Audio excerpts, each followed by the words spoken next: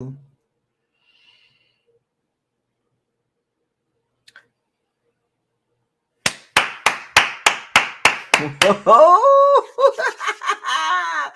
going on, everybody? Welcome to Bucs Locker. Subscribe, like, comment, share on all the new videos. Don't forget to hit the notification bell icon to notify you on all new videos that's posted on this channel. Shouts out to all the Pirates and Sea Bandits. Thank you for supporting this channel. Shout out to everybody in the Bucs community. Keep supporting the team. And if you want to support the channel, please feel free to click on the like button on the videos and subscribe to the channel. We always making moves over here. You know what I'm saying? We making moves over here. We having a good time. We talk about everything here, but most of the part we talk about the Bucs. I'm gonna give everybody a chance to gather themselves, and I'm not gonna do a monologue or whatever, but I do want to say this, and I had a discussion with a good friend of mine about this earlier. He's a fellow Sea Bandit. And this will tie into football too. Perception. A dollar is a dollar. Shout out to Centennial Greer, Matt DeFlamonte. Did I get that right? Brent O'Neill, Bucket with Your Girl, Relax and Chill TV, Jonathan Brutus. Who that feel like? Here you go. Oh, man. What's up with this? What kind of popcorn is that, man? What kind of popcorn is that? Huh? You always coming to eat popcorn, but don't be sharing with nobody. What are we doing here, man? What are we doing? Who that for life? Lightning Films, Bucs Game 101, Fire the Cannons, Young Deezy, baby, 2007. Look, Bucket with Your Girl, I'm going to get to all that. Don't worry. What's wrong with my head? Sticking up. Don't worry. We going to get to all that. Okay? So all the questions y'all have, most likely I'm going to cover it. And I might open the locker room today. It depends on the love I get today. But I do want to say this: football is a lot of our football is just not about on the field. It's also Haitian boy. What's up, A-Rod? Damien, what's up, buddy? Adam, what's up? Come on, Brent, chill, man, chill. I already smoked my piece on him, but he's on the team, so I gotta support the team. That's what they do. That's what they do. But as far as the player, nothing personal. I gotta support it. I can't sit and say, oh, he's, I'm not gonna do what people did to other quarterbacks on other teams or on our team. Like the minute they sign him, it's F him, and I hope he have a bad season. I hope he have a good season. I don't believe him, I hope he have a good season. I hope he surprises me, right? But just from the perspective of just looking at him at the quarterback position at this point, his physical traits, I ain't expecting much. I got some things right on this channel. I've gotten a lot of things right. And I'm not saying I'm expecting 5,000 yards. I'm not even expecting 4,500. Not even 4,000. You know what I'm saying? But if it's for the Bucs, I got to support it. You know what I'm saying? Eli, what's up? CJ Warrior, what's up? Did I say relax and chill? Andre Cook, what's the business, man? Ethan, top Bucs fan. I see you, Ethan. But life is about relationships. Football is about relationships. And how do you build relationships? Communication. If you don't communicate off the field, your team becomes disconnected. So what we see on the field is what we see, face value. We don't see what goes on behind the scenes. So when you look at the free agent market and what's been going on with all the signings across the NFL, a lot of this stuff is relationships. People that's already on the team that you know of or you play with before, coaches that have coached you before, coaches that know somebody that you cool. All this stuff is built around relationship. And how do you get relationships? Communication. Effort and communication. Malik Rob, what's up, baby? Art Smith. You build relationships by effort and communication. Basic fundamentals, basic foundational pieces between people. Man to man, woman to man, man to woman. Doesn't matter. You know what I'm saying? If you don't communicate, you're going to put yourself in bad situations and you're going to be looking like a fool. So when you look at the free agent market, everybody that's being signed, everybody that's signed up to this point has communicated what they want and who they want to play for. And most of the times, most of these guys, they have multiple offers. Most guys, right? So take for instance, we'll use the Bucs. What the Bucs have done so far this offseason has been, to me, good. Now, outside of the Baker thing, I'm not, like I said, I'm not a big fan of that, but I got to support the team. The Bucs communicated, and of course it got leaked out. They communicated who they was interested in. Jacoby Brissett, who he signed with the Commanders, I believe. Yeah, I think he did. Commanders. And about the same deal. Maybe I think a little cheaper, but Baker Mayfield they expressed about Baker Mayfield. These things have been communicated through avenues. And obviously both quarterbacks were interested. Baker was interested. I'm pretty sure Baker's representation reached out to the Bucs and say, hey, what's up? Now, the connection, there's no connection to Baker Mayfield on the Bucs, but it's been communicated. Now, I will get to that. That's not the primary news. The primary news is Lavonte David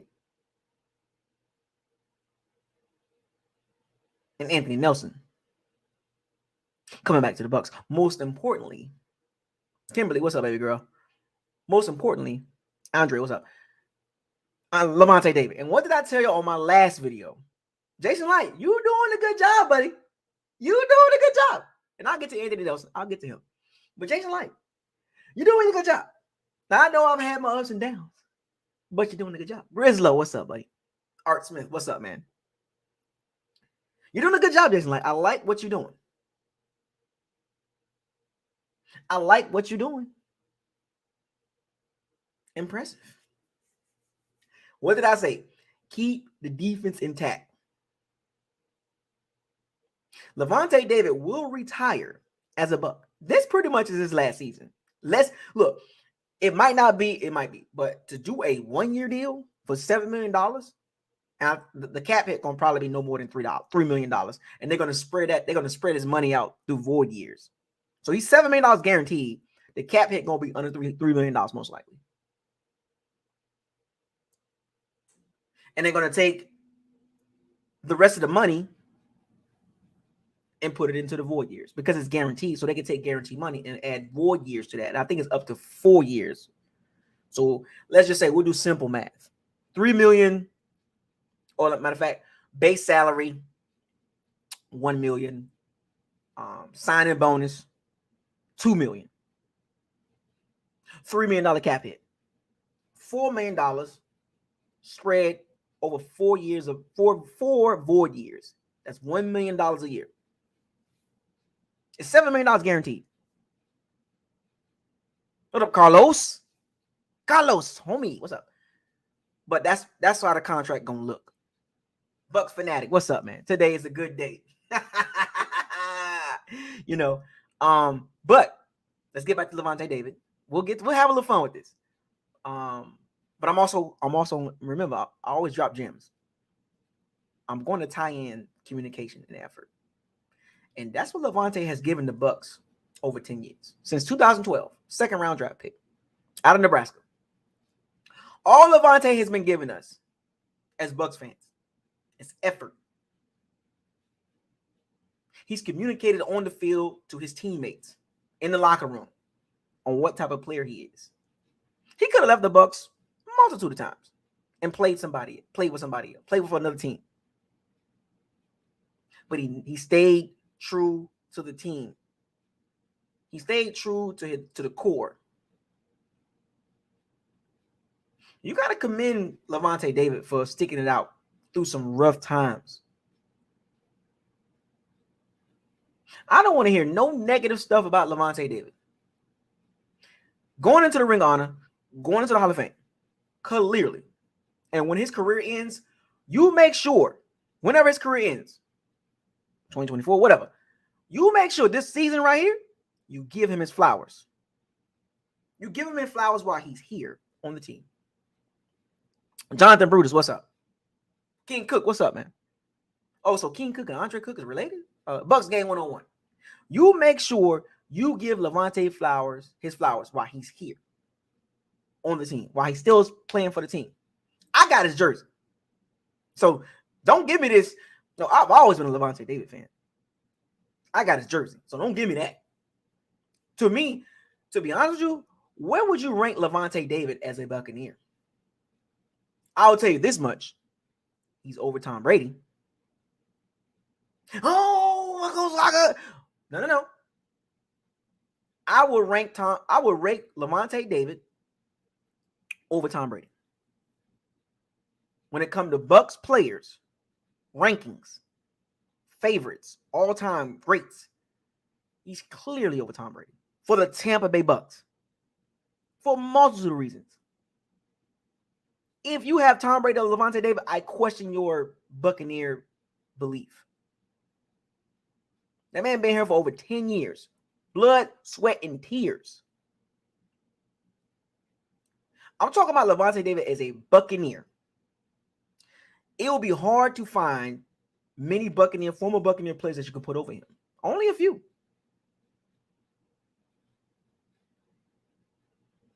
Only a few.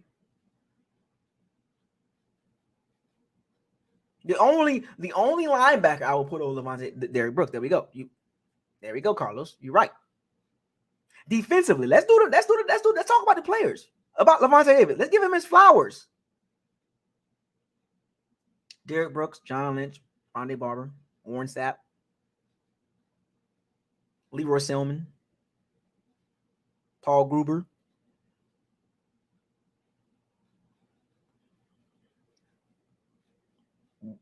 Who else? Who else you putting in front of him? Jason, what's up? Who else are you putting in front of Lavonte David? Huh? Respect Lavonte David. He's been the most disrespected, one of the most disrespected players in the NFL. He don't get enough credit. Who are you putting in front of Lavonte David? Mike Allstott?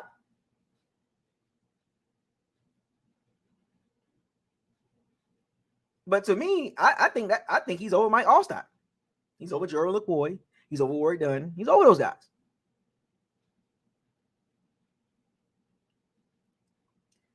10 plus years with a team.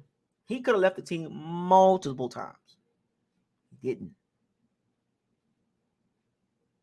Same draft as Luke Kuechly.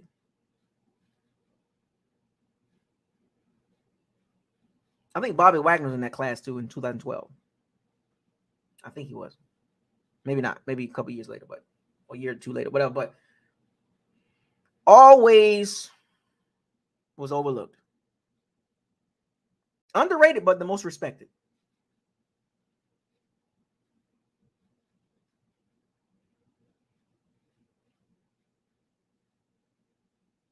Because he played for the Bucs, he didn't get his flowers.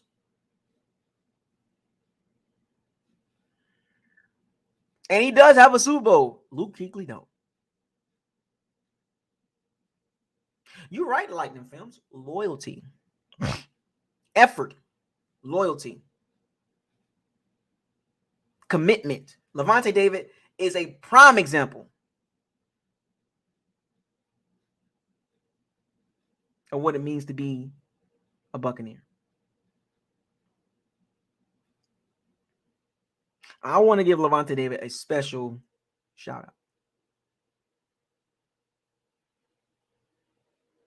I would like to meet him one day just to pick his brain. Yeah, I'm older than him, of course, but just to talk to him. Oh, super chat. I'm talking about Lavonte. I'm moving, folks. Somebody sent a super chat. Let me go check the super chat. Oh, Young Deezy did. Young Deezy 2007. Thank you for the $2 super chat. And I'm gonna read the super chat real quick. So, do we still draft a linebacker this coming draft? Yeah. It will be if a linebacker is there. I'm not saying the first round. I'm not saying the second round. But if you sign Lavonte David to a 1 year, $7 million deal, guaranteed, what is it telling you? What is it telling you, Young Deezy?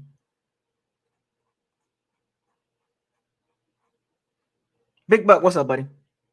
What is that telling you? The Bucs better stay ahead of the game. I know some people mentioned Devin Lloyd. We could have drafted him, and that would have been our successor to Lavonte David. They didn't. As a matter of fact, that's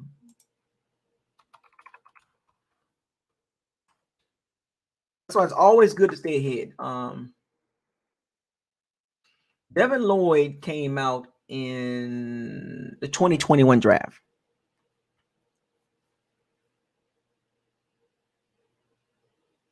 The Bucs need a successor, and I mean a productive one. And you can get good linebackers in the third, fourth round, but the Bucs don't have a fourth round pick. So does that third round pick become a linebacker? Because despite the fact signing Lavonte David, you still got Devin White contract problems or situation, not problems, situation. Molly Mall, what's up, baby? Cowboys released Zeke Elliott, saved $10 million, $5 million in some change of cap hit. So y'all drafting the running back? Y'all got Stephon Gilmore. What's going on in the Cowboys situation? But I'm gonna tell you right now, if there's an elite linebacker, and I know this sounds crazy, in the first 2 rounds, do you go get one?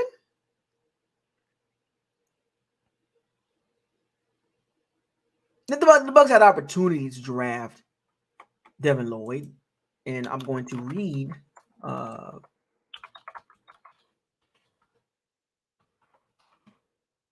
the second round pick, by the way.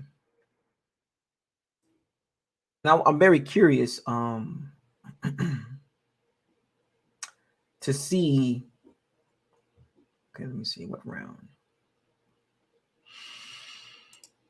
What did we do? We did Kyle Trask. So we got Kyle Trask in the second round. At the end of the second round, because we won Super Bowl. Our first round pick at that time last year was Joe Tryon. We needed a pass rusher. So that was kind of like a no-brainer, right? And guys that went in front of Joe Tryon is Odafe Ewu and Gregory Rousseau, Peyton Turner, Kwity Paye, Jalen Phillips. I like him as a pass rusher. I like Gregory Rousseau too. Xavier Collins, he's an outside edge rusher. Mika Parsons winning that draft. But we knew we needed a pass rusher in 2021. Megalodon, what's up? Aquila Megalodon. We needed a pass rusher. So we've got Joe Tryon in the first round. Now, people in the second round was like, okay, we picking last. So if you see a guy in these situations, when you're picking at the bottom of any rounds, if you see a guy that you like, go get him. You know, if this was such a luxury draft, drafting Kyle Trask, high in sight when you look at it now.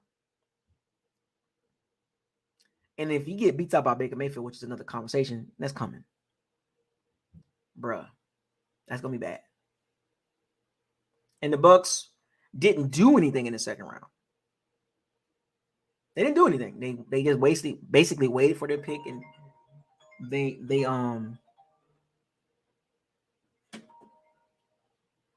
looked at the board. Nick Bolton went in the second round. Pete Warner, good players too. These are linebackers that the Bucs, if they wanted to, Jeremiah Owusu, Alazi Ojiri, I forgot, I can't pronounce his last name. What else? Devin Lloyd went. What round did he go in? I'm trying to find Devin Lloyd. That's not the draft. Wait a minute. Let me go back. Did he go in the fourth round? Let me go back. Hold on. I think he went in the second round. Let me see. But Devin Lloyd was there, but we didn't draft his Lavonte David successor. So to answer your question, Young Deezy, the Bucs need to they need to. He was a first round pick. I'm sorry. The Bucs had no chance of getting him. And he went 27th. Maybe they could have traded up, jumped 5 spots to draft, because it's great to plan ahead in football terms. But the Bucs will have to draft a linebacker this year or next year, whether y'all like it or not, because the Devin White and the Lavonte Davis situation, those are question marks moving forward. We know kind of the Lavonte Davis situation. Devin White, what if he has an explosive year? You give him a big contract? Or do you draft a linebacker? The Bucs going to need to draft a linebacker this year. I don't know what round, but just keep in mind, but Devin White went 27th in the 2021 draft, 5 picks in front of Joe Tryon. So could the Bucs maybe went up and got him, but we needed a pass rusher. But at this point, Devin Lloyd has had a bigger impact in Tryon, but you need pass rushers to have a bigger impact than linebackers. Now, if Devin Lloyd turns out to be a Fred Warner, Darius, Shaquille Leonard, Luke Kuechly, Lavonte David type linebacker, Matt Milano, Eric Kendricks, Bobby Wagner, KJ Wright type, that Roquan Smith type linebacker, then you got yourself a winner. Shout out to the Jaguars. But the Bucs do need to address that linebacker situation. Young DZ, 2007, $5 super chat. Again, I think if we trade back for more early round picks, then we should get a linebacker in the first 3 rounds. Like I said, I don't know when, but what do you do if Drew Sanders sitting there, Trenton Simpson sitting there at 19? What do you do? These are things that we're going to talk about moving forward, because right now we're in phase 2. Player evaluation is always a good thing.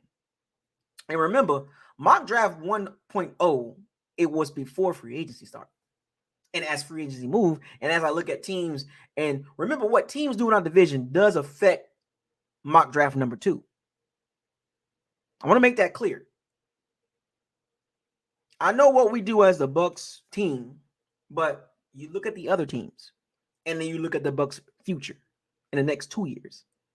So the players in this draft and next year draft are very important, very vital for the heartbeat of the organization moving forward. Can't miss on you. You gotta hit. You gotta hit. At minimum, you need 3 immediate impact guys in these next 2 drafts. I'm talking about, when I say immediate impact, I'm talking about the Tristan Wirfs, Antoine Winfield Jr. impact in these next 2 drafts. I don't know how the Bucs gonna do it. I don't know. Don't ask me that question. But they need high impact players. No more Jags. Hashtag no more Jags. No more Kyle Trask. No more Luke Gedekes. No Keyshawn Vaughns. None of that. I'm expecting to see those draft picks when they come off the board. You go look at the tape. You be like, yup. In the first 3 rounds. And then in the 5th round, oh, that's a good pick. 2 5th-round picks. Oh, that's a good. Or trade a 5th, a 6th, and a 7th to get back into the 4th. Oh, that's a good pick. Because in the 4th round, you can get starters.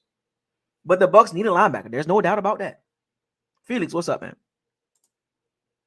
More Power Buck, $20 super chat. I think the locker room might be open today.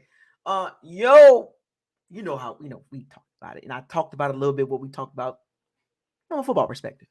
You know how we do things. But shout out to More Power Buck. But the Bucs got some things to do. James Rue, what's up, man? But let's get back to Lavonte David. Dada, what up, man? I'm happy. Keep the defense intact. Can't go wrong. The strength of the Bucs team, just like last year, will be defense. It will be defense. So, and Lavonte David is going to be a vital piece, whether it's his last year. But like I said, signing a 1-year deal, it's hard-fetched to say that he's going to play some more after this. He's done everything he needed to do. So I'm looking forward to seeing Lavonte David play again, possibly for the last season. Oh, another super dollar. Oh, another super chat. $20 super chat. Is the locker room open today? A couple more super chats. I think we're gonna be all right. I think the locker room I had to pop open because I know y'all got something. I know y'all got something to say about Baker Mayfield. I know. George, what's up, man? Ray P, what's up, buddy? Hey, where the hell you been at? You and George. See, there you go again. There you go again. People coming in the back, opening the door. We got the congregation, right? The big old whole big old space, all the seats filled up, and you think you can walk in the back door and sit in the back row. Man, you can't sit in the back row. I see you. Did you know I can see you? Did you know I can see you? You can't sit. You can't come in the back door and sit in the back row. I see you. Every time I see people do this, I'm gonna call you out. It's all love, though. Don't take it personal. It's all love. It's fun. All fun and games. Chili Will, what's up, buddy? My name is Chili Willie. I'm frozen through and through. My head is hot as my feet is cold. Ha, he, but more power up with a $20 super chat. As it stands, we need D-line juice. Light has made the necessary moves to ensure we're addressing the D-line first, maybe second, first, maybe third, or fifth. We get a linebacker. We get a linebacker. Britt isn't it. I mean, KJ Britt. If y'all believe in KJ Britt, I think there's better linebackers in this draft. But the question is, where do you go get him at? Not the first round. Hell no. You need a tackle.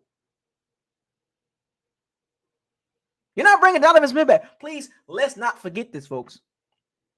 I know Lavonte Davis back for 1 year. He's back for 1 year. But please don't forget this. Do not lose sight of the left tackle situation or right tackle situation. If they move Tristan Wirfs over to the left, they're going to need a tackle. A better person than Luke Gedeke because I still don't trust him yet. And then you got the Shaq Mason situation. And I know we got some young guys on the O-line. Leverett and Stenny and Hainsley and Luke Gedeke. Ryan Jansen will be the center. But the tackle situation, what do you do there? Luke Gedeke gonna play right tackle? I don't trust that. Now the Bucs, then you got a guard. If there's any guards in this draft, and I told y'all this, I'm circling back around. If there's any guards in this draft that are better than on your own roster, do it. Do not be afraid. Mom for Christ. Do not be afraid. Jason Light is doing a great job. Do not be afraid to address a position that you know you can upgrade. If there's a player at that position, and you got people there already, but if he's a better player, you evaluate him at a higher ceiling, take him. You must address the trenches. Do not get comfortable thinking that Hainsley and Luke Gedeke and Stenny and Walton and all those guys are mostly backup pieces. No offense to Nick Leverett and Hainsley. Hainsley's decent, but he's still light in the butt. And Luke Gedeke, he was terrible last season. Terrible. He was overdrafted. Stenny, Leverett, Hainsley, and Luke Gedeke. Is that what you're comfortable with in an interior? We saw them play, and we couldn't run the ball. And Dave Canales wants to be a run-effective team. Ground and pound, obviously. Play good defense. Not going to be explosive as it used to be offensively, and we saw that last year with Tom Brady. I just find it hard to believe that the Bucs offense is going to be hyper explosive this year. First year OC, Baker Mayfield, Kyle Trask. I don't trust it as of right now, but that can be all covered up if you play good defense and get the ball back and play ball control. So shout out to Mopar Buck with another $20 super chat. Oh my goodness. Oh my goodness. What is going on today? Oh my beep. Fire the cats. Beep. I need to get a sound effect for that. You know what? I'm gonna get a sound effect for the super chats. I need a sound effect. Like a pirate laugh or something. You know, super chats everywhere. Super chat again. King Cook, $20 super chat. Shout out to King Cook. King, all caps. I gotta pronounce that right. King Cook. $20 super chat. Let's open the locker room up. Keep it 100. The locker room will be open in a little bit. I'm gonna wrap this up so I can get y'all in here. I want y'all to talk. I want y'all to talk. A-Rod, another $20 super chat. Folks, I do round up. I don't say $19.99. $20 super chat. Yes, sir. A-Rod. Keep the party going. You know the little wine. Keep the party going. Keep it coming, folks. Keep the party going. We gonna party all night. Y'all trying to keep me here all night. Good geardy. Shout out to A-Rod. More Paul Buck, man. What is going on with you, man? What you drinking on over there? Give me some of that. Gotta be wine. More Power Buck with another $20 super chat. Open that MF tough laughing. I got it, man. Don't hurt me. Don't hurt me. Don't hurt me. I'm open up. Don't hurt me. Don't. You got time? You want to talk about crypto? That's my line there. Jason, I see you, man. But you're right. You're right, Jason. More Power Buck with another $20 super chat. B. John Robinson, get him if he's there at 19. I'm sorry. Laughing. Come on, man. I can't agree with you, dog. You want to know what I like about you, dog? You funny, but I can't agree with you, man. I can't do it. Can't do it. Family first. 04. I see you, baby. I never seen you in here. I never seen you, family first. Are you one of those guys that popped in and a long time ago and watched from a distance and then left for a long time? Now you're back. Are you one of them? Little Destin 1. J588. I see you, man. Michael Alexander. What it do, man? Where you been at? Michael Alexander, you been hiding. Saints fans, you hiding now? Y'all should be celebrating. Derek Carr, he back. Oh, Derek Carr's coming. Jameis Winston's back. Michael Thomas back. Lattimore restructured. You signed Jamal Williams and a couple other guys. Jawan Johnson. You change your name? Don't do that. Pronounce yourself first. Man, you change your name, I'm supposed to know who you is. You been busy doing what? See, you another one. You thought you can walk in the back, come in the back door, and sit in the back row. You don't think I can see you?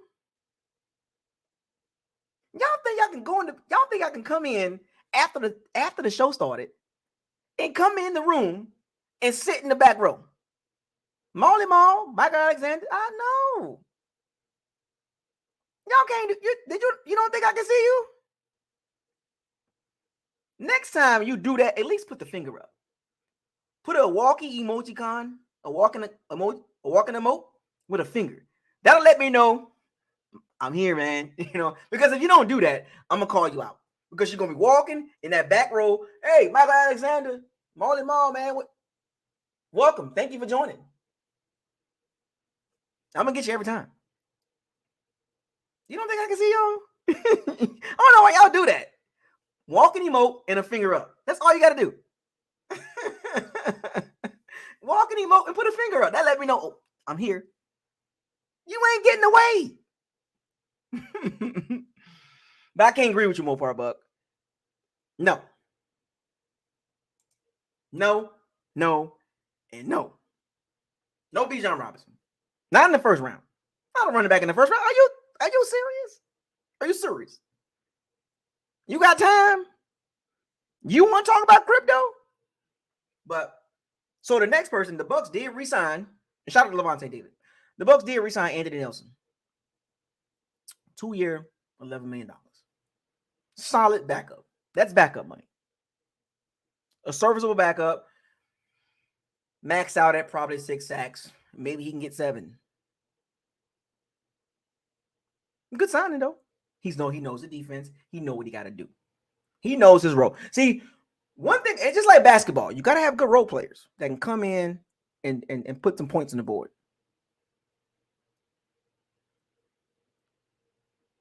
It's okay to have role players. They can come in and get you a couple things, get you like in football, get you a couple tackles, get you some sacks, be disruptive in spurts. Now, we saw Anthony Nelson long term. You don't want to see that. You don't want to see Anthony Nelson playing a ton of snaps because his impact lessens. He's a serviceable pass rusher. He's not going to do well against elite tackles, left or right, mostly right tackles. And he doesn't really do well against decent left tackles. I mean, right tackles, because he rushes either side, but for the most part, he's on the right tackle side. So elite right tackles or left tackles, elite or average, like decent right tackles and left guard or left tackles, he's not going to do well against. He'll get you a couple sacks here and he'll get you a sack in game number 2, and then the next sack he'll get is week 6. The more he plays, the less impactful he is. So shout out to Anthony Nelson, serviceable backup, dependable. He stays healthy too for the most part. And it's hard to find players like that. Yeah, I know, 10 sacks in the last 2.5 seasons. I get it. Like I said, he has a threshold. And remember, context, 17 games, 5.5 sacks. 17 games, 5.5, 6 sacks. That's backup. And if anybody get injured, we know he can play, but his impact gonna be lessened. We saw that when he played a ton of snaps. He just didn't have an impact. He's not twitchy. He's not quick. There are guys in the draft clearly better than Anthony Nelson, but that's not the point with Anthony Nelson. We're not expecting him to be a high impact player. Now, he might have a breakout season, then, which means we'll have to revisit that contract, right? But just at this point, he's so far behind. Just look at the last couple drafts. Just look at the last 4. He's so far behind in skills.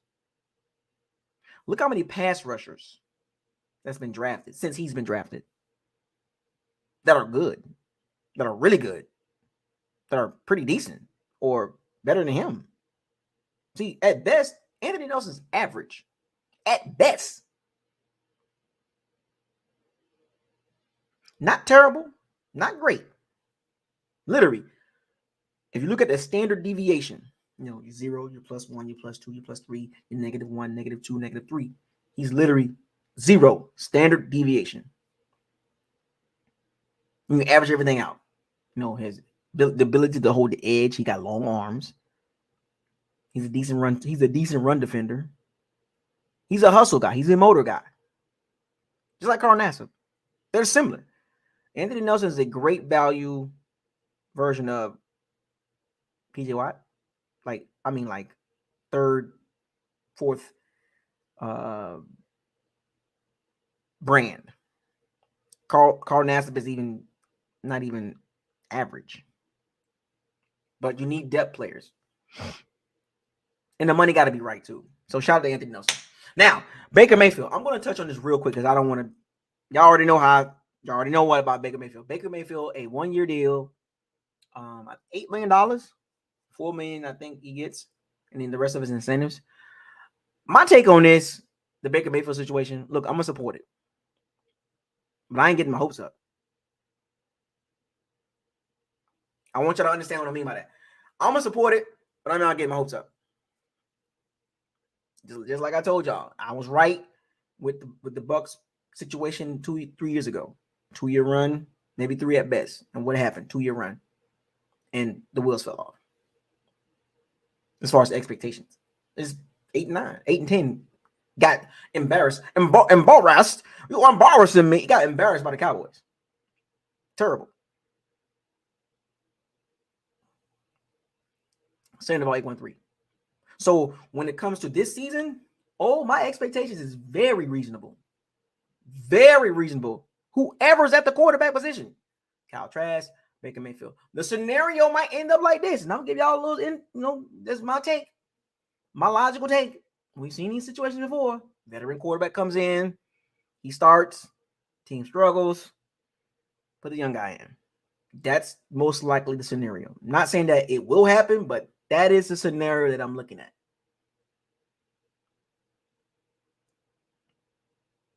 We've seen with Mitchell Trubisky, Carson Wentz, Jacoby Brissett. We've seen this multitude of times. Veteran guy get in there, do what you do. Calvin Johnson, what's up? You do what you do. You make things happen. The team is milling around. You're not going anywhere. What do? All right, Kyle Trask, you up. Let's see if you are worth keeping, or let's see if you give the team a spark. And that's even if in that scenario, I believe they still going to draft the quarterback next year. That lets me know that the Bucs is drafting the quarterback next year. Unless Kyle Trask have a hell of a season. And this is what I'm going to tell y'all. Kenny Pickett situation, the Mitchell Trubisky. They played Mitchell Trubisky. Things weren't going so well. The Steelers was milling around. You throw the young guy out there. What you got to lose? But this is a telltale sign for you Bucs fans to understand. You sign a guy like Baker Mayfield. They know he's going to play. What did I tell you about Kyle Trask's situation? If they sign a guy that's better than Kyle Trask or had a little bit more talented as far as like experience, matter of fact, forget the talent, experience. You're going to try him out there. He's going to beat Kyle Trask out. Now, not saying that's what I believe. Not saying it's going to happen, but in a perfect world, you want Kyle Trask to beat Baker Mayfield out in training camp. I mean, beat him easily. Not no close match. Because remember, you know how this works. Close competition, you go with the young guy. So if Kyle Trask keep it close in training camp, you always go with the young guy. But the Bucs signing Baker Mayfield to a 1-year deal, you don't think the Bucs going to think about driving the quarterback next year? You out of your freaking mind. And if Kyle Trask just so happened not to win the job, and he starts getting playing time in week 7, week 8, and you want to give him 8-9 weeks to see what you got, that ain't enough time. He's under contract. Next year will be his year number 4. Baker Mayfield's in a 1-year deal. And in that scenario, you're not going to bring Baker Mayfield back. You're either going to try to strike big in the free agency, or you're going to try to get one of the quarterbacks. There's several coming up next year. I repeat, there's several quarterbacks. So you Bucs fans, you better hope Kyle Trask win that battle in training camp. I mean, clear. No kind of like that weird stuff. Baker get injured or whatever. You want Kyle Trask to succeed. Because he was drafted by the Bucs. He's been groomed by the Bucs. He's been built by the Bucs. And you know how this works. When a player gets drafted by your team, it hits different than free agents. When your team drafts a player, you have it's more a part of you because that's your team. When you pick up a free agent, especially that's one that's been around for years, like over a couple years, like 5, 6, 7, 8, 9 years, he doesn't really feel like a part of the community, like as far as what we building. He's here to help and do his thing, but it's like it will always be like, well, he wasn't drafted by us. Like JPP was established already. And Ndamukong Suh, established already. Antonio Brown, Tom Brady, Rob Gronkowski, established already. Leonard Fournette spent 5 years with the Jags and had some good times there. Those guys was already established.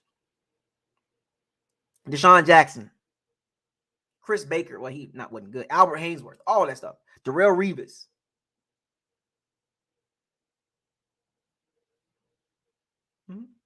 Those guys were already established. They weren't drafted by us. So you want Kyle Trask to win the job. Look, I'm rooting for him. Win the job. This is your opportunity to clearly show everybody who's doubting you, who has questions. Because, look, I don't care what anybody say. Don't take it personal. It's question marks. Brian Gamble. It's question marks, folks. What do you want me to say? I can big up him all day, but that's just being optimistic. I got to have some logic behind what I say about Kyle Trask. So with the Baker Mayfield situation, you want him to win the job. Root for him to win the job. Nothing against Baker Mayfield. I know who he is. I seen him play. Woohoo! Baker Mayfield. We're 3-7. I'd rather be 3-7 with Kyle Trask. I'd rather take the lumps with Kyle Trask. That's who the Bucs invested in. That's what the Bucs been building for the last couple of years. This is year 3 for Kyle Trask. This is his opportunity. Root for Kyle Trask. What up, Daquan, Julius? Root for Kyle Trask. That's what you want. Root for Kyle Trask. I'm not trying to start a hate Baker bandwagon, but he's not the future. Who that for life? Really, dude? Really? You coming here with that? Be respectful, man. Come on, man. Did you think you don't think I can see you? Did you think you don't think I can see you? Another one. But you root for Kyle Trask. I'm encouraging y'all as Bucs fans. Root for Kyle Trask. Root for him to do good. If he doesn't, is he whatever, man. You super chat. How about that? You want to talk noise? Who that for life? So how about you super chat? I'm not trying to read what you just said. Root for Kyle Trask. You want to see him do good. You want to see him grow and become a franchise quarterback. That's the best case scenario. Christopher Castleberry. What's up, man? I never seen you here.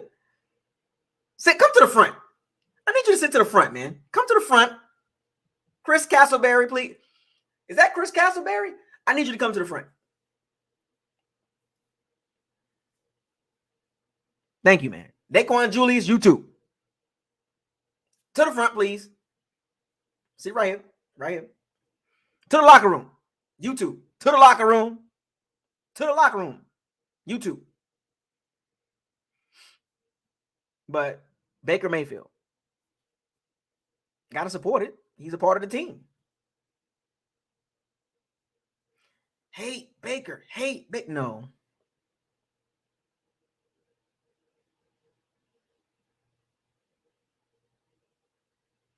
I'm not gonna do that. I don't like his football makeup, and he's extra. He's very extra. I don't look at Baker Mayfield as a mentor. He's coming to play football. That's another reason why I was like the Baker Mayfield signing. He's not a mentor at this point of his career. Okay, Christopher Castleberry. I haven't seen you in a long time. The name stood out. My bad. See, you thought you could walk in the back door and sit in the back seat. Nope. I'm gonna call you out. It's all up. Christopher Castleberry and Daquan Julius. Come to the front, please. But I'm not gonna spew. Look, if Baker do good, I'm going to be like, that's what I'm talking about. I'm not gonna be one of the Bucs fans if looking for only bad. I'm not that type of fan. I don't look for the bad because I know what he is at this point of his career. He's an overachiever. He was overdrafted. He has limitations. Leadership skills is in question.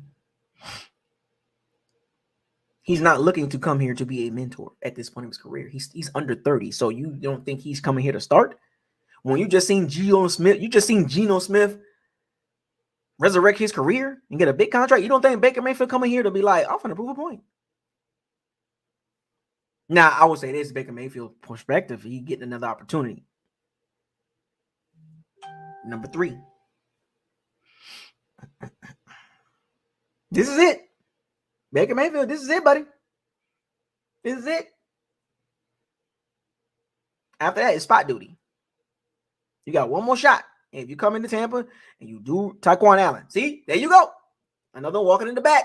Thought he could sit in the back row. Taquan Allen. Caught him. See, I'll be catching him. But he come in here and he do good. I'm going to applaud that. I'm going to respect that. I'm going to root for that. He's going to do some good stuff. He's did it at Cleveland, even Carolina, and then the Rams game. Oh, I'm sorry, this is his fourth shot, but he looking to play. He could have resigned and stayed a backup to Stafford, or what I'm saying, he could have took a backup job. The reason why he took the job, he think Kyle Trask is food. Edwin Escobar, see, you thought you could walk in the back door and sit in the back row, Edwin Escobar? No, man. I like catching y'all. I'm gonna start doing that. I'm gonna make a sound for that too. When I see y'all walking in the back door like that, or walking in, sitting in the back row, I'm gonna get you. But Baker Mayfield, if he does good, I'm gonna root for it. But he's gonna do some things that's like, oh yeah, he did it at Cleveland. He did it in the Panthers. He did it with the Rams. He makes you believe. We're in the back row. I know. I see y'all in the back row. What hashtag, Rizlo? What type of hashtag you talking about? See, I told you, come to the front. I told you, Daquan, But,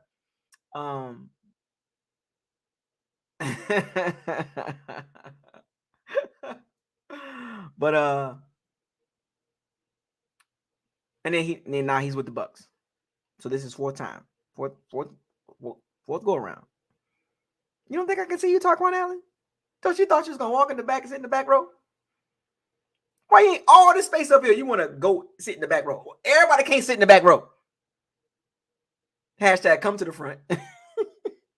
Everybody can't sit in the back. I need y'all sit in the front. Stop playing with me. Daquan Julius. Thank you for the $10 super chat. All right, so that's my take on Baker Mayfield. If it works out, great. If he turns his career around, I'm going to support it. I'm not going to spew a bunch of hate Baker. And I'm not going to do that. But at this point, what have you done for me lately?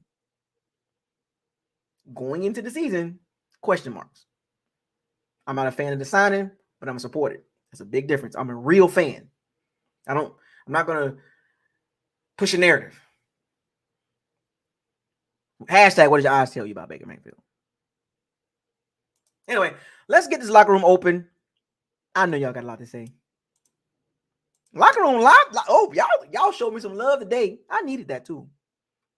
Shout out to Mopar Buck and everybody else, and Julius, Daquan Julius. I see y'all, man. Young Deezy. I see y'all.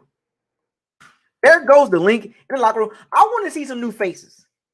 Yeah, I got some new people in here, or people that ain't been around a long time. Come to the front. That means come into the locker room.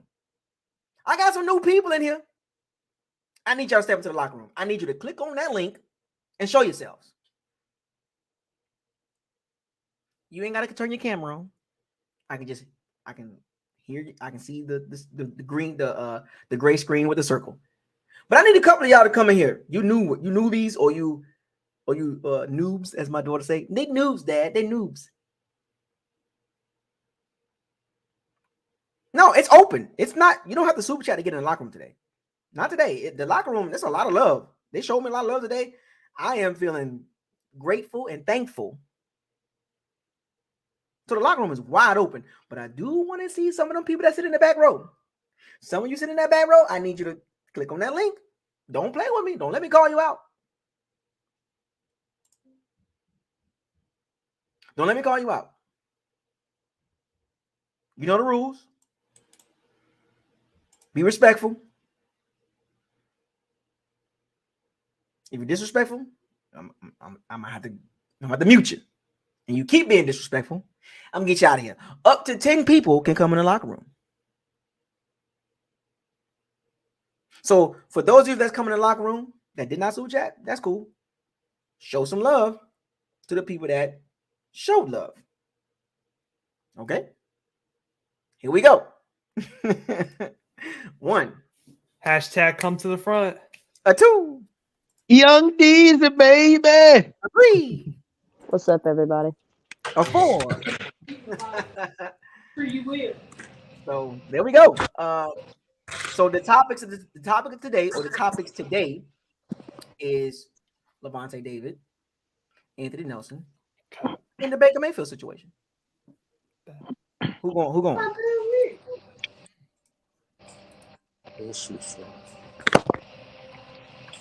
I'm sorry, what was that? I said the topics for today is Lavonte David, Anthony Nelson returning, and Baker Mayfield situation. No more nothing. Okay, I'll start with Lavonte. Like you said before, this is he is back on a 1 year, $7 million contract. So I think this is an early indication that, this may be his last year as a Buck. I am still glad that we got him because, like you said, Lavonte's been here, for a very long time. And if he went to another team, like I've seen a lot of Bucks fans on social media, they were all rooting for him to come back. And I think for him to test free agency and he still took less money says more about him as a person and as a player and what this organization mean to him. Mm-hmm. And as far as the Baker thing, like, I understand it from their point of view. They want competition for Kyle Trask to beat him out. My only downside is just I don't think his personality matches what the Bucks' philosophy is.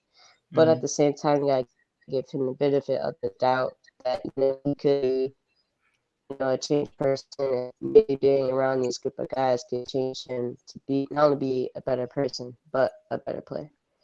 And I'll let somebody else go. I don't need to go. Yeah, I said it. I said my piece. No, I was gonna say that Jason Lyon must have heard his bucko because he's working his butt off right now. Mm-hmm. All these contracts, so it's actually really dope that he managed to get Lavonte and Dean back. So which is to the fit. So yeah, I'm happy Lavonte's back. I even saw people on Twitter were about to be like, if Lavonte's not back, I'm going to another team. I can't handle this losing season. That's emotions. That's emotions. Yeah, but yeah, I'm happy Lavonte back. Nelson returning because I think like if Nelson gets like 10 snaps a game, he usually makes the most out of those 10 snaps. Because like you say, he's not the whole game type of guy. But he's like a 10 snap guy. Like someone needs to rest, you put him in there real quick, like he can make something happen. Right. So yeah, and then Baker, I don't really like Baker, but I mean whoever wins the QB battle will have my support regardless. And yeah, that's pretty much it about that. Yeah, I'll go next. Yeah, I like the fact that we brought back Lavonte. I mean, let him go ahead and retire as a Buck. He's been with us since 2012. So I mean, like, hey, one more year. I mean, hey, why not? And then the Anthony Nelson one, I understand. Man, hold on. I just Hold want to say on. this. Wait a minute. Mo Pop, man, you cut the man right off. I was being funny. I was finna be funny, but go ahead, go. Okay. Go ahead, Mo Pop. What you gotta say? No. No, it was designed to be a cutoff on purpose. I just want to let y'all know it's bake time. Young D's, I need you to finish.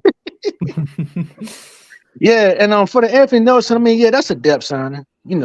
That's what it is. We don't know the situation how Shaq Bird gonna look when he come back. He got that Achilles injury, so that, I mean, ain't no telling if he gonna be ready by the time the new season start. So and then the Baker Mayfield situation. What I gotta say is, look, I'm rooting for trash, man. I'm gonna keep it 100. I'm rooting for trash, bro. I'm trash all the way. Like I said, I don't believe in trash that much, but hey, if it come between him and Baker, hey, I'm team trash. I'm gonna keep that a buck. Yeah. I see you, Q, sci-fi. I see you over there, man. No hide, man. No hide. This Daquan, man. Oh, okay. Yeah. Oh, okay. Yeah, Come to the front, please.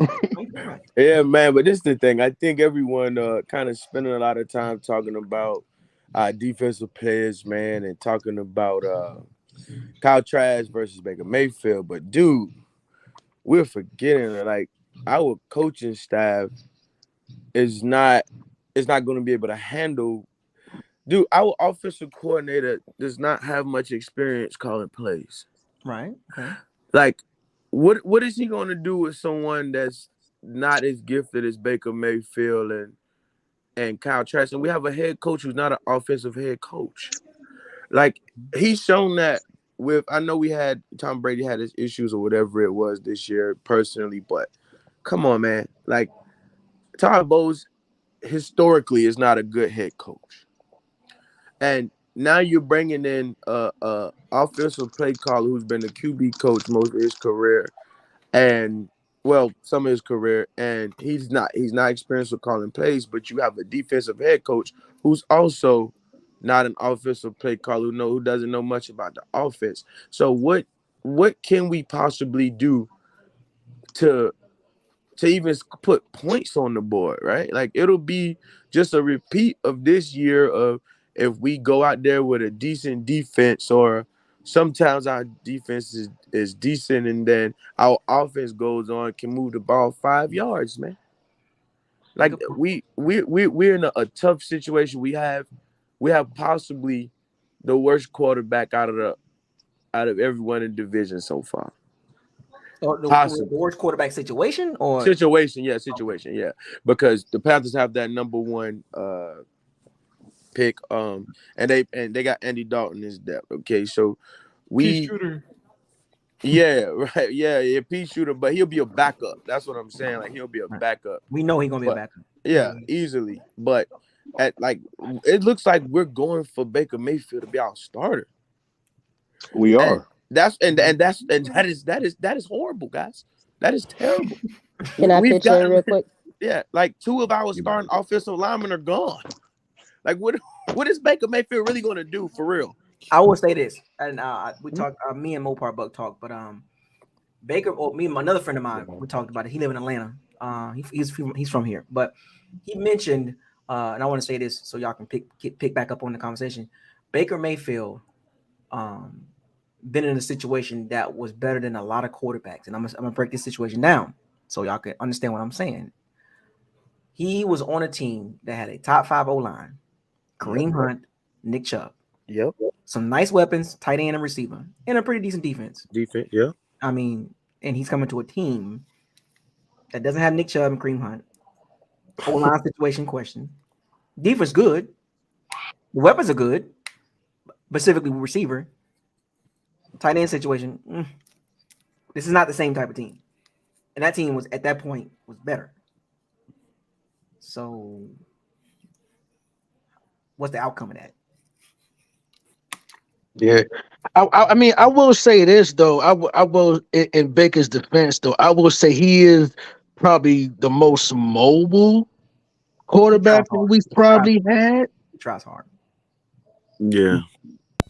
I mean, well, he is. Hey, I got a question.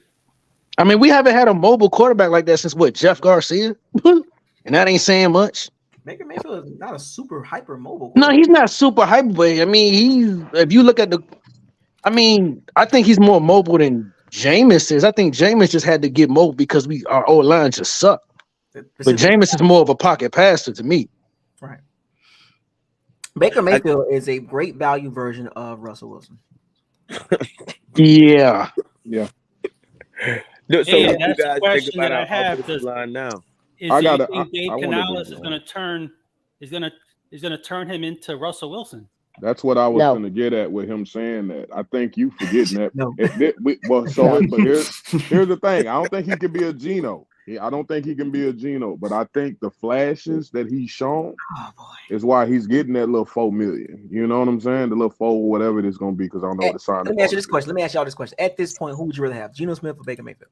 Geno. Of course. Yeah, we're not gonna do that. We're not gonna make that argument. That's everyone would answer that way. But I think, you know, and he has to be coming here with someone thinking, hey, you know, we could work with that. Right. This is what I'm saying. You got to do that at this point. You know, he thought he was going to, you know, Carolina to be the starter, and it didn't work like that. Betted on himself, and it didn't work like that. Use the backup to the backup, bro. So at this point, we got a guy that's basically feasting on humble pie at this point. Once upon a time, you were a first-round draft pick, bro. and your career this is your last shot to ever be a starter. Not only that, first overall. Yeah, that's what I'm saying. This is his last. So you kind of getting a Baker Mayfield with a chip on the shoulder. Where in the sense I could see him trying to ball out, trying to. I don't know what that amount to, but I could see it, bro. Because if you don't, to the podium you go, or you're going to be on somebody's talk show. It's a wrap, bro. But that's why I said I don't think his personality would match the locker room, because if he doesn't get the starting job and he's just sitting behind the bench, you think that he's gonna sit there and talk to Kyle Trask and help mentor him? I don't think he's gonna do that. To be fair, I I don't don't think even he's know. gonna. I don't. To be fair, Real I don't trained even pickup. know. I don't even know what he has to offer to mentor at this stage of his career. Nothing. I mean, you Nothing. got Trying to I start. know. you Trying got to one. play. Don't he has one winning season, doesn't he? Didn't they go 11-5 that for his rookie 10 year? and, I think it was 10-6. Okay, you made the playoffs. The Browns hadn't made it in a while, so he has that on his belt at least. But and still, you don't have enough in the tank to be a mentor. Where at least with the Panthers, with the Andy Dalton situation, that's a proven veteran, been in the league. He could talk to the new guy that's going to come in potentially, or whatever the case may be. We don't have that, so I still feel like we still got to sign something else. I would have liked Jacoby Brissett to have come here on the cool, I but thought that was a good deal. that's a good journeyman guy. You're for sure to get some wins with him. And some leadership too. Some leadership, yeah, and a humble guy. He sat down quietly when Deshaun Watson took the field. You didn't get any blowback from him. And when Deshaun wasn't there, guess what? Mari Cooper was getting his freaking numbers. So if Mike Evans could still get that ball down the field, all that. So the Baker Mayfield thing, man, I like he said, we got to root for it because he's on our team. Can't do he's trash, bro. We already know what he is. Right. But if the greatest of all time gave us 8 wins, it's gonna get ugly then. Oh yeah, it's gonna get bad. It's gonna get bad. If we're rolling, if we're rolling with Baker Mayfield, and the greatest gave us 8 wins, oh yeah, it's gonna I don't get know real. what to expect. So in that case, that means we gotta address after the trenches, the first 2 or 3 rounds, the rest of them picks gotta be offense, man. If that's the case, that means running back, receiver, another tight end or something. They're gonna draft another tight end. I also want to piggyback on what Mopar said earlier, man. He was like, "There's obviously someone in the organization who felt like they could do something with Baker," and I believe that's what my problem. Like, who was sitting in the room that said, "Hey, Baker Mayfield about to be free"? Well, here's the thing. It had to be Dave Canales. Well, here's the thing though. No, it was the Bucs. If y'all, I don't know if y'all be listening to other channels or stuff like that, but apparently that was a quarterback the front office liked when he came out of the draft. We just weren't gonna draft him and couldn't. Oh yeah, because Gerald McCoy, he was the main one talking about this the best quarterback coming out. I'm like, are you crazy? So it was already being pumped into the locker room. So this is a situation where the Bucs is kind of getting that draft pick all over for $4 million because he ain't getting that. But I guess my thing is now you actually have tape on that draft pick. At this point, you have to evaluate what you've seen since he's been in the league. There is no way you can take tape of Baker Mayfield after you just had Tom Brady and you threw a dart on the board and said, "Bullseye, we want Baker." I'm gonna be a little biased. It was 11. Matter of fact, I'm sorry. It was 11-5. Mopar Buck. They went. Yeah, if it says 11-5, I'm gonna be a little biased here. I ain't saying he just the most talented, but at the same time, bro, that man, I think he might got a total of 9 coaches in his career since he didn't been in the league. Yeah, because he was sorry. No, 8 coaches ain't got. I mean, at the end of the day, they still was dropped. Hey, Cleveland had their problems with their staff. Freddie Kitchens, that whole experiment. We know what that was about. We saw what went on with the Carolina Panthers. I'm gonna tell you this. Go ahead. I'm just saying, dude might not even know his freaking identity. You ain't had a solid nothing. But that just if that's the case, you can say that for a lot of quarterbacks. Oh yeah, I would use it for a lot. They've done that with a lot of players. When they say, look at all the coaches that this person has had, they do use that. But that's what Shannon Sharp was saying. Like, he was saying, like, okay, it's a reason why these coaches got fired behind Baker Mayfield. He hasn't been good for anybody. That can't be just all of the coaches. He is who he is. I haven't seen nothing from Baker. He is who he is. He hasn't been good for one coaching staff, man. Let me ask y'all this question: is he a game changer? No. Heck no. But I will say this: if when he went to the Rams and they talking about he balling out and his teammates liked him, if they liked him so much, why did they let him sign with another team? I think because he wouldn't. He wasn't gonna start. No, he wasn't gonna start. Yeah, he wasn't gonna. Yeah, he gonna have to sit behind Matt Stafford. Crap. He don't want to sit behind nobody. No mentorship crap. He wants to play. Yeah, so because here's the thing. The longer he sits, the longer the faster he's out of the league. Because it becomes a thing where if he ain't getting no film on him and at least trying to get better and show something different, it's kind of like Derek Carr. The Saints do all of that. He still has to recreate himself down there in New Orleans Saints because you have 9 seasons of losing, bro. So it's middle of the pack stats. Yeah, so there's a lot of like QBs that's, bro, you got to kind of reinvent yourself. Sitting on the bench ain't gonna get it done. Jameis Winston is the only guy that just waved a white flag, which is, he realized the writing is on the wall. He ain't got to mark it. It is what it is.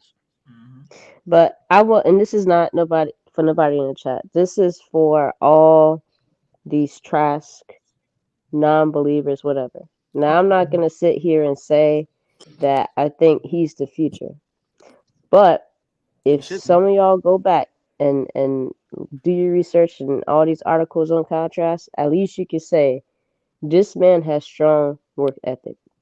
There was an article that just came out on Pewter Report. Logan Ryan, during the bye week last year, Trask was in there in the weight room by himself. During practice, when he not getting as much reps, he taking the younger guys, he practicing. He running scout team. All the defensive players on that team say that man got an arm, he got accuracy, he got velocity. Rashad White? He just did an interview on Loose Cannon's podcast that said K. Otten, him, all the young receivers, they working out right now in the offseason. That's what you want in your future quarterback. Now, it has yet to be seen how he looks in training camp and if he's going to start. But all of them Bucs fans that want this man to fail, what is wrong with y'all? I would rather have a quarterback. Question, though. That's the same. I got the $1 million question: is why wasn't he on the roster last year? No, I mean we just don't like that he was sitting on the roster. That's all. Him failing though with Baker Mayfield coming here, nah, bro. We want to see Kyle Trask play. Yeah. The problem with the Bucs, a problem with a lot of the Bucs chat rooms or groups or whatever, Twitter people, whatever, Twitter heads, whatever. The problem is that we saw the exact same thing with Winston. The minute he was drafted, oh, he's trash. Oh, they never bought into him from the beginning. Same thing with Kyle Trask. Because they're also drafted in Florida too, so most of them don't like him. It's the same exact thing is happening to Kyle Trask. Because like FSU fans and Miami fans, the same thing, man. Well, that in the narrative, but that in the narrative across our division too, our division foes and the other people, But now the narrative is people do give Kyle Trask the fact that he did ball out in college. He did have this, but it ain't the NFL, and I get that. But he does have that. There's a lot of people that feel like Baker Mayfield wasn't even that in college. You know what I'm saying? You just come on, bro. He really wasn't. You know what I'm saying? Yeah, so why wasn't he on the active roster last year? That's the main question I have. I just feel like for that, I'm gonna be honest with you. It's the coaching, bro. It's the same thing. Like we can say the same thing about JTS. We seen it. Veterans. That's been our problem. The same questions we're asking is the same reason why a lot of our good talent wasn't on the field. JPP stayed on. I think he went out. Mopar? Yeah. Mopar. I think he went out. Go ahead. For no reason. Oh, okay. They swear about him. You kind of went out for a second. Shout out to Who That for Life, $2 super chat. Y'all have my condolences. Be quiet, man. You overpaid. Y'all have my condolences. I ain't gonna lie. The Saints just don't realize they going back to the bag era, bro. Y'all pay the man Super Bowl money and you ain't getting one.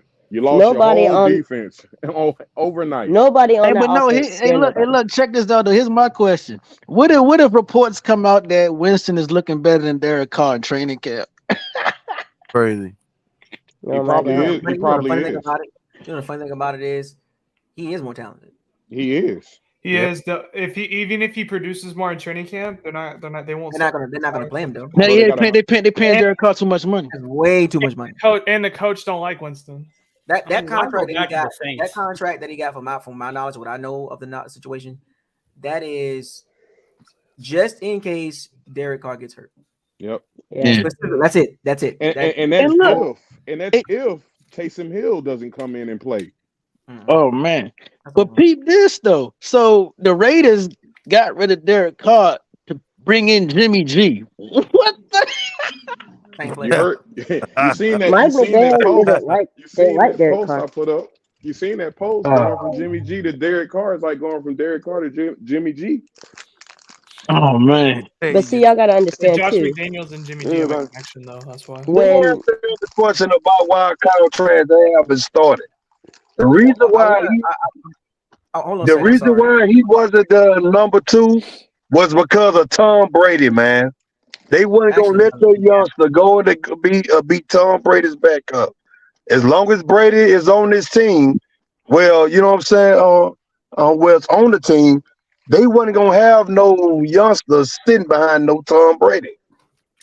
They just wasn't gonna have that, and that's what I keep telling the Bucs fans all the time. But dude, as long as Brady's on his team, wasn't no young quarterback was gonna get no opportunity. The problem that's a gift and a curse because look, fast forward now, you can't even worry about that now. You got to worry about right now. Exactly. That's a gift and a curse. Yeah. And let's be honest.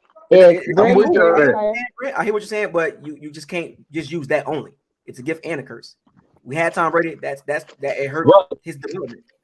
That's a gift and a curse. But we got a Super Bowl. 1 year early, man. Too late. Yeah, year 3, and we don't know what we getting. So that's a gift and a curse. We got a Super Bowl. We got 13-4. He sat for 2 years, going into year 3. Now you got to deal with Baker Mayfield. It makes for, but I'm gonna tell you what's gonna happen in the event that Kyle Trask, let's just say the crazy world where he balls out, bro. He looks like he's the future. Mm-hmm. It's gonna go back to what he's saying though, because we're gonna be looking at that like, why couldn't I hope it happen like that? Nah, because now we're gonna be like Brady should have stayed retired last year, bro. Brady should have stayed retired last year, man. If Tom Brady retired last year and Kyle Trask was the starter and we had the season that we had last year, who the blame gonna go on? Should be the owners. It's all the fans gonna blame Trask for it. They're not gonna blame nobody. Here's the problem with that. That is because you don't. Remember the key part that you said is at the very beginning. What if? It's too many. It's too much of that. We need actual. What's the reality now? The situation. I think Brady got the blame. I think Brady got enough blame on this one, bro. It was too obvious on tape. Like it just. He should have left in 2020. He should have. Yeah, when he got that ring, yeah, bro. It was too obvious. I think that Brady got enough blame, but we got rid of our offensive coordinator. Yeah, it's crazy, right? And he gone. Brady gone. He's gone. Yeah, we got. Does Byron even have a job? Our offensive coordinator had the best offense in the league 2 years in a row. Actually 4 years in a row with Winston. First year Winston, top number 2 offense in the NFL. Number 2. Let's not forget that. Yeah. Number 2 offense, despite the interceptions, top 2. All of us 2019, not able to call plays no more. 2021. But we going in a direction a lot of y'all won't because y'all want the ball to be ran. And when you say, like, here's the thing. It has to work like that. Yeah, we were dead last with the running, but we also was dead last with the attempts. And people not even saying that. We didn't run the ball enough, and we was bad when we did. And part of that's because we didn't run it enough. We didn't run the ball enough with Brady or Winston. Yeah, so now you got a guy that we finna run the ball. He finna run the ball. He already said he won't zone. Well, at this point, who's your week 1 starter? Trenches. We don't know who the quarterback is. Depends on who. Depends on training camp. The trenches. It doesn't matter who the quarterback. The trenches. Nah, it really doesn't. I'm gonna tell you why it really doesn't matter. And I told Buckos this earlier. At this point, with what Jason Light is doing on that defensive side, with getting Dean signed and Lavonte David, I really could care less about the other side, bro. Huh? Did you not just see what happened this season when we had no offense? Listen. Yeah, Mopar. Listen. Let me finish, man. Y'all, come on, bro. You got time? I got a lot of time. I'm just saying. Want to talk about crypto? I'm not saying I don't care at all. I'm just saying we have our core guys, bro, to build off of, right? So in the event, Buckles has already been said, because of our defense is why we was in most of those games. Clearly. So in the event, that's what Brady. We at least get a run game. Because I had a scenario. I said, okay, if we had Josh Jacobs on our team, just that one piece last year, with everything else we still had, do we win more than eight games? Right? Hello? Yeah. Y'all can hear me? Yeah, we can hear you. Oh, if we had a competent run game, just at least that, we win more than 8 games last year. You don't think our offensive line had a little bit to play with the run game though? Clearly, I think some, and I'm gonna put some on the running back too, because why Leonard Fournette can't get the tiptoe comments he got that he's always had from day one. He line dancing. So why we can't give him the same? It was worse last year, and he said he had a lick Franks, whatever that damn injury is. He said he had. He was playing with. But towards the end of the season, we put Rashad White in, and that still didn't work neither. Man, Rashad. Well, wait a minute. Rashad White didn't get the carries. Now, come on, let him the benefit of the doubt. Yeah, he did not get the carries he was supposed to, and they said we was going to see more of him, and it did not happen. Why? Because we all know Leonard Fournette don't like that. We all know that. We all know that, man. And Brady wanted Rashad White more on the field than Leonard Fournette. Come on, man. And who makes that decision? That's gonna be Byron Leftwich, bro. That's Byron Leftwich. He wants more of that. You even got Ty Bowles saying, "Well, I thought we was gonna get more runs. I asked for him." So come on, man. Clear, it's a clear disconnect. No, there's a lot of variables in what y'all talking about that y'all kind of leaving out, but I'm listening. No, I know the trenches matter. You don't believe Todd Bowles could have gone to Byron Leftwich and say, hey, we need to have Rashad White on the field. He did. Our quarterback wants Rashad White on the field. The greatest quarterback of all time wants Rashad White on the field. You don't believe Todd Bowles could have gone to him and said that? He did. The reason, you can see the games he did. My bad. No, go ahead. I just said he did. You good. My thing is, we know that Todd Bowles is not a Bruce Arians. Bruce Arians, if he tell you to do something, you gonna do it. Right. You're gonna get all up in your face. Todd's not like that. If Todd gonna tell you something, Byron don't. If you watch the press conferences that he did, he was an a-hole to them people. Like they asking him questions and he just sitting up there laughing. Like this young is like, we don't know what we talking about and they don't know what we talking about. Talking about y'all must not be watching the game. Yeah. He said we're playing fantasy football. It's not about points. That's How the is it not about that was points? running this team. And then I went to the Rams game when we played the Rams. Every time we come out in the 3-9, you don't see this man talking to the O-line people. You don't see him talking to the players. You don't see him motivating. What he do? He goes sit by Brady, and that's all he did. That man was not an OC for this team to motivate and to believe in. That's why after that Pittsburgh game, when you see Brady talking to his O-line and Donovan Smith wasn't even listening to him, you stop seeing him do that because ain't nobody was listening to him neither. Yeah, but it starts with the head coach, though. Always. Yeah, exactly. Like if you even some of the media stuff. This is it for Bowles, I think. Yeah, but here's the whoa. Here's the issue though. He still got to get now, because I was saying it before and I was getting nah, that shouldn't matter. Man, how would you feel at the end of the day, bro, if you sitting enjoying your off season and you just get a phone call at the end of March and say, oh, hey, yo, we giving you the keys to the team now. That's it, bro. I'm saying Ty Bowles got handed the team on like the last minute type stuff, man. Okay. You can't make no adjustments. You ain't finna go get no coach. He wanted to fire the man after the Baltimore game, but like he said, man, like this is as bad as it gonna get, man. Like, come on, ain't nothing else on the team that we can't do affiliate. Yeah, but Mopar, you know what? He's an experienced coach, though. Yes, He's he is. had a lot of years 5 in the league. years.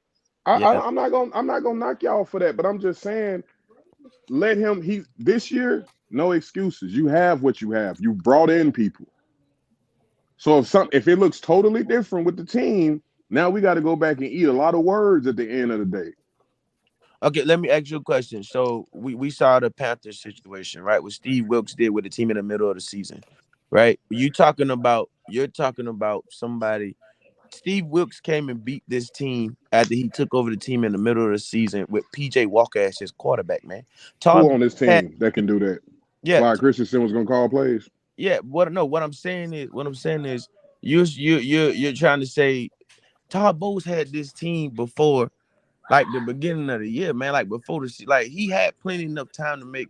He had the same kind of the same team before, man. It's not like he was like oblivious to was on the team, the talents we had, the defense, all that, this, that, and the third. Not only that, he has never in his history, he has never been a good head coach. I mean, I'm not knocking that, but I also know the philosophy of his and BA's clearly ain't the same. You ain't finna implement a whole new offense in March like that. You're not finna implement. You're not finna just stop.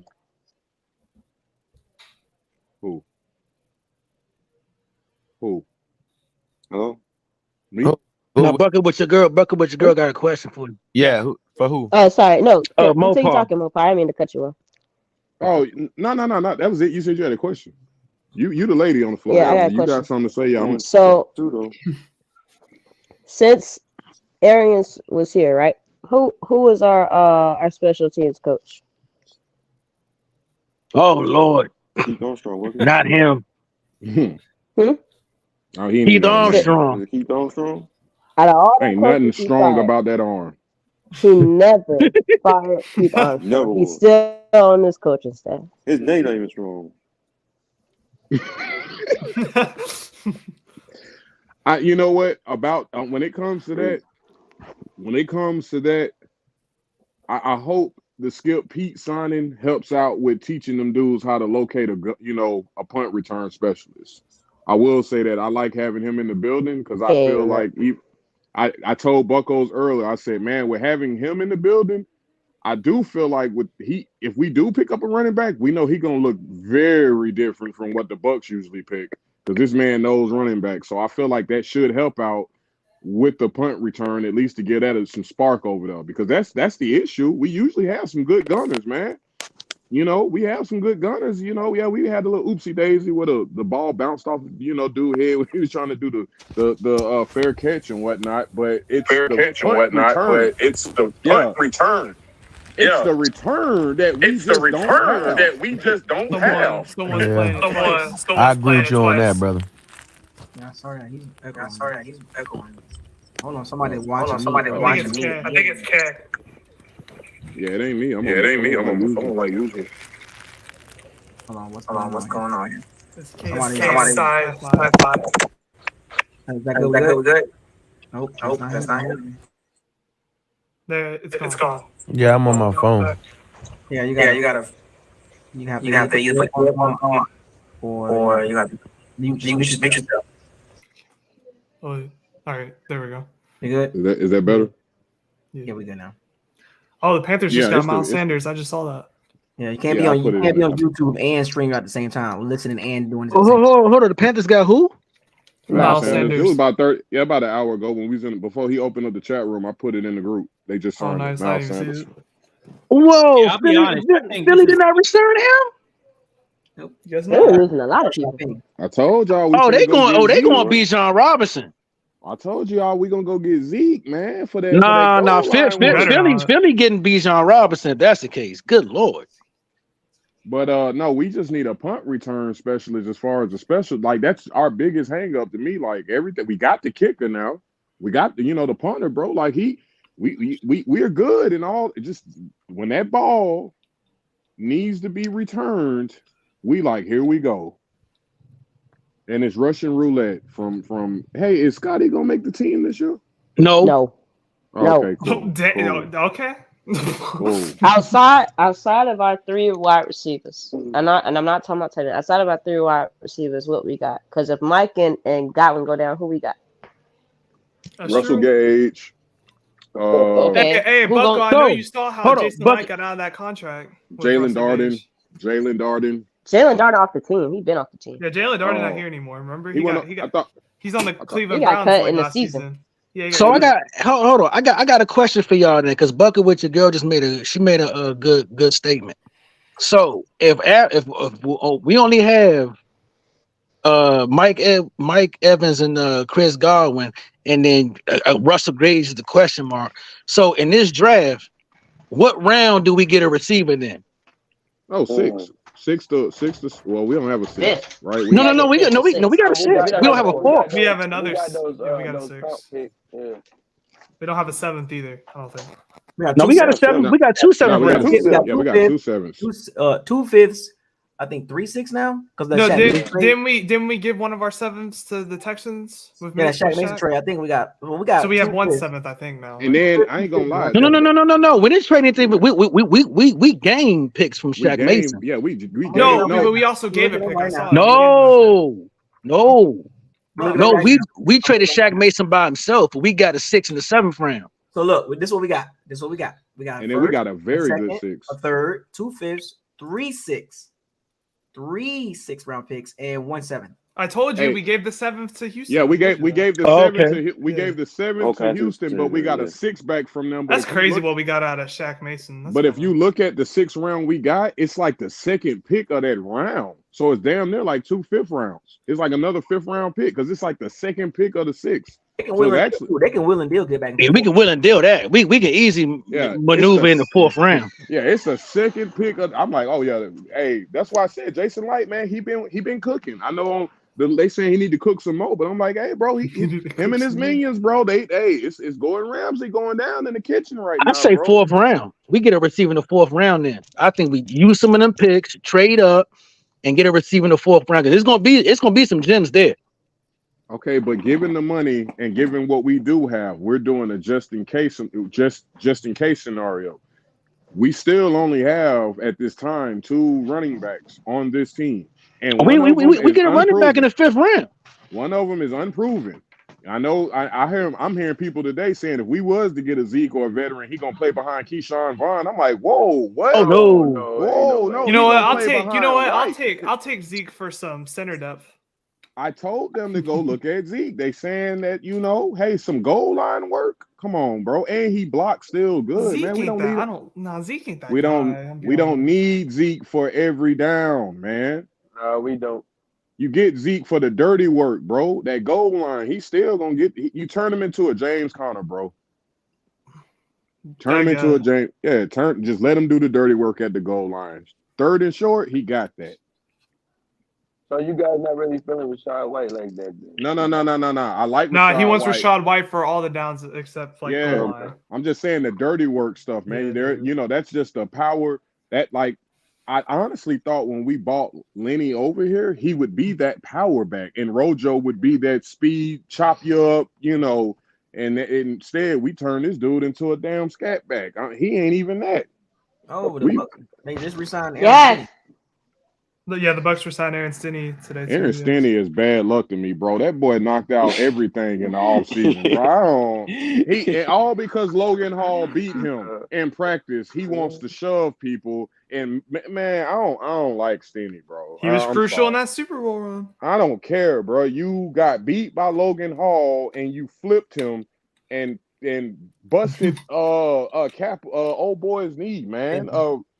Jensen's knee open, man. Yeah. Then you bet, man. I don't like him, bro. Boy got that black cloud over him. So going back to this Lavonte David, Anthony Nelson situation, and Todd Bowles saying that we need help on the edge to help Vita's interior presence. Mm-hmm. I'm gonna keep going back to them trenches. I can't go wrong there, man. I mean, you can't go wrong, but you just got to keep going. You got to keep drafting. But we don't got Shaquille. We got Shaq coming back. Well, this is when we draft Shaq's replacement. No. And then we get out of the contract. Edge. Man, look. Shaq or no Shaq, we go edge, man. Like I'm Shaq Barrett, that was just that was overpaid, man. That was like I keep telling y'all that contract gonna look worse and worse every time. So we gonna get So y'all think you get Clemson guy on the edge? It's my Miles Murphy or KJ Henry, something like that. No, they didn't. They're not gonna be there. Pass rushers are premium, man. That is a very important. They won't be there. Out of Georgia. Nolan Smith. I mean, they're if he's there, I mean, edge. Todd Bowles literally said it. He told y'all. Yeah, if Edge there, I would get it before O-line in my honest opinion. He literally told y'all what the deal was.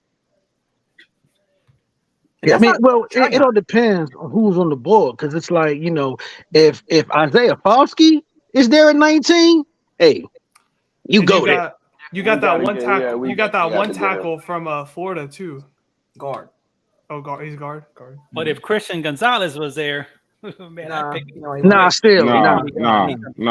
Philly he's not getting past Philly. Yeah, Philly gonna scoop him up. He's not getting past Detroit. Right. You know what I'm saying? Jeff Okudah, they don't believe in him no more. So, but that's wishful thinking. I mean, we don't know, but just taking a look at the teams, what they need. Christian Gonzalez had a great combine. He's a top 10 pick. Mm-hmm. If he fell to 19, we can't get him. But, we can trade, though. We can make some things happen. But I will say this. Todd Bowles and Jason Light at this point and what they're doing, they're kind of showing their hand. The Bucs are going to be a strong defensive team. Mm-hmm. They can hopefully be strong in the trenches on both sides of the ball. Think about this. First, second, third, 2 5ths, 3 6, and a 7. That's enough to replenish the trenches, specifically D-line. Right. Mm-hmm. They have enough to replenish juice on the trenches. I don't want to hear any excuses to not address the trenches. Deep tackles, 5 techniques, and edge rushers. Get 3 of them total. You should get 3 of them. I'm going to whole draft with them, to be honest with you. Yeah. And speaking of D tackles, the way it's looking right now, I won't be surprised if Jalen Carter falls to us because I heard he's getting into he got some off the field stuff going on, and he didn't practice the combine. So he might fall out that top 10, man. I don't know about that. I think he will, especially because with the concerning the trouble that he's getting in, I believe he's going to fall out the top 10. So at his pro day, he only did position drills. Yeah, he didn't do nothing. What's going on with that situation is weird. Yeah. Dun dun dun. He struggles with the position drills at pro day. Yikes. Uh-oh. That's what happened to Lawrence Sapp. It's out there, folks. I'll take a chance. If he's there, I'll take the chance. He came in 9 pounds heavier. He struggles at pro day. It's a bunch of articles about it. Yikes. At 19, he is not going to be there. It's not good. He might drop a little bit, but I don't think he's going to get the 19. If he does, take him. Take him.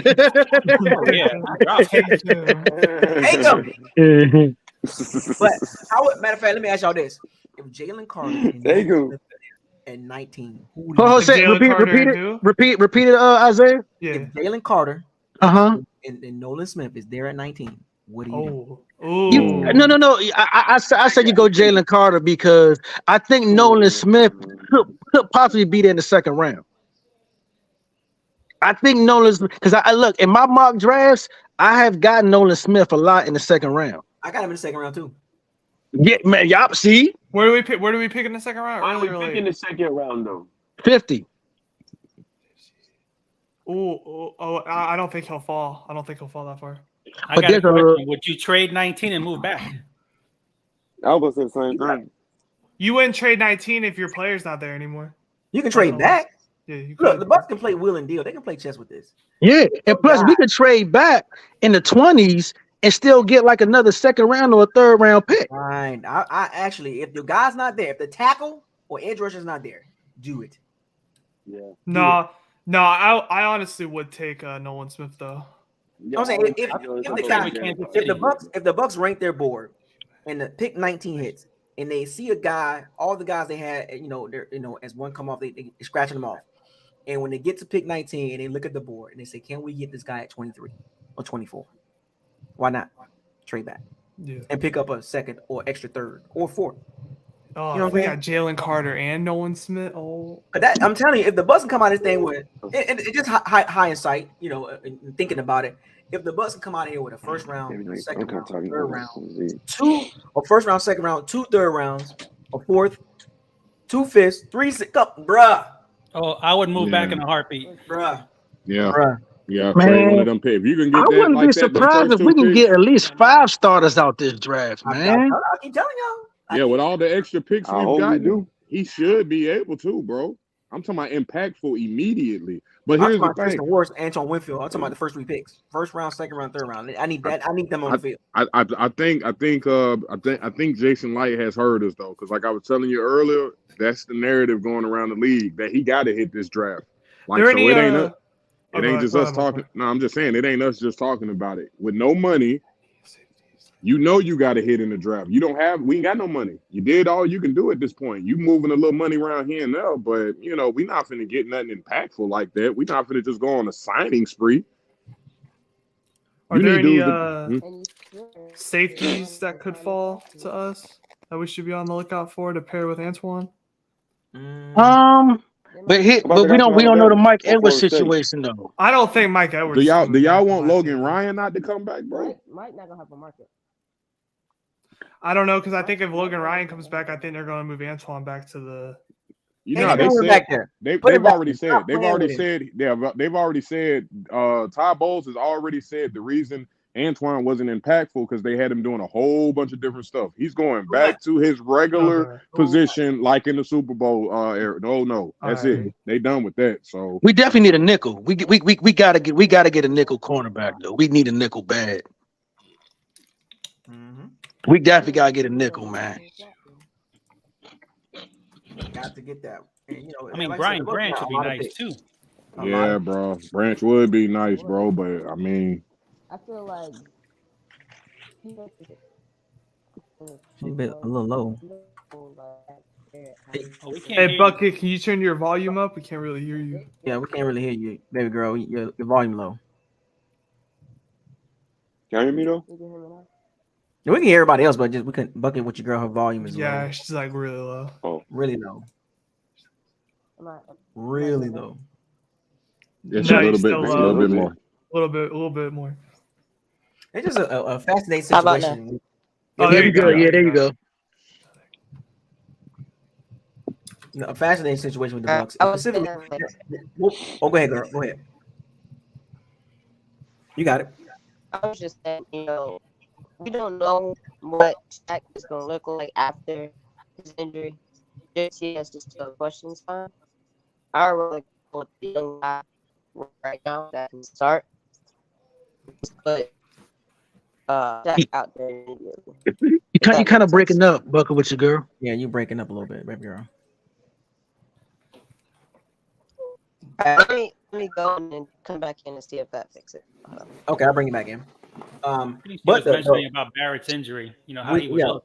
Yeah, that's an interesting situation, and being that Todd Bowles did say we need pass rushers, that's a telltale sign that we. Yeah, I don't think he ain't happy with him. I got a feeling the Bucs at a minimum, just by taking a look at the pass rushers, we're going to get 2 more at least edges. Yeah, man, it's a lot of edge rushers in this draft, though. Man, it's a lot. The depth gonna be there all the way into the 4th round. Did I hear y'all? That's who I couldn't think of his name. I got names wrote down. I got so many of them. Did I hear anybody? What y'all think about the boy from Kansas State, Felix? Oh yeah, Azuma. That dude Azuma. Yeah. Azuma I like him. I like him. Man, Big 12. Give me Big 10 and SEC, dog. Man, you don't like him. Felix kid. I like him though. I need somebody. I need. He wants an SEC dog. Yeah, I'm tired of it. And I like a dude from Auburn too, though. Derek Hall. Derek Hall. Yeah, I like Derek Hall too. Isaiah getting tired of these schools, these other schools. Like he wants the big schools. I need to see you against competition every day against the guys. I need to see you against. Yeah, for real, man. Give me the dude from Army, Andre Carter the third or the second. I'll take him too. Yeah, he's kind of built like Tryon. I mean, you know, Tryon, man, is like a little bit in between Tryon and Logan Hall. Ain't he projected? Ain't he a top 10 prospect? No, he's second round. He's second round. Okay. 2 or 3 pass rushers. Trade that pick. 2 or 3 pass rushers would be good for the Bucs. What about Joey? Who? What about that guy from Penn State? That guy Penn State guy from he a cornerback? No, we not looking at cornerback. You talking about Joey Porter Jr.? Nah, man. Oh yeah. No. Yeah. Y'all messing with them Oh, okay. Maryland. Y'all messing with those old boy from Maryland for the offensive tackles. Jalen. Warren McClendon. We need to get a tackle, whether we like it or not. We need to get a tackle, man. Yeah, hey, bro, go look at his tape, man. You talking about McClendon? No, Jalen Duncan. Jalen Duncan. Oh yeah. I like Jalen Duncan. Yeah. Give me Darnell Wright or Anton Morris in the second round if they can't get they got in the first. If they can't get Broderick Jones in the first or Paris Johnson in the first or Skoronski. Oh yeah, Savonsky. Or give me the Anton Harrison or the Darnell Wright. I think he's rising on the draft boards too. Oh, he did say Derek Hall. You did say you want the boy from Auburn. Yeah, I like Derek Hall too. Yeah. I don't think Darnell Wright's going to be there in the second round. His name is just keep coming up more now. It's like people need tackles, man. Like, you know, once one go, Krzyzewski and Paris Johnson and Broderick Jones go, here they go. Everybody else, I gotta get me a tackle too. The draft next month, isn't it? Yeah. Yes. It's so close. Football season already about to start, and it's like it just ended. So let me ask y'all this question: what do the Bucs do if Broderick Jones is there and Nolan Smith is there? Nolan Smith. And what round? Nolan. I'm gonna say Nolan because I feel like if Gadecki got moved to right tackle, he would do better. Mm-hmm.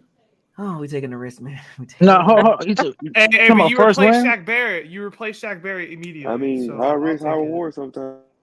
That's what we're doing. We're doing it with Baker right now.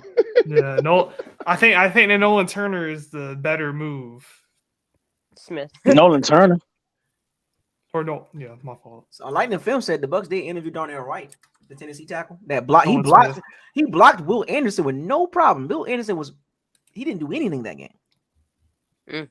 Tennessee versus Alabama. Go watch the game. Darnell Wright, the right tackle, he blocked Will Smith, a top 10 pick, like it was easy. It just bothers me that we interviewed so many cornerbacks and we got the Dean signing to happen. Well, I don't even think we all thought that Dean was going to be gone and he wanted that top tier money, and then he took that. He was highest paid cornerback, but I think that's why they interviewed the cornerbacks. They wasn't sure they would get him back with the deal that they got. I mean, we still need a nickel guy. We need a third nickel guy, man. We have to. I mean, so that means out. It's no, huh? That means John out. Say it again, Buck. What you girl? Murphy. Oh yeah. Well, Murphy Bunn to me, he's more of an outside guy.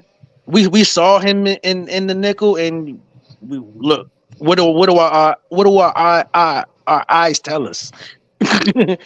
Nah, he's not. Well, the Bucs did interview for safeties or hybrid safeties. They did interview J.L. Skinner. They interviewed J.L. Skinner. They interviewed Sidney Brown, Brian Branch, Jamie Robinson, and Quan Martin. I would love Brian Branch if we can scoop him up. Not 19 though, man. Not 19. I know not 19, but he was connected to us on that first overall pick on many mock drafts. That's cool.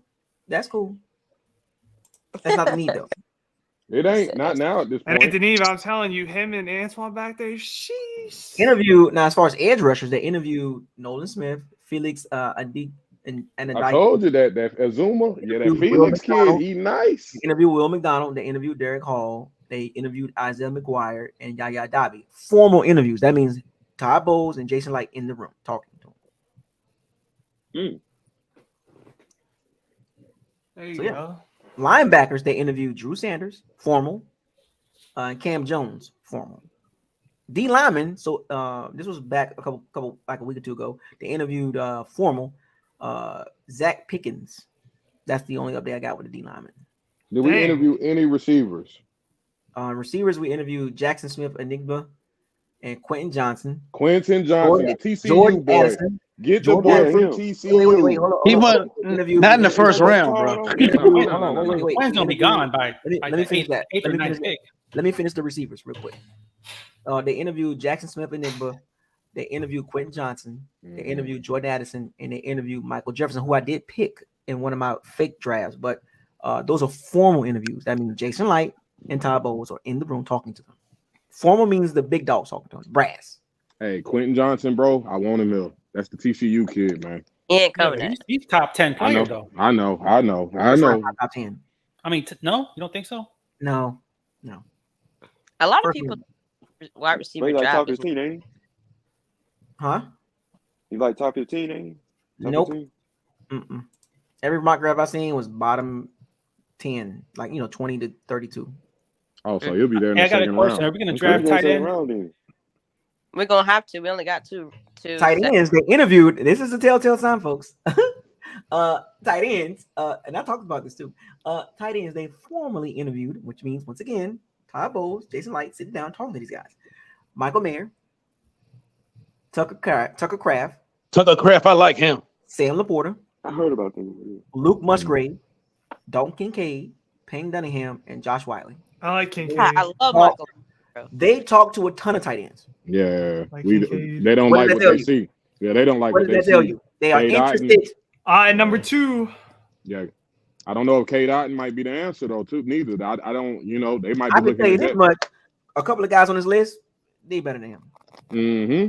That's why they're doing that. Cole Keith, we don't have none. We don't have a tight end. He's more of an H-back, like a fullback type situation. Yeah. Well, Cade Otton. You're right, Mo. Yeah, you're right, Mopar. We don't have. If you think about it, we really don't. Cade Otton didn't do enough to be anything to be worried about, bro. I'm not gonna lie. That was just the luck of the draw when the ball would come his way, bro. I'm sorry. We watched him make so many mistakes too. Lightning Films made a great point. Formally interviewed means heavily interested. Mm-hmm. And Bunko, you got a super chat if you didn't see it. That's crazy. So yeah, you're right, Lightning Films. Formal interviews means heavily interested. And they interviewed 7 tight ends. Yeah. They're interested. They want to upgrade that position. Up. He said his Baker Mayfield thing ain't sitting right with him. Offense, Cade Otton. So we didn't interview Jalen Carter. Did any other teams interview him, or was he not like available for an interview?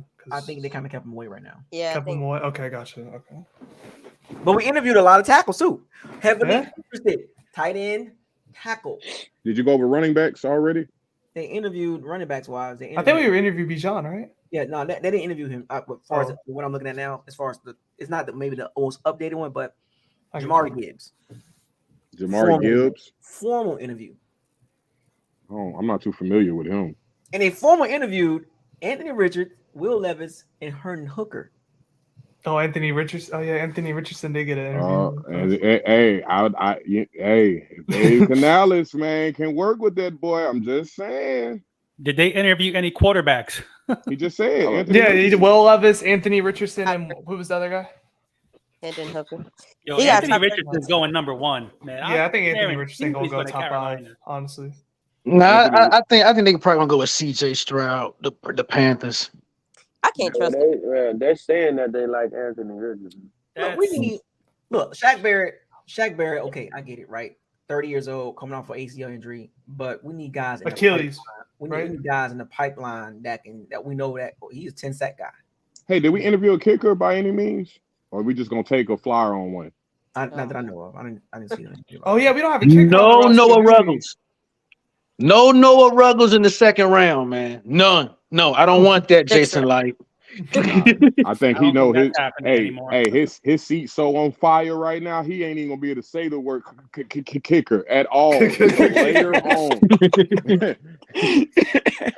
What y'all think about Jack Campbell in the 3rd round? Linebacker from Iowa.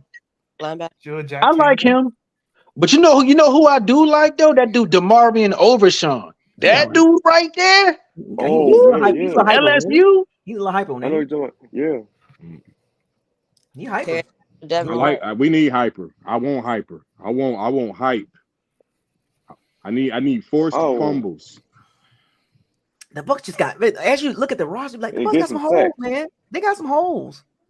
They do. That's what scared me. You got like what we need a left tackle. When the Bucs ran it back, quote unquote, and they start drafting because we just drafting because we don't need those guys to play right away. We just drafting. Was that a mistake? Oh my Mistake. God. Big mistake. I don't Huge know. mistake. I don't that was BA. And I know he motivated Jason Light with that mess, man, because it came out of his mouth first. These are luxury picks. No, they aren't. Luxury picks. Bro, you got the oldest team in the league. How long you think these dudes gonna play? Hey, the hard part is, can we really call anything a big mistake when we got a Super Bowl out of it, though? No, it wasn't No, then.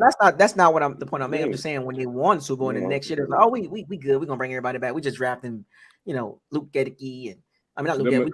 We're gonna draft Kyle Trask and you know what I'm saying? Like, what we doing here? The mistake though was BA standing up there pissy drunk after we won the Super Bowl, not realizing he's saying everybody's gonna return. Nah, I get it. We did peak the next season, but I just felt like we could have had more pieces. Things would have probably fared better that season. Mm-hmm. You tried too much to try to bring that team back, bro. It ain't like this is like Golden State Warriors, bro, where we just so dominant. Where come on, bro. What are you doing? Like we a dynasty or something. Yeah, Can we really be surprised though? Look at his draft track record. Like the dude doesn't draft very well. He's really good at getting veteran free agents, but as for drafting, like I think we've reached our ceiling with him when it comes to draft. Well, he might. Hopefully, he'll get it this year. Well, he does make some good picks. I mean, he does have some. He does have. He's just that 2016 draft. Is one of the ones where that's just the outlier. Where it's just like, boy, that's on your resume. You did. And the add on to that, Mopar, 2017 would have been a wash if it wasn't for Chris Godwin. Yeah, bro. Like, and then we get then we can just spot pick, every other draft, including the most recent ones. Kyle Trask being one of them. We shouldn't even be doing this with a quarterback we drafted. That's supposed to be our guy. We supposed to be ready to buy his jerseys and get it going. We know nothing. This man is a stranger, but he does have good picks, and it's one of them ones where you got some good picks. You got a lot of bad ones, but you got a Super Bowl out of what you did in the free agency. He knows how to move money around. Him and his minions, they know what to do with that money, But this year, we got to see hey, bro, you got to give us something we've been hoping for, because we've been leaving these drafts lately like, man, what y'all really think? Logan Hall and JTS right now, hey, bro, we got to see something. Light on the hot seat. Yes. Bold. Did you not see the record? In the hot seat. It might eventually be Coach Canales, like midway in the season. I mean, you never know. They both might be, man. Did you not see the record? 34-62 before Brady got here. I will say this: you went 13-4 and 8-9, so it's a 5-game drop off, and then you can't have a 5-12 season. Can't do that. What happened to Lovie Smith? They get not the Glazers. They give coaches 2 years. They give him 2 years at minimum. They give him 2 years. Mm-hmm. You get about 2 years. Very important draft. I'll tell you that. And Jason Light said that at the draft. He literally talked about the importance of this draft, about building the future. Mm-hmm. You think, Jason Light? Huh? You think it's important? You think? What is this? What is this? His year number? What would this be? Year number 7 for him? How many draft picks we have? Is this number 7 for him? 2014. This is. Mike Evans was 9, pick, right? So, 9. Okay, so we got 9 picks. Think about we got 9 picks. Season. Yeah, we got 9 picks. Because we got 2 back for the coach last year with Bruce Arians. Out of the nine, how many of these he has to hit out of the park for you to think? Bare minimum 3. Hit 3. Bare minimum 3. Maximum 5. Yeah, we need a Pete Carroll draft, bro. And he has enough 3, picks. Yeah. So I would say this: 3 like immediate impact guys, and then like maybe 1 or 2 like okay, we can put him in the rotation.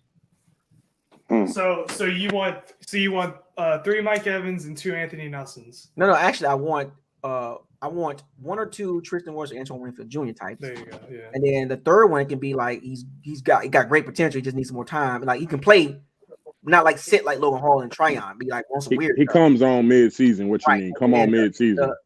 Number 4 and number 5 guys, they're rotation pieces. They're in there. I want to steal. I want a hidden gem. I want a late round gem. We need one of them. Yeah, we want a Like, Pacheco. round, We need a We Pacheco. need that Ali Marpet. I want a Tom Brady. Nah. I want a Pacheco, not necessarily But I can running see back, 2 but or 3 of I those want 6 being traded though. I want one of those Pachecos where you like, where this dude come from? Yeah, bro, 6th round pick, late. Hey Bucko, so what you got first pick? A lineman, a D line, or O line? Well, I just did a mock draft. Go take a look at it. Yeah, we need. Okay, I would go do D that. My line. fault. I would necessarily think D line, bro. I'm doing a mock draft number 2 after free agency kind of like die down. All right, Free agency, like when I did the mock draft 1.0, free agency does change the outlook of this mock draft too. Right. Jamel Dean, Lavonte David. You see what I'm saying? And then mock draft 3 will be right the day before the actual draft.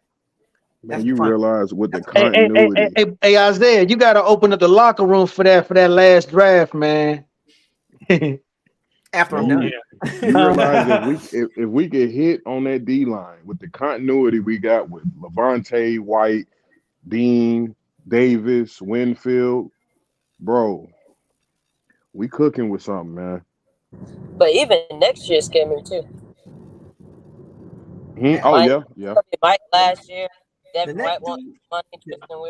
next 2 drafts are super important. This draft and next draft, super important.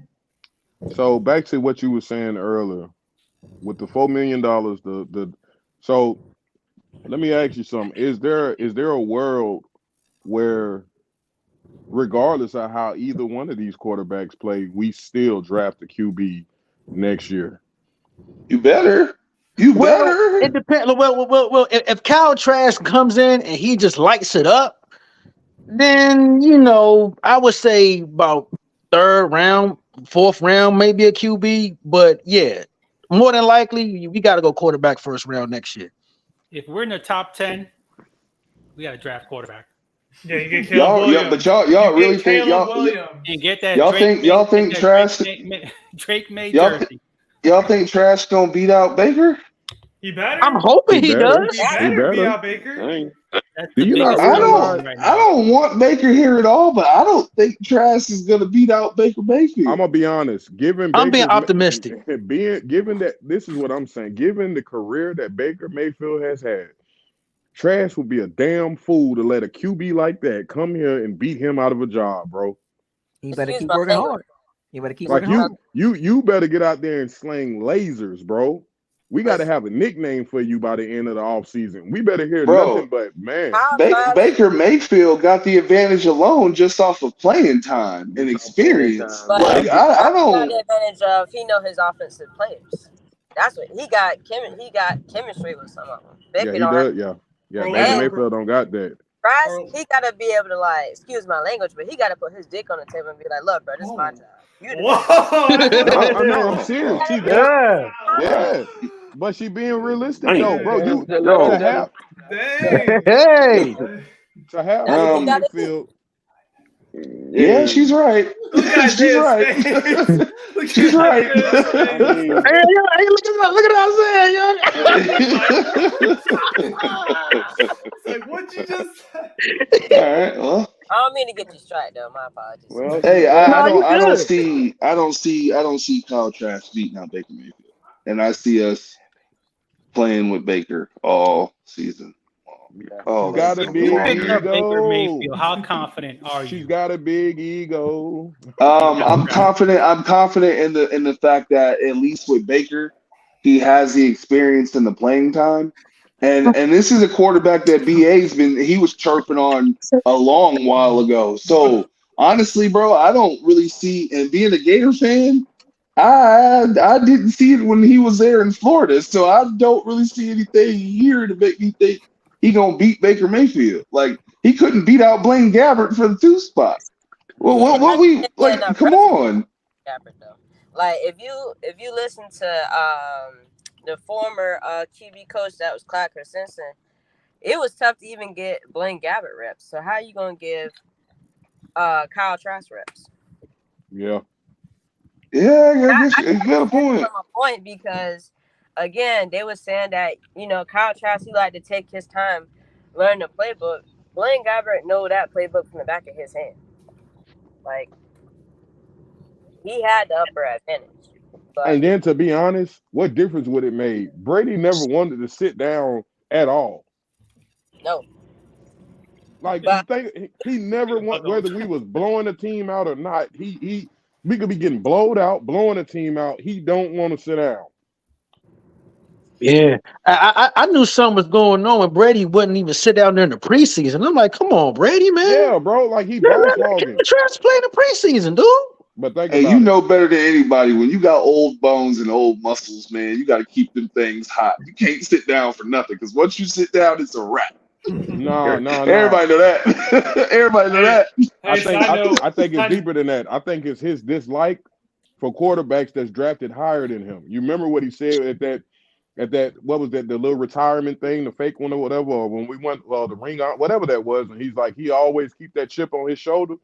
Yeah, bro, you think he finna look at Cal Trask like, yeah, man, I'm gonna help you out, man? No, as he shouldn't. You want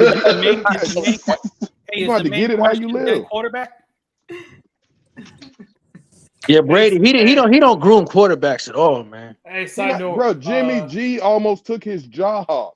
Why would you? Lightning Films.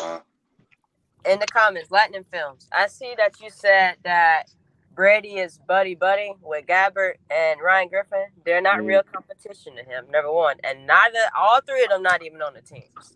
Like, I look at it like this. That UFC event was in Vegas. Kyle Trask, he know he got to prepare for the upcoming season if you want to be number one. That man said, look, I got a job to do. I'm not going to be out there with y'all. I'm going to be at home studying me some film. He ain't lying, because when Brady was crying at the locker room, Ryan Griffin and Blaine Gabbert, Kyle Trask is nowhere. He probably just didn't like the man. You got Clyde Christensen saying he ain't ready. He won't be ready no time. Come on, bro. Like, they probably just didn't like the man.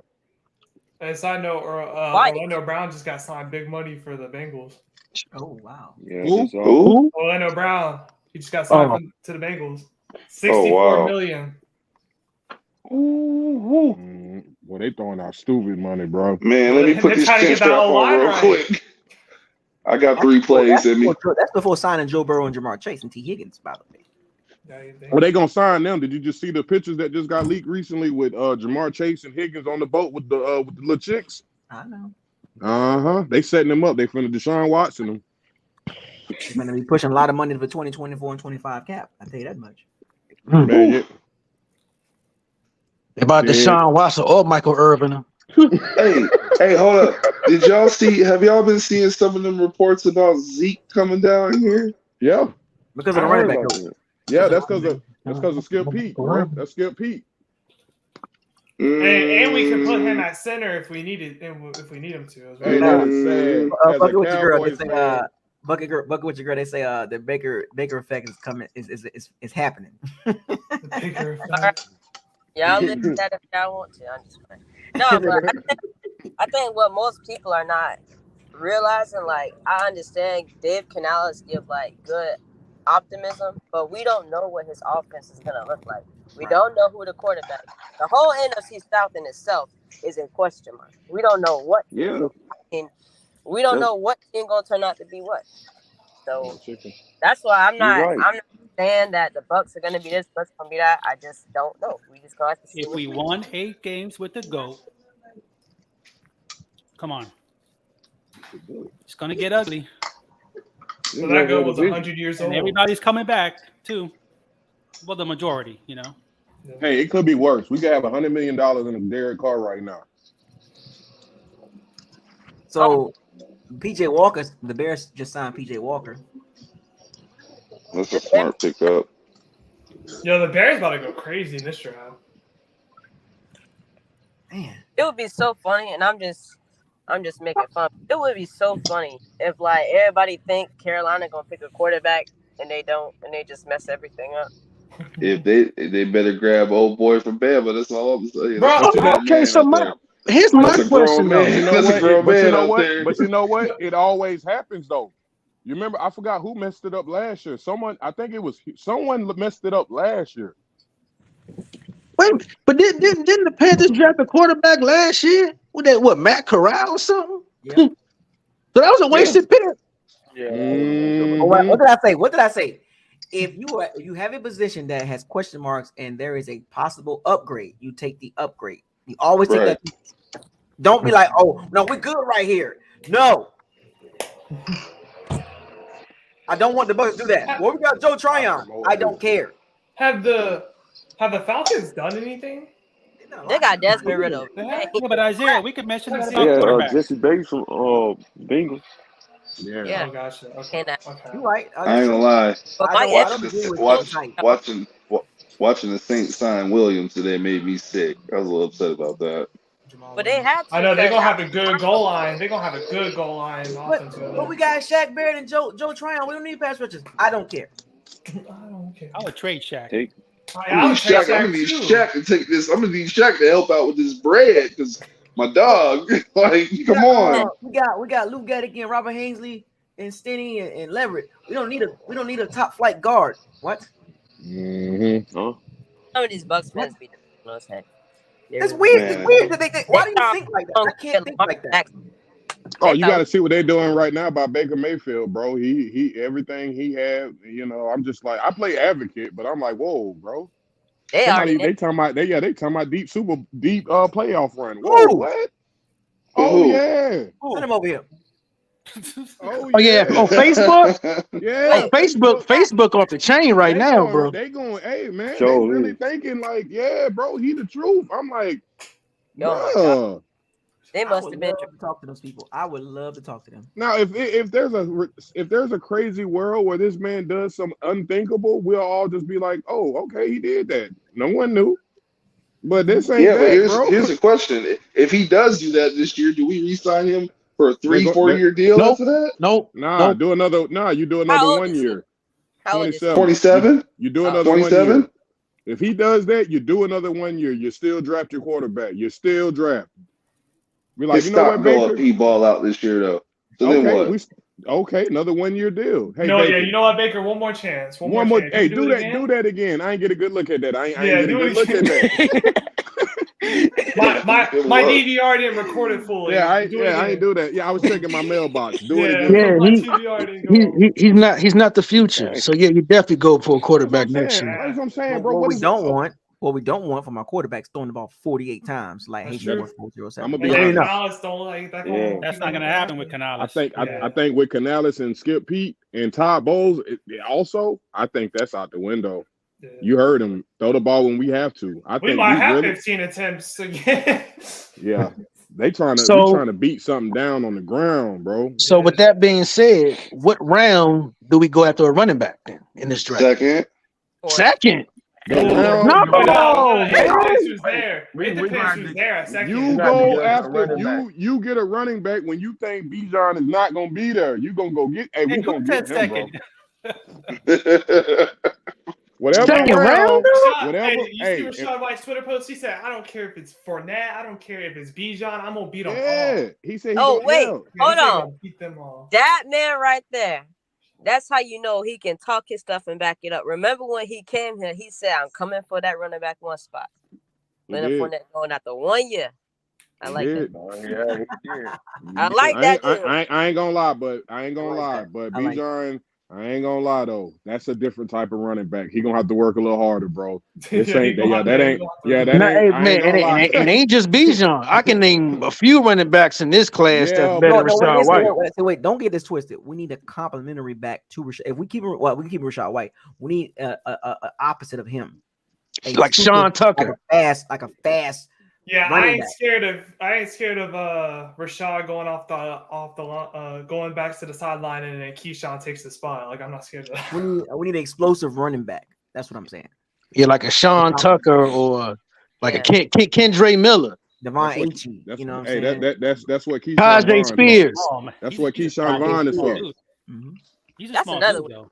Keyshawn Vaughn. That man ain't even. Keyshawn Vaughn, bro. They said he ran 22 miles an hour, man.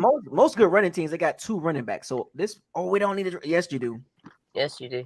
Yeah. So I wonder how the Cowboys are going to look now that the Elliott's. Keyshawn Vaughn. No. You forgetting? Dallas Cowboys got Malik Davis. Oh yeah, they do got Malik Davis. I don't look. Keyshawn Vaughn, you a special teams 3rd round overdrafted. Reach. Hey, bro, you're gonna end up in one of his jerseys, man, when he clowned this year. People like the reference. We had that one game. What? Yeah, bro. You remember that Eagles game? At 19. He got drafted in the 3rd round, didn't he? Yeah. And he was sent. And he had a chance after Rondo was in doghouse. I ain't gonna lie, that game when he couldn't stand upright and Brady was looking him up upside his head, like, no, go to the sideline, bro. Just go. Oh wait. Hey, whoever said round 2 for running back, come on. Jamal Parr. Listen, I think he wants Big John for real. I do, bro. I do.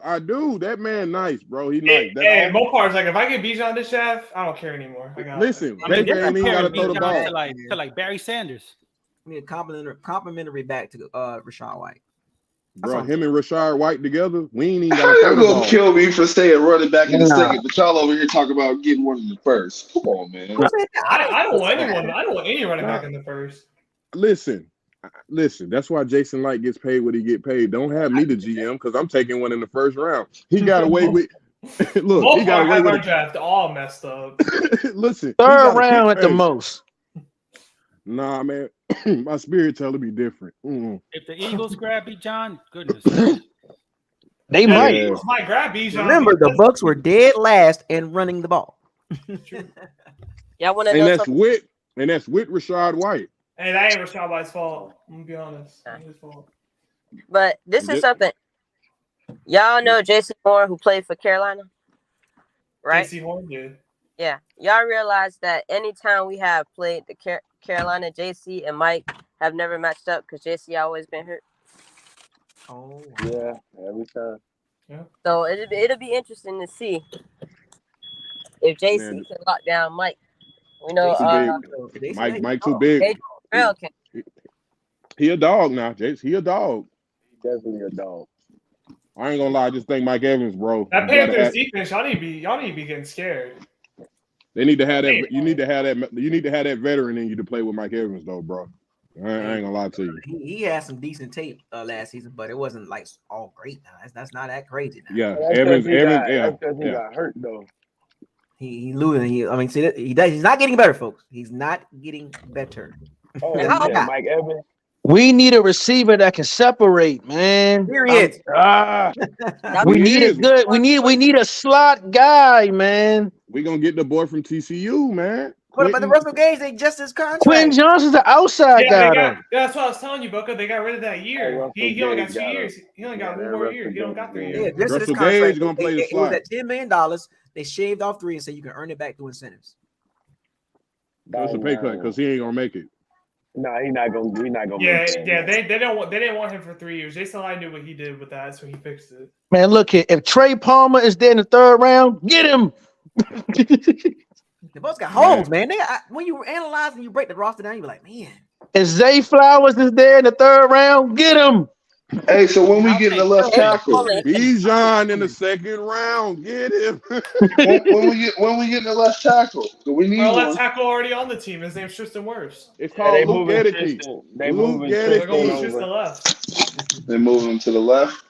Yeah. And if anything, Gedeke will be right tackle. In a perfect scenario for the Bucs going into the season, as far as edge rusher and even left tackle, you'll look at it like this. Shaq Barrett, Joe Tryon, 1st round rookie or 2nd round, how you want to do it. Maybe one in the 3rd and one in the 6th. They come back with 3 fresh guys in the trenches, outside linebacker, D lineman, and they get a tackle, right?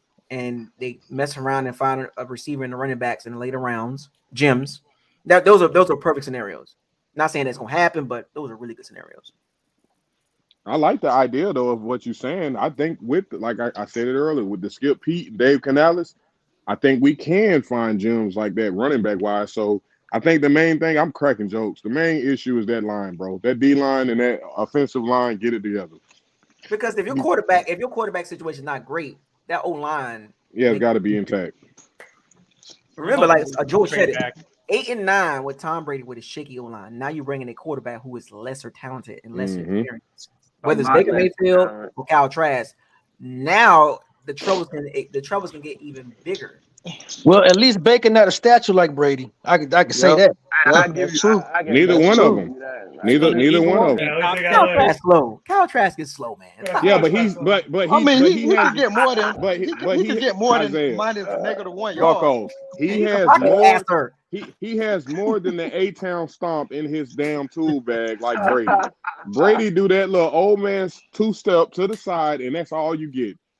That's all you get. we should have asked You're Atlanta giving too what they much want for credit, picks because they man, to never Baker. use them. I have a That question. boy, -1 yard. hey, that boy will run. His knee brace will pop out. Y'all His remember whole that? Y'all remember that uniform will come bootleg? Y'all apart. remember that bootleg he rolled out on? He had some room to run. He threw that ball right across the field to Cameron Brake in the Cowboys game. I was like, dude, what was that? Just run. Yeah. Yeah. Then he always do the let's go. Dude, you ran for 3 yards. He But rolled then out to the right. It was a bullet. Hey, the world be getting lit when he be running, bro. I ain't gonna lie. He worked hard for those damn 3 yards. Hey, but when he do, it be a turn up across the world. The Bro, the camera whole be shaking. stadium yelling. Let's go! I said this nigga just ran for. He just act like he just ran for a 50 piece, man. Dog, And then get it called back. This how you know. Oh yeah, Brady. Donovan. Hey, number 76 was holding, and it's got to come back. Hey, bro, you know that's coming back. It got on worse back. and worse. He didn't even Come want on to take a back hit. now.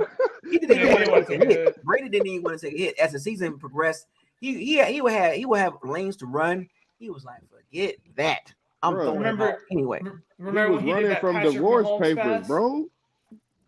He did that Patrick Mahomes pass, that little flick. Yeah, yeah. Well, he could have. I still can't get over that rollout, that bootleg to the right, and throw back to the left to Cameron Brake. Yeah. Let me ask. Seeing Brady roll out is the funniest thing ever.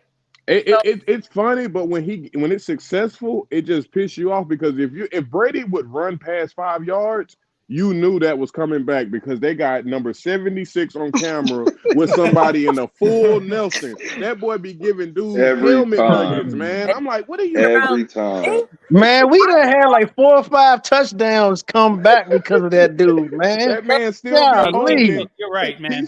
You're right, King Cook. He still be holding a dude during the replay. Look, the San Francisco game when Mike got that touchdown, there was a flag. And then Mike turned around, saw it was on 76. Mike was like, man, look, how many times you gotta say sorry before your hand go back in the grass? Like, damn, bro. But see, that's been going on for 8 years now. Yeah. You remember man. You remember when Mika Parsons kept sacking Brady in the red zone, and Brady had to look at Mika like, you again? Like, come on, man. Like, when Brady get mad, when he can't get nothing off, that ball going straight to the ground. He just go dead to play. I'm sick. Even when Khalil Mack in the Bears game, when we got embarrassed in the Bears game a couple years ago. Oh, and yeah. Khalil Mack kept getting in there, and Brady was like, "You again?" Like, yeah, that's I blame 76 for Jameis Winston's failures. I'm sorry. Yeah. Him and he's definitely part of it. Him and what's the other dude name? I don't want to say Mr. OJ Howard. Both of them. Yeah. I emphasize this quite a bit, but it wasn't heard. But now it took Tom Brady to get here. Caleb. No. Hey, look, I was with you the whole time. 76 ain't never been good, bro. No. We ain't never think he And was. then Caleb Benenoch was horrible too. Hold on, Mr. Caleb cannot block. Caleb cannot block. It was a green Kappa, a terrible Dotson, old Dotson, a green Yep. Kappa, Oh, Dotson. a terrible Dotson, a not good Donovan Smith, and a really good Marpet. And that was the first year of Jensen. That was in 18. So you know what I'm saying? That old line was not good, folks. That old line was not good. And Caleb been the block. Wait, no, and we're still John like a wasn't there receiver. at 18, I don't think. And they kept chucking the ball. Caleb Bennock went on Twitter talking about Been a block. Benno block. Gerald McCoy should be a first ballot Hall of Famer over Rondé Barber. Are you kidding? Are you kidding? The dude that went vegan that played with. If I was getting dominated by a guy in practice, I probably call him a Hall of Famer too. First ballot over Rondé, and he talking about. Yeah. He the first defensive tackle to go vegan mid-season. That's why no team. Yeah, bro. This This one I knew it was over for Gerald McCoy when he hit Big Ben. When he hit Big Ben and apologized to Big Ben after hitting him. Yeah, that's when I knew it was over. I was got to go, bro. He was just too soft for the guys. Yeah. Like, he really disappointed me. I really wanted to see that dude be very. We liked him, bro. It was you couldn't tell us nothing because he was good. Great guy, didn't have that dog in him though. He just didn't have that dog. He didn't have that nasty. Is he a Hall of Famer? Man. Is he a Hall of Famer? No. Heck no. Is he going in the Bucs Ring of Honor? Probably. He should. He should. He should. For doing what? He might be the last name though. To go on there. Brady might go in next year. Nah, Brady gonna go. Brady will go in though. Brady gonna go in there just off the strength that is Brady, bro. Yeah. He'll go in there. I mean, that's a guarantee. Brady's going. Yeah, he's definitely going in there. Put some respect on Gerald McCoy name. Stop, dog. Y'all stop that. No, bro. I respect him. I don't know Speaking about the truth. He ain't no Hall of Fame. What about him as Hall of Fame? I'm sorry. Oh no. He be the first vegan in the Hall of Fame too? He had a quick get Hall of off Fame. Hall of Fame. No Ring of Honor. He said Hall of Fame. Hall of Fame. Hall of Fame. Hall of Fame. Hall of Fame. I'm gonna start using that. Is Hardy Nickerson's not on there? There's no way Gerald McCoy. Gerald McCoy. Hardy should have been up there. Hardy should should get have like an honorable That boy mention or went something. 10 times nickel. I mean, I'm going honorable mention. Now, but An honorable mention. Last but not least. I know, like I appreciate McCoy, but I think there's a lot more names. I'm sorry, Buckos. You know better, bro. Like he ain't like that. Yeah, bro. You need to not take over games. You have Sap, and then you have that guy. Hey, hold on, man. Hold on. Gerald McCoy was a very loyal servant of this football team through the rough patches of time. That man endured a lot. The Bucs was terrible. I get you, but I'm talking play on the field, and Sue did way better than he did. I'm sorry, but he went to the ops the very first chance he went to the could, Panthers. and then started talking crazy. Yeah, I'm sorry, he can't even get a ring of honor. Man, let me ask you a question. You know, sometimes you gotta upgrade and leave your old lady and go somewhere and have a good time. That man had to leave, bro. I ain't mad at him, bro. You leave your lady for the neighbor across. the street? y'all really gotta. If Miss Parker across the street, I'm walking.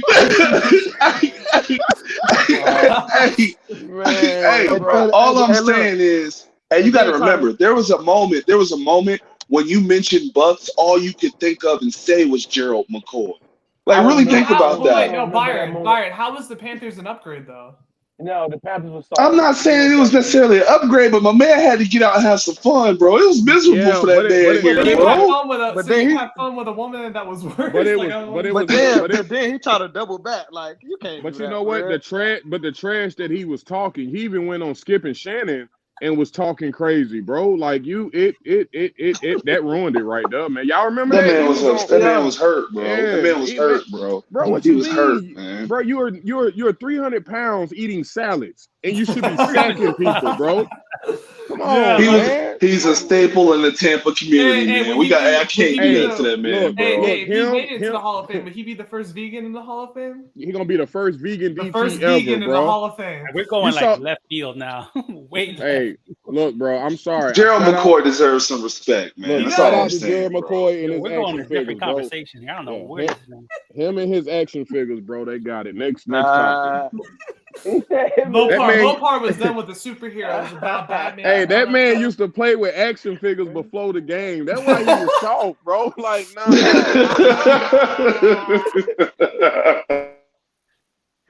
German Mopar, you funny.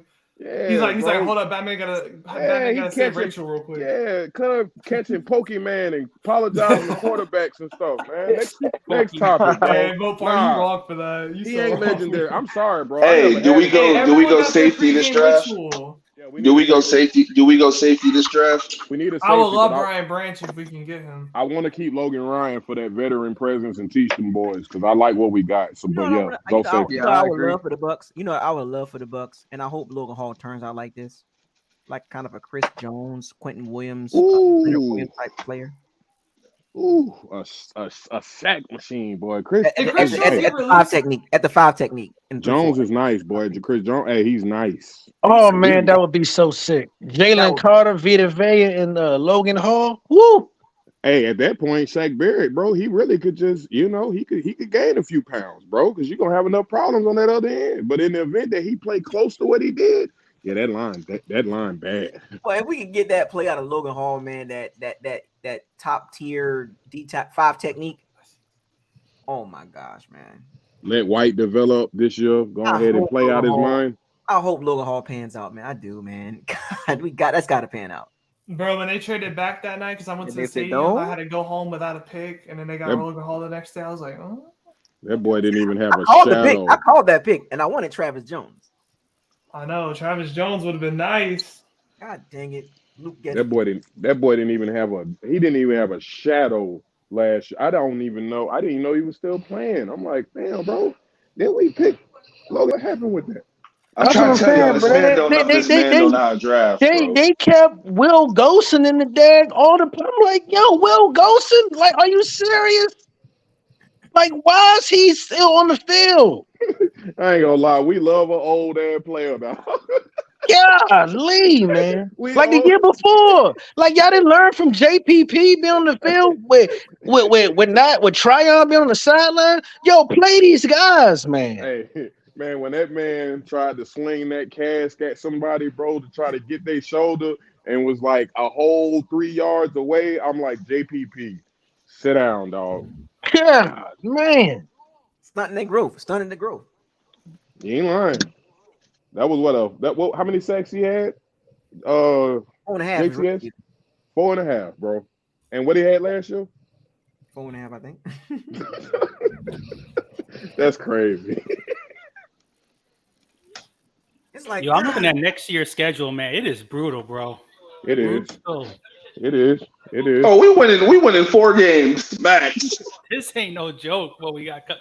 But see, that's why you go get a Baker Mayfield. You ain't got to. Hey, bro, you can actually tank by accident on purpose. I just want to see the Bucs. So, what about that? So Todd Bowles gone, huh? What about that Tui Lupa dude from USC? Yeah, I was looking at him from USC. He got an engine on him. Boy. He can be getting it in. Oh, you talking about Henry Tua? And he can line up, and he can line up across the line. He can line up at the 0. He can line up at the 5 technique. He can go outside pass rusher. He played all over the place at USC. I like that. Yeah, I like guys like that. You see it on tape. You know what I'm saying? Like you look on tape and you watch his workout, you be like, "Yep, that dude gonna be all right." The Bucs got to get aggressive on the D line. They were soft. O-line and D-line. They was too soft for me, man. But I got a question. What round will he be in, though? That's where we draft, though. Soft. Late second. I mean, early. He'll be there. I mean, I'm just saying, like, the Bucs can't. I just don't want them to mess it up. Don't mess this up. I don't think he can, Buccos. I'm gonna give him some faith, bro. Ain't no way he could do it. Like the gift of Dean and David being back on this team, bro. That's a good sign, man. So what you think with Lavonte? I know Baker Mayfield, man.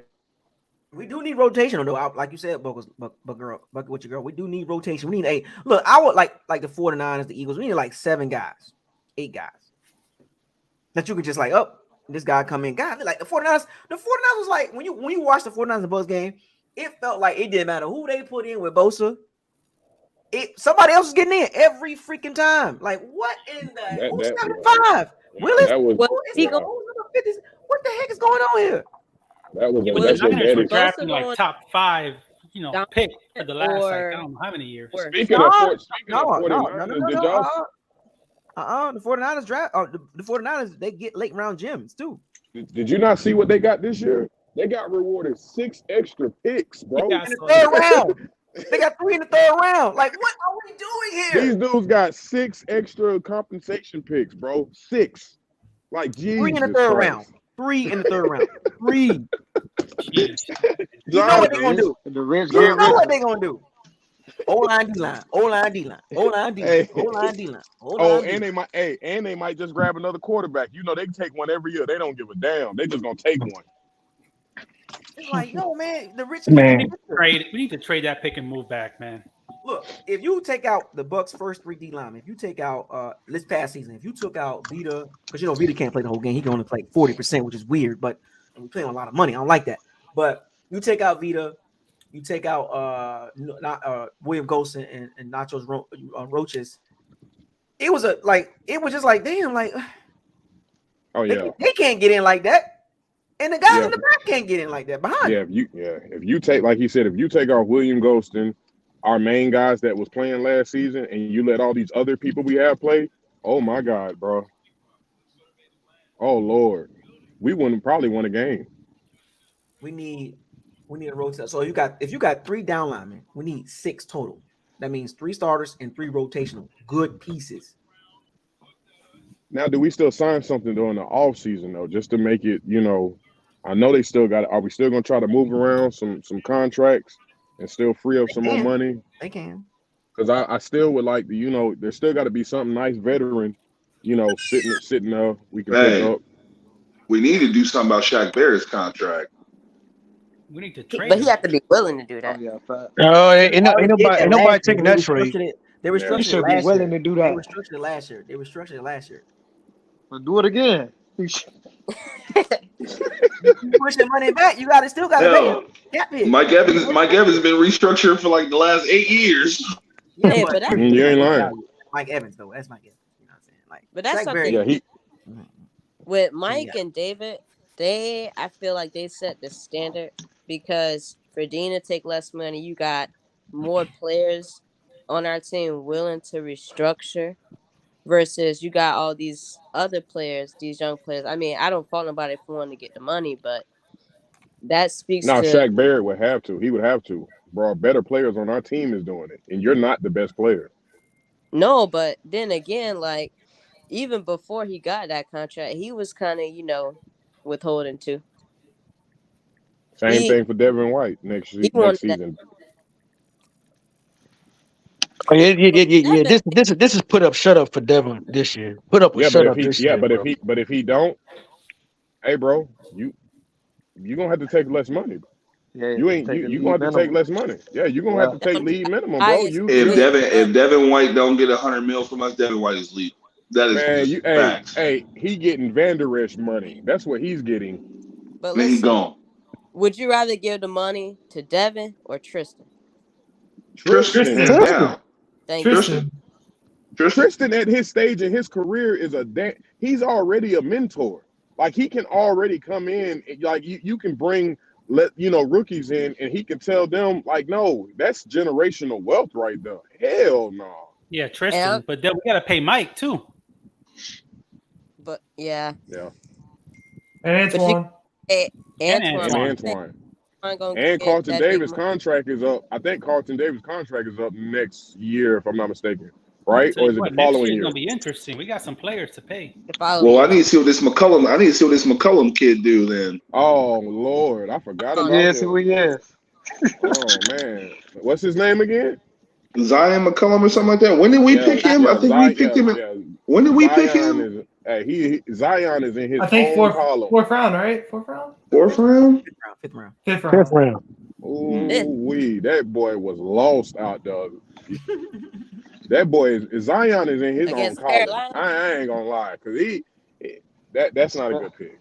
That's not. But hold on. Didn't they had him playing nickel though? Didn't they? No, he was on the outside. There was one game. The game where Dean was out, he had to play outside. Yeah, he had to play outside. He got cooked. Hey, he looked bad. Boy, that boy was out there doing. He was out there rolling and everything. Who was that against? Was it against Green Bay? Who was it against? I think it was Green Bay, wasn't it? Yeah, that was the rookie.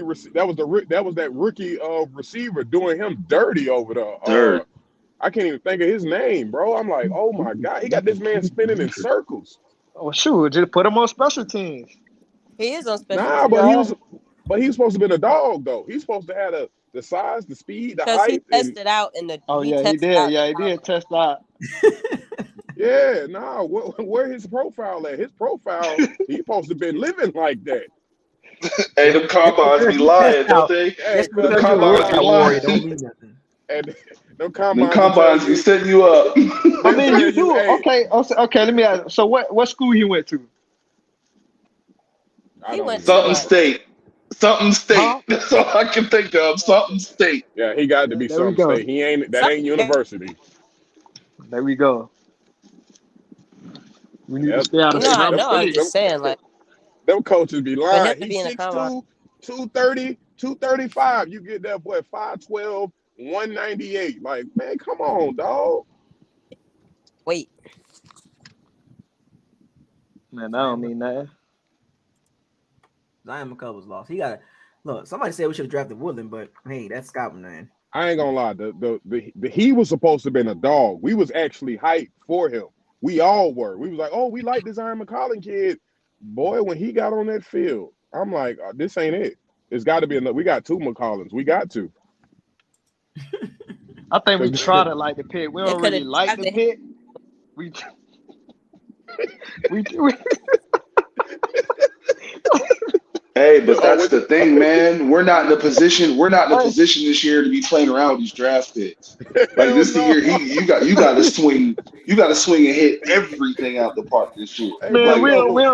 we don't be liking the pick for real, man. We just Hey, like we just be buck biased. Hey, we like the kid. We like. Hey, he look good. You see his tape, man. That tape. Hey, bro. His all 22. He was getting dead bad, bro. I ain't gonna lie. The He boy looked started like he out got kind of high good in school the talent. Baltimore game, and then that just went down. Yeah, bro. I think that maybe he still ain't got the jitters of being in the NFL off of. I so. think they How can drafted. we trust Jason Light, man? Like how he let us down like every year. Like how can we put our faith in him when it every comes year? to drafting, it's gone, bro. When he drafted a Yeah, kicker in the second round, I lost faith in that man when it comes to the draft a long time ago. Well, like if I'm a free agent, he cooking. We know that he cook every year in the free agency. well, Well, with the way it's looking right now with free agency, like Isaiah said, Jason Light seemed to be doing a good job. So hopefully somebody in that scouting Upside. is watching Isaiah's videos and they relaying the is. message back. Never, Somebody They watching is. him. never Somebody's They fired. is. watching. Nah. I'm gonna be honest with you. Me and Buckles was talking before he jumped online. The narrative for all the NFL platforms is that Jason Light got a hit in the draft. So not only is it a narrative in our room, it's a narrative across the league, bro. And man, you already know them Glaciers, bro. You know they silent killers, man. This is their bread and butter. Hey, there's nothing else behind door number two. You're gonna have to, we paying the piper across we gotta pay the piper in every event. There is no one coming behind door number two. Door number Baker two is Mayfield was on Baker number two. Mayfield. Yeah, the guy that does commercials and be in empty stadiums every day. That guy. It's him or Kyle Trask. You don't get the luxury of an Aaron Rodgers and all that crap. It's over with. So you gotta hit in the draft. You So let gotta me hit in ask the y'all draft. this: it has been. Hmm? Oh, sorry. I was saying. So it came out that Hendon Hooker had a top 30 visit with the Bucs, and Mhm. seeing how they haven't after Baker Mayfield, do you think that they're gonna wait to get another free agent, or do you think they're gonna use their third round pick to get Hendon Hooker? I would. I would just get one out the draft. Don't spend That's no more tough. money on one. That's Don't tough. why spend more money on it when we can do get a you think veteran for Hooker will another be there? position? You think he'll be there in the third round? I Nah, don't see too many people talking about first Yeah, and but second. he had the perfect offensive line. I don't know. I would get one out the draft. Don't spend no more money on nothing, bro. Why are we spending? Like, truth be told, what's the ceiling to anything that's what we can afford that we already don't have with Baker? I'm just being honest. What else is left out there on the free agent market to waste money on? it is what it is. You might as well just get it out the draft, man. Spend that money somewhere I else. would Go wait till ahead, sign 2024 so Zeke. far. Go ahead, sign Zeke and be done with it. Yeah, well, Zeke or whoever, man, or maybe a kicker might pop up. Maybe you can get your veteran kicker. That's I don't know, but don't no more free agent quarterbacks, bro. Like we get 3 preseason games. Play the rookie one first, Trash second, Baker Mayfield third. Mm-hmm. I'm not crazy about Henry. Now I have a funny feeling they're gonna be like they're gonna. Who was that? What was that quarterback battle that the Bucs had where it was like they trade off each quarter, but they never went like a full half. I don't remember, but it was one of them. Ernest Grant was it? Ernest Grant, not Ernest Graham. Was it Peyton Barber and someone else? I don't know, No, but Like Jacquizz Rodgers and Peyton Barber. Oh no, yeah, she they were said trade. quarterbacks. She's saying quarterbacks or running backs. so Was like the I have a quarterback funny. that was? I think it was Jacquizz Rodgers and Peyton Barber. They was doing every other series. You may hold on, Bucket. What you said? Quarterback or running back? I'm sorry. Quarterback. Oh, the one back. Was it Chris Sims and Nah, that was Glennon? it was Byron Leftwich, Josh Freeman, and Josh Johnson. Bruce Goodell. Yeah. Josh Johnson. Oh yeah. So I have a funny feeling like if training camp, right? If they still like neck and neck, I have a funny feeling one of them gonna start one preseason game, the other one gonna start the second one, and then whoever they think best for the third preseason game. Well, If it's actually, close, yeah, you go with Kyle Trask. If it's close, you go with Kyle Trask. Yeah, if it's close, you go with Kyle Trask. But given that we got 3 games, that first game usually going to be way more of the unproven talent. You just want to see what you got. So if we were to draft a quarterback, let him play that game. The second game, usually you have a starter here and there getting some reps. The last game got to be Baker Mayfield because he got most experience. Might as well because that's might as well and grade him like that. But that back and forth crap, I wouldn't even do that. Hold on, I'm sorry. I don't want them to do that. Allen Lazard got 4 years, $44 million. Oh, you didn't know that? Oh yeah. God, dog, what? Yeah. Oh yeah. Aaron Rodgers. You ain't see the post? Aaron Rodgers is the quarterback for the Packers, the GM for the Jets, and he owns the Bears. Okay. Dude, that Pat McAfee show got views today. Yeah, Because Aaron bro. Rodgers, like he broke the bank on the views. He's mad. He said he was really just waiting on the Packers this whole time to just say, "We're done with you. We're ready to move on," and they never did it. He said he had to be the one to say, "All right, release me." Mm-hmm. Oh, so wait a minute, he got released? No, he's gonna get traded to the Jets. That's what I'm saying. He basically said he was the one that had to push the needle rather than them basically be a man about it and say, "Look, we drafted Jordan Love. We're ready to move on." They were playing games with him. He said you could have been did this. So he now at this point, yeah, bro, he having fun with it now. Hey man, the Jets might make a splash this year. Ain't no Mike, bro. That defense, Sauce Gardner and them. Yeah, Man, no. Bro, yeah. No. Until Aaron Rodgers can prove he can win a playoff game without choking, I ain't buying it, bro. Yeah, but I ain't gonna lie. This time they the Jets going to the playoffs this year. Yeah, they loaded, man. Yeah, that team loaded. And that defense, bro. Them cornerbacks, Sauce Gardner and them. They beat the Chiefs. Do they beat the Chiefs? I don't know if they played did they play the Chiefs last No, season? no, what I'm saying is, do they beat the Chiefs in the playoffs if they make the playoffs? You talking about this year? Did they beat the Chiefs? No, he's talking about this year. Oh, do they? Yeah. Yeah, because I'm gonna be honest, I'm one of the people that said I don't believe in Matt Nagy. So Andy Reid using Matt Nagy as an offensive coordinator, I believe we're gonna see the holes in what Eric Bieniemy was actually doing. You really believe Aaron Rodgers can take the New York Jets to Arrowhead and beat Pat Mahomes in Kansas City? Yeah, bro. Yeah, I'm gonna tell you why, because of that secondary, bro. I watched those Jets games, man. That defense. Yeah, they were literally a quarterback away, man. Yeah, they were living like that, man. And Breece Hall, They got the running back. Who they got? They got the Carter kid, Michael J. Carter, and then they got the Brees Hall kid. And I ain't gonna lie. the McKnight dude. And McKnight, bro. They got 3 starting running backs. 3. Man, the Jets aren't getting past Miami.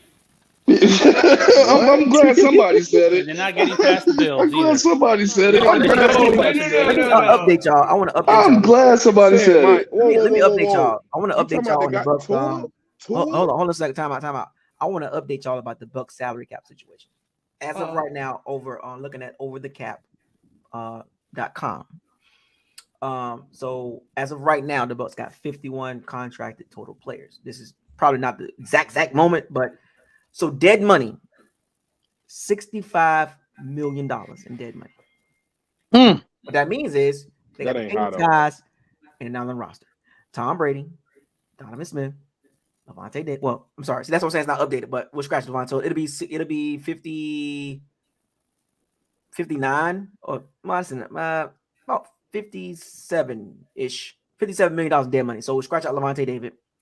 So Hakeem Hicks, Shaq Mason, Julio Jones, William Golson, Jalen Darden.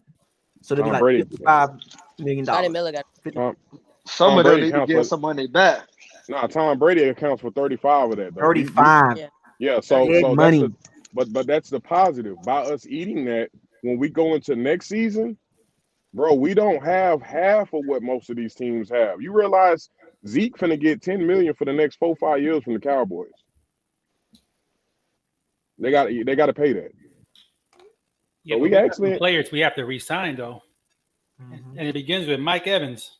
And then the cap hits for this year's team, the 2 highest is Mike Evans at 23, Shaq Barrett at 21. But Mike gonna restructure that anyway. 21 off of the Achilles injury. With Mike Evans, I ain't gonna lie. Restructure Mike Evans. Yeah, They're trade that boy. Trade that man. Yeah, about to extend it. I ain't gonna lie. I really wish he was the first contract. I wish he would have offered. Call the Bucs front office and offer, hey man, I didn't really contribute to the team. Let me help out. You don't get to sit on that type of money, bro. You wasn't even impactful before the injury. Let me give y'all a dead money cap saving situation with Shaq Barrett. 30 years old, right? He'll be 30. So pre-June 1st cut, the Bucs it'd be $22 million in dead cap, and they only save $1.5 million. If it's a post June 1st cut, dead cap $6.6 million, set cap savings $14 million.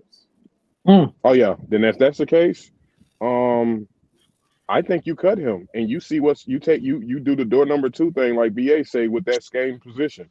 See if you can get a veteran that's on the because you would sign him for that amount. You might as well let him walk. You might as well cut that. Yeah, cut that. They saved $8 million. They saved $8 million on the cap. Yeah, cut him. You shouldn't have said that. I told you. Todd Bowles already alluded to the fact that he ain't just feeling our rush like that. Vita Vea was willing to restructure his contract before Shaq. Yep. Well, Shaq wanted to get paid. That's why he had that tremendous season. I know. It was I knew that was a fluke, man. Yeah, but we paying you money to get us 6 to 7 sacks a season. Yeah, but you gotta go. And against Saints and Rams, he was nowhere to be found. Do y'all think he's going to give us? Do y'all think he's going to give us 10 to 12 sacks a year? Big right tackles. That's pretty decent or elite. He doesn't do well. He was getting blocked by Notebloom. Oh yeah, you talking about the rookie dude from the Rams? Yes. Yeah, that dude never even had a starting game. That was his first game or something. I was like, what? Yeah, and then that year when he had 19.5 sacks, the vast majority of them sacks came against sorry teams. He will never get that again. Nah, that's because the Sue situation, Sue and Vita too, though. You know what's so crazy? Shaq Barrett's contract next year cap hit $23 million. Oh, you got to go, bro. Yeah, to go. So you're saying if we cut him this June, right? Post June, we can save $8 million. Yeah, go ahead and cut him. You might as well go ahead and cut him. Next year you can save $11 million if you cut it post June. Nah. No, we need to do that right now. Yeah. Right about now. Is there Right any? now. Right Is there now. Take the Right what and left it now. what? Take the what and left it what? Right now. was there Madman. any draft prospect y'all wasn't sure about, but after the combine y'all high on? Keontae Benton, the D tackle, kind of like Chris Jones size. He tested Mhm. Mhm. well. He looked good. The dude from Maryland, Jacorian Bennett, Oh yeah, late yeah, round yeah, Jim, nickel, get him. Get him. yeah. Blood clot, get him. Get him. Right now. We need a nickel bad. Get him. I ain't gonna lie. All I'm focused on is saving money with this old non-sack Barrett guy. I need him gone. I need him gone. Sack Barrett. Yeah, And then the get fact Nolan. And then we get Nolan. Get Sack. Nolan. Sack. Replace him. non-sack. We used to call that boy the sack magician. Sack Barrett. Man, that boy came back to training camp with Now a he Ghost belly hanging Barrett. out his jersey. Him and Lenny. So let me give Him you. and Lenny. I'm gonna give you the people that stood out to me when I watched the combine. So we watched it all together. We watched a lot of it. You know what I'm saying? We watched some of these things together. So the guys that stood out, that USC edge dude, he was. Hey, Isaiah, go by position. That's what I'm doing. I'm going. Oh, D-line. okay. Starting at D line. You know, I'm going right to the trenches, but I don't care about none of that stuff. D line first. That dude from USC, he tested well and he looked good. He looked twitchy, even at his size. I was like, man, he kind of big, but he got some. They lined him like up. him. I watched the Yeah. tape a little bit. I'm like, they lined him up and down that line. He was like Jackrabbit and big and fast. Now I know it's What Pac-12, but he looked good. what was the Derek name? Hall, Tui Tulupaloop. I can't pronounce the name. Yeah, no, it's a hard name. Yeah, it's crazy. PT. Derek Hall tested well. He Derek looked Hall, good. yeah. Nolan Smith, of course, he tested well. These are guys that stood out to me on the D line. That Northwestern dude, 6'2", 280, he ran super fast, like 4.49. I was like, wow. Andre Carter didn't test well to me. He didn't look good to me. And Zach Harris looked pretty. Robert Beal tested well. That's a late round Jim. Cansey, huh? Kalasa Cansey. He ain't like the Felix I'm Uzoma. going right down the list, fellas. I'm going right. Okay. Yaya Dobby, he looked pretty decent. Brenton Cox, I like what I saw, but his the teammate Javon Dexter looked it better. Yeah, I like Dexter. Yeah, he looked it well. Isaiah Land, he looked small, but he tested well too. He looked like I was just watching how these guys move in the field positions. Forget the 40, but I was looking at the field positions, how they move. I was like, just running the circles, the little circle thing, picking the tower. I was like, he can bend that corner. As a D tackle, he can get around the guard easily. You know what I'm saying? Like I'm looking at guys that got some juice. That's the guys that stood out to me with juice. Of course, like Nolan Smith. These are the guys that got juice. This is the D ends, right? And then you had the D tackles. The D tackles that stood out to me in the combine. It was Keon Benton from Wisconsin. He looked good. Byron Young, like I said, Lavonte Dexter Sr. looked good. That Moro Ojomo from Texas, he looked good. DJ Dale looked okay. Dante Steele is might be a late round steal. Gerard Clark could be a late round steal too.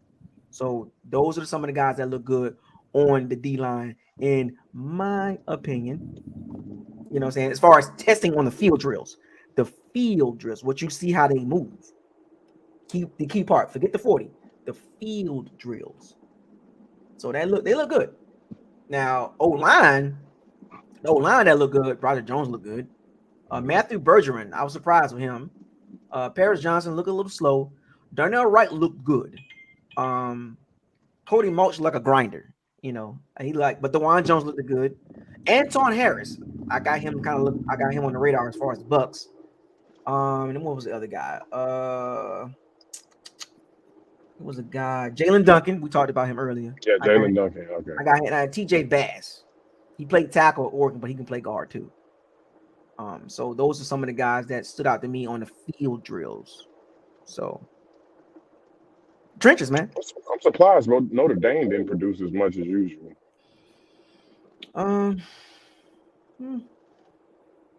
That's kind of weird, but those are the guys in the trenches that stood out to me. Yeah, I like that. Jack Campbell surprisingly tested well. The linebacker from Iowa, he tested very well. Vontrell Miller might be a late round steal. I mean, I know I'm a Gator guy, so I gotta give him some love. But Vontrell Miller, he might be a little steal in the back of the day. And Owen Popey from Auburn, another one. Yeah. D Winners. Mm. D You know what I'm Winners. saying? Cam Jones. That's Yeah, another he's one I nice. saw at linebacker. These are late round guys for me. At linebacker, but third, fifth round, fourth round, whatever. These guys can be starters just by eye test. And I that's all like these guys Daniel do. Henley too. You like Henley? Yeah, I like Henley, man. I didn't see a lot of tape on him. I need to go watch the tape. But these are guys that the Bucs can get, you know, possibly in the fourth round. If they trade into the fourth round, fifth round, they can get a steal. Like what we talked about earlier. They need some steals back there. They need some steals. Yeah. They gotta have some steals. Seattle Seahawks like type shit. I'm excuse my language, but they gotta have some steals. We got him to slip up. Let's go. I'm just saying, man. And then as far as Baker secondary wise, possible, but if it happens in the third round, Deontay Banks. I don't know if this guy's gonna last that long, but Deontay Banks, Emmanuel Forbes, Julius Brents, long, lanky. You know, this is before Jamel Dean, but these guys I was looking at just in general. Like then, as far as slot guys, Cam Smith, he probably won't be there in the second, third round. Clark Phillips, I like him. He won't be there. I like Clark Phillips. He's not gonna be there. Tyreek Stevens, Eli Ricks, Tre'Davious Hodges Tomlinson. He's small, but he's a good I slot like guy. him. I like him. He's a good slot guy. Darius Rush, Riley Moss, underrated. He looked good on the field. He never Seahorn to me though. I didn't like the way Kai Blue Kelly tested. I didn't like that he Hey, I ain't gonna lie, and I didn't know he was that slow neither. Yeah, I didn't like that.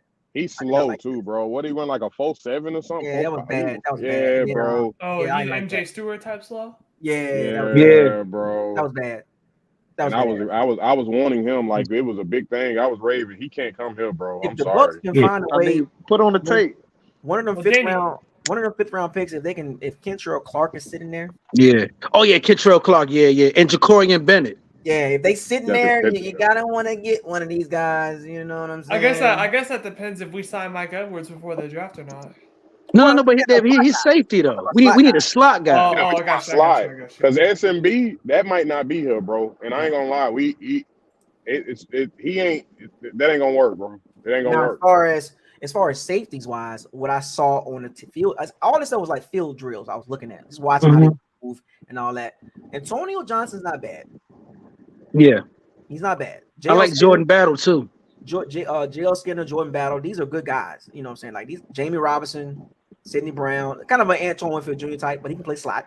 You know, I wasn't disappointed in Jason Taylor II from Oklahoma State. Didn't look bad to me. He didn't look bad. Wouldn't have this problem if we didn't let Whitehead go. Yeah. I stay away from Trey Dean. Stay away from Trey Dean III. Stay away from him. I like Rashad Torrance more. I like Trey Dean though, and I know you're a Gator guy, Isaiah. So I like Torrance. Torrance looked better, faster. Yeah. You know, Trey Dean ran slow. He ran slow. I was like, no way. But these are late round, fifth, sixth round. Remember, the Bucs got 2 5th rounds, 3 6th rounds, and a 7th round. So they can get a couple of these guys in the back end, and these guys can contribute. Yeah. Oh my. Yeah, like Jay Ward from LSU. Yeah. I had him in my draft, my mock draft. I picked him. Yeah. And the dude from Alabama, DeMarco Hellens. I saw him on the board. I went with Ward though. Yeah. But yeah, so that's what I see. That's what I see. Like I see some good guys that if the Bucs can figure out a way to maneuver their way around and kind of like if you see a guy, you got a lot of picks in the back end, you might want to go. I trust him with the safety because he, for the most part, he do okay. It's that line that I'm with the past 2 picks, the Logan Hall and I just I need something that's gonna be impactful immediately, bro. Well, what do y'all think about as far as running back, late round running back like a Deuce Vaughn or Tajay Spears? I like Tajay Spears. I like Sean Tucker. Those guys are fast. Now, Sean Tucker, he ran slow. I don't know what they're gonna do this pro day, but Sean Tucker did not run fast. Yeah, I like the dude from Illinois, Chase Brown. He ran okay. He ran okay. What's the other dude name? I like Keanu Benton. He's small, but he's fast. That's what I said. We need. That's a complimentary back to Rashad. Rashad like 6 foot, 6'1". 6'1", I think. So he's big back. So we need a twitchy guy. We need a jitterbug, like an Austin Eckler, like jitter. Oh God, this dude's fast. Like what's going on here? Jahmyr Gibbs. Or the guy from Auburn. What's his name? Yeah, but Jahmyr Gibbs, he early though. I forgot about the Auburn dude. Yeah, Tank Bigsby. Tank Bigsby. Somebody early there. Tank Bigsby. You talking about Tank Bigsby? Yeah. Oh, Zach Evans. I like him from Ole Miss. He's like the same size as Rashad White though. You know what I'm saying? Like, yeah. It's like the same back. I'm looking at the backs that are opposite of Rashad White. You know what I'm saying? Yeah. You want that change of pace, that screen, because I think eventually Rashad White, he might turn into one of them bruising. If you want him to be a number one, you need to change the pace guy. That's what we need. If people saying Rashad White could be number one, okay, cool. We'll get a change of pace guy. Yeah, because he gives me that Brian Robinson overall, what he'll end up being. You know, then we can have something like a J.D. McKissick. You know. Yeah. Hey, but I'm saying though, if we can find a way to like trade them later round picks to the 4th round, and if they go running back, if Kendrick Miller's there, get him. Oh yeah, from TCU. Yeah, get him. He looked good too before he got hurt. Man, what? He fast too. He remind me of a faster Derrick Henry. He fast. So what are we looking at as far as receiver though? I asked it earlier though, because I know we got to come out the draft with one. Slot guy. Like a Trey Palmer, like a what's the other dude name? So what do we do with Gage at that point? Is he just rotational? He just gonna be they can get out of that sharing snaps? They can get rid of him next year. Yeah. Okay. So what we looking for is we can care less about him playing that much this year, even with the money he being paid. If we do just go ahead, because cap hit next year is $4.4 million. Goodbye. Oh, okay. Yeah. Okay. So I like Tyler Scott. Tyler Scott from Cincinnati, he'd be a good third or fourth receiver. Like we need somebody that can stretch the field, get some separation, man. I like this guy, Josh Downs. I like him. Yeah, but that's early though. I know. I'm just saying. I like him though. I like Marvin Mims too. Marvin Mims. Another late round guy that you can probably steal. Charlie Jones is not bad either. He's not bad. I like Charlie Jones. Don't sleep on Charlie Jones. Oh, Jaden Reed from Michigan State. Rashidi Rice. I like him. Oh, you got Dell too from Houston. Tank, Tank. I like Tank. He's small. He's too small. Separation. But that's what we need. We need that though. That small, that slot. We need that for the slot. Twitchy. Yeah, but then Tompkins can do that there. But I ain't gonna lie. And then not talking now. Jalen Moreno Cropper from Fresno State. I like him. I like him. Would you draft one of the receivers to like another receiver if you could for punt return or kick return? That's what I'm saying. You can use those guys. Yeah. You can use those guys to Michael Jefferson. I had him in my draft, by the way. I like we might as well, or the dude from Liberty, the Demario, what's the name? Oh God, something Demario. I'm looking for him. He's from Liberty. Oh my God, he could be a hell of a special teams guy. Demario Douglas, yeah. That dude is fast. I saw 2 games of Liberty. I saw them. I was like, that dude is fast. No, you want fast. That's Dell, man. Yeah, I like Dell though. I like Dell. Yeah. In the return game, I like Michael Jefferson. That boy got that Turpin. He got that Turpin speed. If we get one of these guys like that in that fourth, fifth round, 6th round, you can put those guys out there on special teams because they can get some yards more than Jalen Darden, and if they get the opportunity, they can develop and become a slot guy. Yeah, like Michael Pittman Jr. Like or what's the other guy from the guy from Saints. He's the best prime example. St. Brown. I'm sorry, St. Brown. Amara St. Brown. Yeah. Like, great, not super fast, but the dude can separate. The Saints was doing it with that little receiver they had that was also returning kicks. I can't even think of it. Yeah, bro. Oh my God. Yeah. That boy used to scare me when he get on the field for receiving. Yeah. And I think the Packers are about to do something with who they got. Who's that all-pro returner that they got right now? Oh, Doug. No, he signed 1-year deal. He resigned. Yeah. No, I'm saying like they're trying to. I think they're gonna do something with him too. He plays safety, but he's very good at returning kicks. I was like, we need somebody like that. I forgot his name though. Jesus, his name Nixon. His last name is Nixon. Locker room. Don't the Titans got one too? They got a guy like that too, if I'm not mistaken, over the return. We ain't got one. Yeah, we ain't got one. Yeah, but we ain't got good block. We need blockers too. We can't block to save our life. We need a tight end for real though. Bro, we need a lot. That tight end. Yeah, to interview. Hey, we got a lot of picks. Well, we hopefully need we to can get get one more of if we those need to. 7 Yeah. To now. interview 7 tight ends, they are not satisfied with what came in the building last year. Cole Keith, Cade Otton, man. Well, they did say this is one of the best tight end groups in the last 10, 15 years. They said that Gotta about our grab one. team. No, the tight end group. No, yeah, Oh, the boy, I was group. about Yeah. to say Oh, the who draft. said that? Boss Draft, who the said draft. that? But But guys, I gotta what turn in for the round? night. Okay. So, All right, All Becky. right, Bro. take care. us, My thanks. my question is like, what round do we go for a tight end though? That's got That to fourth be in the round pick, man. 7th. We need a fourth round pick. Fourth. God I dang say it, man. fourth round. Man, why we can't just still address the D-line at that point? Do we Man, really got to go? we got too many needs, man. We need everything. Like What Trade back, hey man. Bucko, is there what free agent tight ends are out right now? Yeah, man. Like, if we save some money, man, let's just pick up a veteran, bro. Yeah, I might. Yeah, at If this there's point, a right? good, decent 'Cause veteran, I'd rather get them than try to draft a tight end. Because the Honestly, tight end is going to serve as a safety valve for either Dirty Baker or Kyle Trask. yeah. One of the two, bro. That's a safety valve for him. If you got So do we go after Zach Ertz since they're gonna go with Trey McBride in Arizona? I wouldn't mind it. I would not. I wouldn't mind Zach Ertz. He's going to play. He will play. So the people that's available in free agency, Mike Gesicki, Dalton Schultz, Austin Hooper, Mike Robert Gesicki. Tunyon. I also wouldn't mind. Gesicki gonna cost money. He's gonna cost money. Dan Arnold, Mercedes Lewis, Adam Sheelan, Ryan Mercedes Griffin, Lewis, too. Kyle Rudolph, Irv Smith, Drew Sample, Blake Bell, Tyler Croft, Richard Rogers, Jesse James, Max Williams, OJ Howard, Phil Brown, Jordan Akins, Tyreek Jackson, Zach Gentry, Donald Parham. That list is getting so dirty the more you read off. I know, right? The first couple, I would, because I'd rather not waste the pick on a tight end in this draft when we need. I mean, I feel like we can wait 1 year. I like Robert Tunyon though. I like Robert. I wouldn't mind Robert Tunyon. I like Robert Tunyon. The issue, Irv Smith is one of those dudes that's got the highest of upsides, but just doesn't produce. Right. And he can't stay healthy. Yeah, bro. Like he's only 24. He's only 24. I know the Vikings is looking like, damn, bro. This would have been a great compliment with Adam Thielen and Justin Jefferson. They traded for TJ Hawkinson. They was like, "No, we can't do this." They can't do it. The Drew Sample, you said the Sample kid, ain't he from? That's the Bengals guy, right? Isn't it? Yeah, correct. He actually is okay.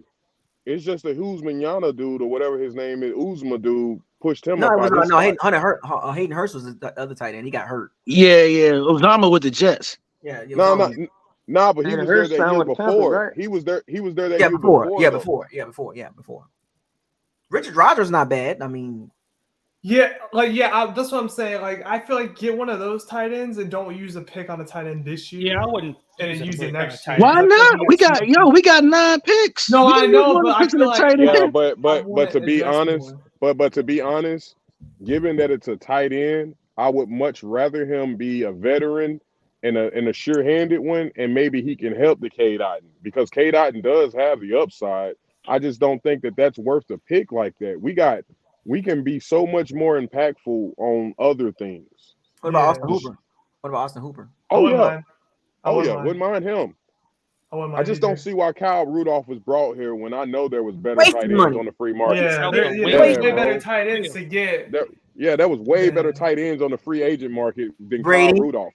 Brady. Yeah, I don't know what he saw in last year's tape and the year before, but he had to been blind. Kyle Rudolph's name wasn't ringing off nowhere. No, the whole season. He was looking at 2017 season. The entire season. Bro. What the WTF? Yeah, bro. And then when he was on the field, you can tell it hurt. Like that boy was hurting. Yeah, if they could get Tunyon, Hooper, or a couple of those other guys, and not use a pick this year on a tight end, and if you still need a tight end, just get it next year. Hey, I got a question. He earned $2 million. He earned $2 million. Did you guys see that Jerry Jeudy and the other receiver may be getting cut? They may not be making the team. Would y'all like Jerry Jeudy? Or is he just too injury prone? Rookie contract. They saying that they're probably getting cut, man. Oh yeah, Him and If the he's other on a receiver. if he's on like if he's cheap, No, yeah. he's on the trade block. Here's the problem with that. We got Kyle Trask and Baker Mayfield quarterback. Who wants to come here? Yeah, he's not gonna want to come here. They won't come here. Nobody coming here. Yeah, for real. Last year would have made sense. But I didn't even think about that with the tight ends either. What free agent tight end gonna want to come here? Come on, folks. Kyle Rudolph stole money. I mean, I gotta stay on that. Kyle Rudolph stole $2 million. I ain't gonna lie, we ain't Julio, bro. Julio Jones. If we could pay the money at the end of the day, the writing is on the wall. I mean, you still got Mike Evans and Chris Godwin. Yeah, you gotta hope one of those players are like, I'd rather get the money more than the contract. I mean, more than the money. we still got some appealing players on our team. I think like you said, I think if we present the money, they're not gonna care as much about the win. think we're not done. Yeah. I think one tight end guy would be like, if you offering this, go ahead, whatever. What about a free agent edge rusher? Ooh, who's out? Who's available? Well, let's go. Clowney. A boy from the Vikings. What's the dude that came from? Green Bay? Zadarius Smith. Yeah, sorry, no, don't want him. I'm looking at some numbers. Jordan Willis, the San Francisco. That he was part of that pass rush. He was doing his thing. I'm just getting young, 27, still got some years on him. I'll take some. I think we have a better chance of getting defensive free agents because they see the defense that we're building right now. Right. I mean, if we can plug, I would say this: if we can plug one of the veteran guys that still got juice in him, like under 30. Yeah, not Akeem Hicks. Like 27, not 27, 28. That's still productive. Akeem was licking his chops. That boy showed up to get his check. There's not many guys out there though. Yeah, Clowney's old, but he can still ski. Yeah, but Clowney is the biggest. All the time. He is the biggest bust, man. I do not want to see that man, bro. I think Dallas might go after him, honestly. Let Dallas do it. do much out there. It's not much out there to just run and go get. Yeah. Hey, that one guy that you're saying though, try it. Honestly, throw him a contract. Would you take Robert Quinn? I mean, he's 32, but 1 year. Nah, not over 30. No. Can't. Nobody over 30. Robert Quinn will be the equivalent of William Ghosty. But that San Fran guy, if I'll offer him a contract. Yeah, Jordan Willis. I watched him. We watched him in the Fortnite. I'm like, he did his thing. 27 years old. Try it. Honestly, why not? It ain't gonna hurt you. Yeah. How much is the Zadarius? I don't care for him because I just feel like he just. I don't know how much Zadarius Smith. His cap hit is like $16 million, I think. That's why. Oh no, that ain't it. How much money we even got left? Well, let's see. Okay, so like we still gotta sign the draft class. You use how much do you use for a draft class? Like what? $8, $9. Like $8 million. Okay, so we'll subtract that from what we have right now. So right now, we still are. Let's see here. Let's see where the Bucs are at. Let's see. I'm trying. I want the actual updated number. Sometimes they just kind of late on that. Bucs cap situation is it 4 million?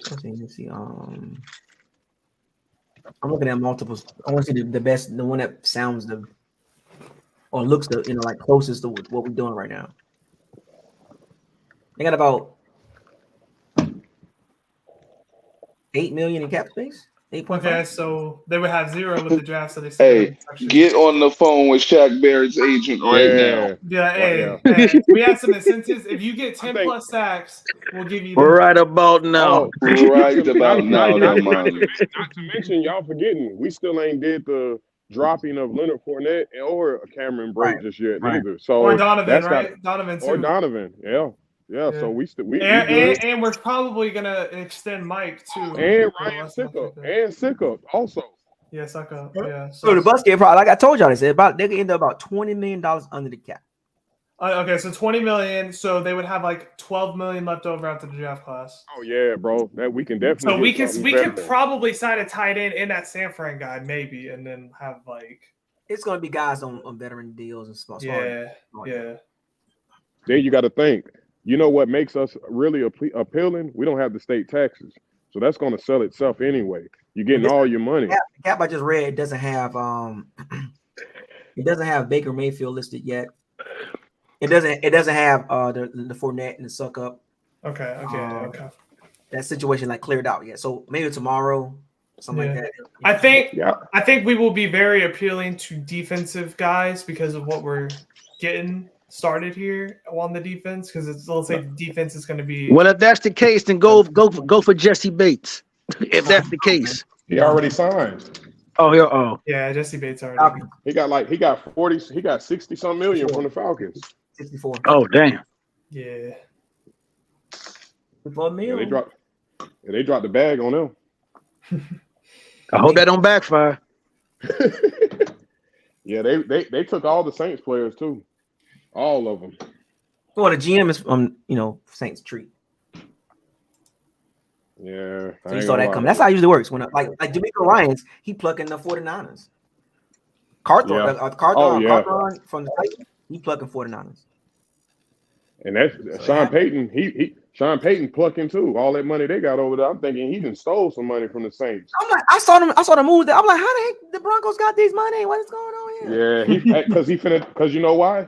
He finna Saints them. He finna do the same thing to the salary cap to them. Same thing. They're like, we don't have any money, Peyton. Oh, yes, you do. Well, shoot, you might see some good from Russell Wilson now, shoot, because he might end up dropping Sierra after she wore that dress.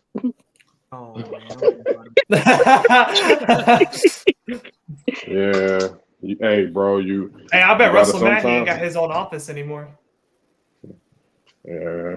Sometimes, man, you just Sean Payton shut him down. Yeah. Russell's living a good life in the Broncos country. That's going to be one of the biggest busts in coach signing history, bro. So Russell Wilson's cap hit is $22 million for 2023. But it's Jesus Christ. His salary for next year is 35. And then it goes up to 55 in 2025. And in 2026, it goes to 58. Yeah, dope. And then in 2027, it goes up to 53. Yes, Sierra giving out warning signs. Broncos, she about to be up out of there. I don't even think Russell got that much. Like, I don't. And they keep signing players.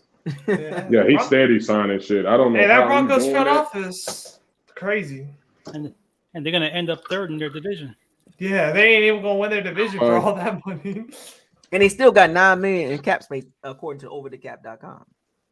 So they're gonna be in cap house very, very soon. Yeah, he basically saintsing them. That's what he's doing. Yeah, they about to be the Saints. But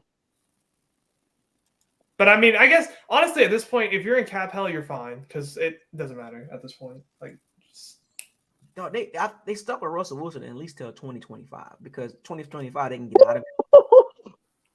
I'm surprised. I was surprised Sean Payton took the job because of Russell Wilson. I figured Sean Payton will want someone else. That would be the first year they can get out of that contract because it'll be a post June 1st cut. Dead cap $18 million, cap savings $37 million. Sean Payton probably looking at that like, yeah, Russ, you ain't gonna be here much longer. They can get out of it in 2025. That's an out. That's an out. He wanted that Miami job, but yeah. How the heck did this cap stuff is crazy. Yeah, this one said like everyone said that the cap is a myth. It honestly is at this point. It's real. I'll tell you that much. They just pushing money back. Yeah. Avoid years and stuff like that. They're not paying Jerry Jeudy. They're not paying Patrick Surtain. They're not Portland Sutton. Yeah. That's who it was. That's the two receivers, Cortland Sutton and Jerry Jeudy. They probably won't make the team. His cap is $18 million. Cortland Sutton. Yeah, Tom Purcello. I wonder. He's one of the guys that Sean Payton looking to get rid of. Mm-hmm. I wonder where Patrick's cornerback, right? Surtain. Yeah, Patrick. Yeah, I wonder where him and Darius Slay gonna go. Surtain ain't going nowhere. Are they locked in? Are they keeping him? Oh hell yeah! Oh yeah. Yeah, he ain't going nowhere. Boy, that's generational right there, man. Yeah, that's impactful. No, but I wonder where Darius Slay gonna go. To be honest with you, man, he 33? Yeah.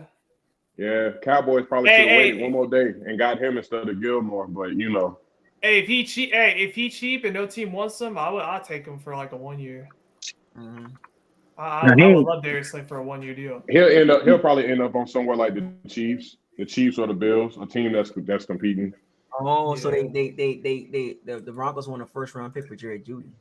They want a first round pick for Jerry. Oh no, that's what he was. You know, that's what he happen. was. That's what I know. That's what he was. But he, no. Nah. He nice with the route tree now though. He good. I think he a second round pick worth though. I haven't seen enough from him. Yeah, I haven't seen enough from Jerry Jeudy. I saw enough. I just saw Drew. He ain't got the he ain't had the best quarterbacks. I'll be honest. Yeah, Drew. They said that boy normally 90% of the time he's open. Drew Lock just couldn't get that ball up.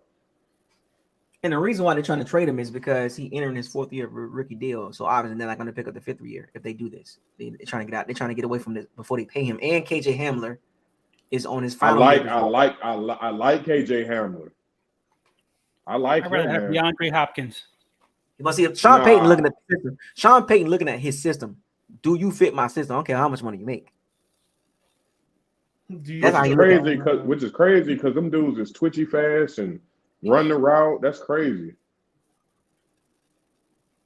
That's interesting though. Sean Payton don't care about the player. He care about the fit. Yeah, KJ Hamler was leading receiver before he went down. And Tim Patrick too. He got hurt too. Oh, Tim Patrick. I forgot it. He was the leading, not him. It was man. We can scoop one of them now. I'm not giving up no picks for no Judy though. I ain't giving up no picks for no Judy though at all. That ain't gonna happen, bro. You just showed your hand, so you ain't trying to resign him. So why the heck I'm gonna give you first pick? Yeah, you might as well just let him. Yeah. And I gotta pay him. Just cut him. Yeah, I just wait for him to be cut or released, and we can do it that way. I'm not giving you no picks for him. Yeah, like you said, you showed your hand. Jared Jeudy about to end up in Kansas City. Watch. Yeah. Yep. And watch how awesome he looked. You saw Kadarius Toney. Yo, that would be bad. Clown. Juju left. Yo, put Jerry Jeudy right there. Did y'all know Patrick Mahomes had 5,250 yards with no major receiver? Mm-hmm. That boy is special. The arm is because special. that boy Travis Kelce's the truth. Yeah, Travis Kelce. No number one receiver. No number one receiver. That's because he do. It's Travis. That's because it's Travis Kelce. He is the receiver.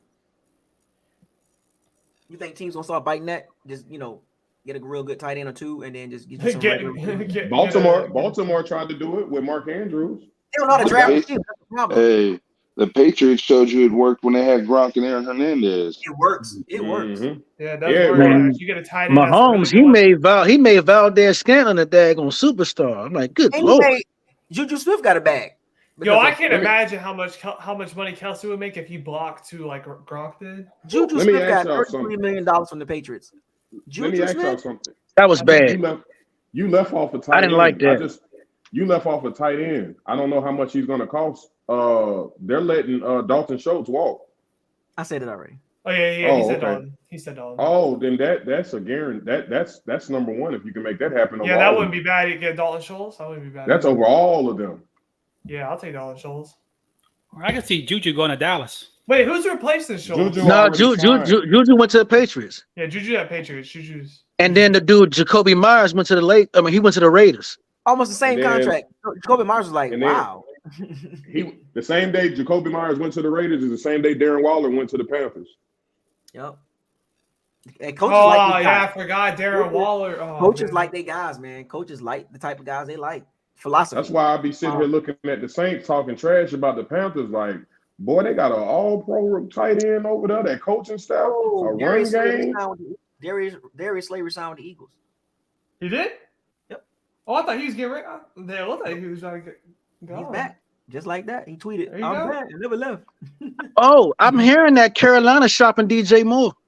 He been traded already. He's at the Commanders. He ain't at the Commanders. He at the Chicago Bears. Oh, that's just. He's with the he's with the Bears. He's with the Bears, bro. Yeah, he's with the Bears now. I think the Eagles will still draft Christian Gonzalez if he's there.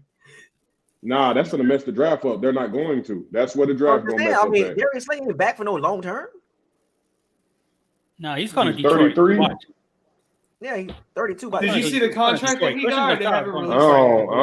don't know, bro. He's playing at Oh, an my elite bad. level Oh, right it was. now. Oh, sorry. Wait a minute. Okay, maybe Christian Gonzalez not the pick. 3 years, $50 million extension. 3 years? Yeah. I told you, bro. Yeah, he playing at an elite level, bro. Hell no. He is, but he's 30. You said 33? 32. Yeah, but he's playing. He was running with the best. I know, of but them last year. I think that year coming where the mega drop off gonna happen though too. I don't disagree, but guess what? That's their problem. That's their problem. Whatever. Hey, look, Cowboys. So Philly's going to be John Robinson then. Yep. They getting Bijan Robinson. Yep, because they right now they let Miles Sanders go, and basically all they have is what's the little running back, the third string that be catching passes. Oh, Kenny Gainwell. They got Scott. Gainwell. They got Scott and Boston Gainwell. Scott. Boston Scott up in age though, if I'm not mistaken, too. I could almost guarantee. Bijan and Jalen Hurts in that backfield like that. With a RPO, then you got AJ Brown and Devontae Smith streaking down the field. Ooh. Man, He still got Dallas Goedert. It still got Dallas Goedert. So wait a minute. So CBS Sports, they was doing the free agency grades, right? This is how you know a point of views between fans and media never matches up a lot. Certain things we do, most things we don't. So the grades they were giving the Bucs or NFC South, so the Bucs in particular. I'll start with us first. A C. What? Yeah, we should definitely be a B plus, A minus. The dude kept two of his dudes that was guaranteed to walk. The whole league knew that. The whole league knew Lavonte and Jamal Dean wasn't returning. We knew that as fans. A C though? Yeah, I don't agree with I that. thought Jamal Dean was gone for sure. Yeah, that's a B plus. Both of them. That's a B plus tops, bro. Now I don't know about no C. They gave the Saints a C plus. Bro, they lost their whole D line right after they signed Derek Carr. They signed a couple of people though recently last day or so. And the Panthers got a B. Oh yeah, they being biased as hell. And the Falcons got a C. So so in other words, they feel like the Panthers are making the best moves. But you said they gave the Saints the highest grade of a B. No, the Saints got a C plus. Oh, okay. The Bucs got a C, the Saints got a C plus, the Panthers got a B, and the Falcons got a C. How much is the Saints paying Taysom Hill to be a third string quarterback? He's not a quarterback no more. Or whatever. Oh, he's a tight end now? He finally moved over? Strictly tight end. That's it. Yeah, Dennis Allen don't know how to use him like Sean Payton did. He don't know how to use him like that, bro. I don't see the big difference between Dalton and Carter. I really don't. It's not. The numbers match. And Dalton actually was more accurate. Maybe arm strength? They messed up, bro. Bottom line. And guess what? They are in our Know division. where Lamar Jackson's going. We get to lick our chops when this blows up in their face. I think Lamar Jackson's going to end up in Washington eventually. We got to make sure that Derek Carr throws the ball out of bounds on 4th down. Let's do that. Crazy about Derek Carr. When the Saints it was 24-0. Derek Carr was terrible that game. And he couldn't pass the 50-yard line. He couldn't pass the 50-yard line. Yo, Lamar The man threw the ball out of bounds on 4th down. Come on, get over man. I can't get over that. Yeah. He's wired. He's wired. He's wired funny to me. He's wired funny. He matches. It's a perfect match. Dennis Allen and Derek Carr. It's a perfect match. It's a perfect match. Oh, so Fox gave grades out. Fox gave the Saints a B plus. They gave the Panthers. Let me see. They didn't put it in order like dummies. They gave us. This Fox gave us a B minus. This was just for the Jamel Dean signing, and they gave the Saints a B plus for the Derek Carr signing. And the Lavonte Davis signing too. They gave us a B plus for that. I thought, like I said, it was about right. B plus. Don't give me that crap. It was some C. What the hell? They gave the Falcons a C plus. So yeah, don't miss me with that. See, like where they get that from? What are you looking at? Go back though. Dude just said the Saints signed people. Who they signed, bro? That's work Noby to replace back on that that D great line. because of Baker Mayfield. That probably hurt this one. That probably did. They picked up 2 defensive linemen. I know that for sure. I'm gonna tell you what they picked up. They picked up let me hear the name. They re-signed Tanya and Pascal and some couple other guys. Shepard, some dude named Shepard, and another dude. So, 3-year contracts because they just lost like 3. They lost Davenport. They lost Aminiato. The Dolphins an A. They gave Dolphins an A for Jalen Ramsey. They gave him an A. I mean, and they signed Jamal Williams. Saints signed Jamal Williams. So that was a surprise. That was a surprise right there. Jamal Williams, the running back. Yeah, from Detroit. Yeah, I was shocked that the Alvin Kamara situation. I don't think it's gonna end well. No, it ain't. But I ain't worried about Jamal Williams. Hold on, the Seahawks got an A. Yeah, they like the Seahawks. They build a narrative. They're building that narrative early. Seahawks. Now, I can agree with them though because they did that draft. Oh my gosh, 2 tackles, starters, a starting cornerback, a starting slot guy, and a starting running back. They got 5 guys starting out of one draft. Yeah. But Pete Carroll always knows. They all were significant contributors. But that boy normally no talent though. I ain't gonna lie though. Pete Carroll no talent. He might not make the best decisions on the field at times, but that boy no talent, man. I'm like, dang, man. How you hit on 5 picks?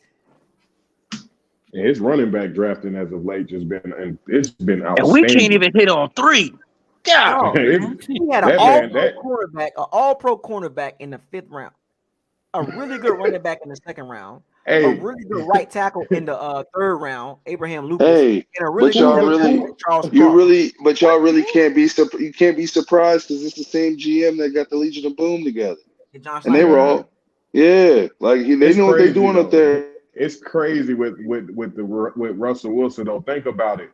They paid old boy all that money that year to start. Who was the quarterback at that time? Oh, Matt Flynn. Matt Flynn was paid buku money to start and got beat out in training camp. And Pete Carroll was like, "Oh, that's our guy." And what round was Russell Wilson? He was 3rd round, right? 3rd round. 3rd round. Unbelievable, bro. But if you knew anything about him, he ran a whole different offense at NC State and won the starting spot there, and then went to Wisconsin. He beat out Mike Glennon. And then got the starting spot. It was whatchamacallit when he got there at Wisconsin. So he was legit coming out. He was legit. It's just amazing. It was Kalen Sanders. The Saints signed defensive tackles Kalen Sanders and Nathan Shepard. And they gave the Rams a D. Bruh. John Schneider got a starting right tackle, a starting left tackle in the 1st round, a starting right tackle in the 3rd round, a starting running back in the 2nd round, an all-pro corner in the 5th round. Kobe Bryant, I think Kobe Bryant was a 4th round pick, a starting slot guy. I'm like, fam. Yeah, bro. Like, what are we doing? What's going on here? I'm impressed with their running backs, bro. I've always been impressed. They just Jesus Christ. And guess what? Carson, Rashad Penny, Kenneth Walker. Like, damn. Guess what? The Panthers GM came from John Schneider's. He was assistant GM. But Rashad Penny and Scott Frieder. Scott Frieder. They stay hurt. Scott Frieder is in the Carolina Panthers. He's the GM for the Carolina Panthers. He came from the Seattle John Schneider tree.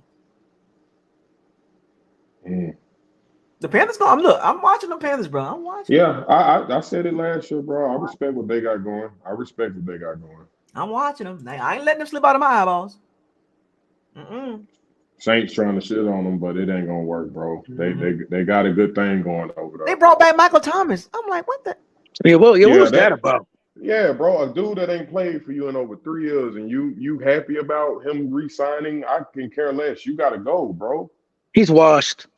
You got Drake London in them now, right? He got to go. Nah, Drake London, Atlanta. Not Drake London. What's the dude's name? Olave. Chris Olave. My bad, Chris And the Olave. other Then you got dude, the Shaheed. That dude, Shaheed, Shaheed. man. You got Hey, Shaheed. I think Jawan Johnson, your tight end, here's coming on strong. what's They that? gave him a Man, contract. They what's gave up? Jawan Johnson a contract. I for sure did not see Jameis Winston going back to New Orleans. That was crazy. He waved a So white my flag, side. bro. So what happened was, Jameis from what I know, right? It's crazy. I live here too, so I can find this stuff out. He valued the city and the team, the culture. Oh, okay. So I was like, wow, like you could have went somewhere else. You know what I'm saying? Like you could have like, I'm good. I'm going somewhere else. No, he said I value. I want, and then he said something about the health. For whatever happened, this is why a lot of people don't know behind the scenes. That health situation, he had 3 major injuries. Keyword, major. Broken back, patella tendon, something in his ankle in the same season, which was last season. And then, of course, the ACL. So the last 2 years, his body wasn't right. We're just talking football now. Not specifically about the player, but just in general football. When a player is in a situation where you just got bad luck 2 years in a row, like KJ Hamler and Tim Patrick. Mm-hmm. We seen multiple players just get bad luck, and for Tim him to Patrick go was balling, yeah. it was shocking to a lot of people. It got a lot of buzz. Like, yo, why are you going back to Dennis Allen? But he made it clear. He was like, look, I value the team, I value the culture, and I know I think it's Haitian Boy 407. Culture matters. Yeah. Culture matters.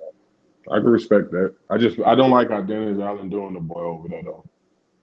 But he ain't even thinking about that though. That's the crazy thing about it. He's not even thinking about because he looking past the coaching. I think this is, from what I know, he's taking this year to just get healthy all the way. It's a 1-year deal. I can respect it. I mean, damn, an ACL, and then your broken back, and then an ankle fucked up. Excuse my language, but you know what I'm saying? Like, that's bad luck, man. That's bad luck, bro. And you got to get healthy. You got to get healthy. But the crazy part is, the only thing that I can remember is Dennis Allen saying, even if he is 100% healthy, he ain't starting. He never was 100% healthy. No, I'm saying Dennis Allen came out his mouth and said that it's still gonna be Andy Dalton. That's a weird. It just, what was the? That's crazy. They didn't even offer Andy Dalton a contract. They offered Winston. Think about that for a second. They didn't even offer Andy Dalton a contract. So what was the dude that played all the games for you? Yeah. 14 games and the season over with. Hey Winston, you want to take this contract and stay right here for 1 year? What? Like, that was weird. Like, what was the point of Andy Dalton? What was the situation with him? Like, what was the situation? Why would you try Andy Dalton out there and not get it? Winston was hurt, but the team didn't look good. I think when I was talking to one of my guys, by week 12, Winston was kind of healthy enough to play, but still gimpy.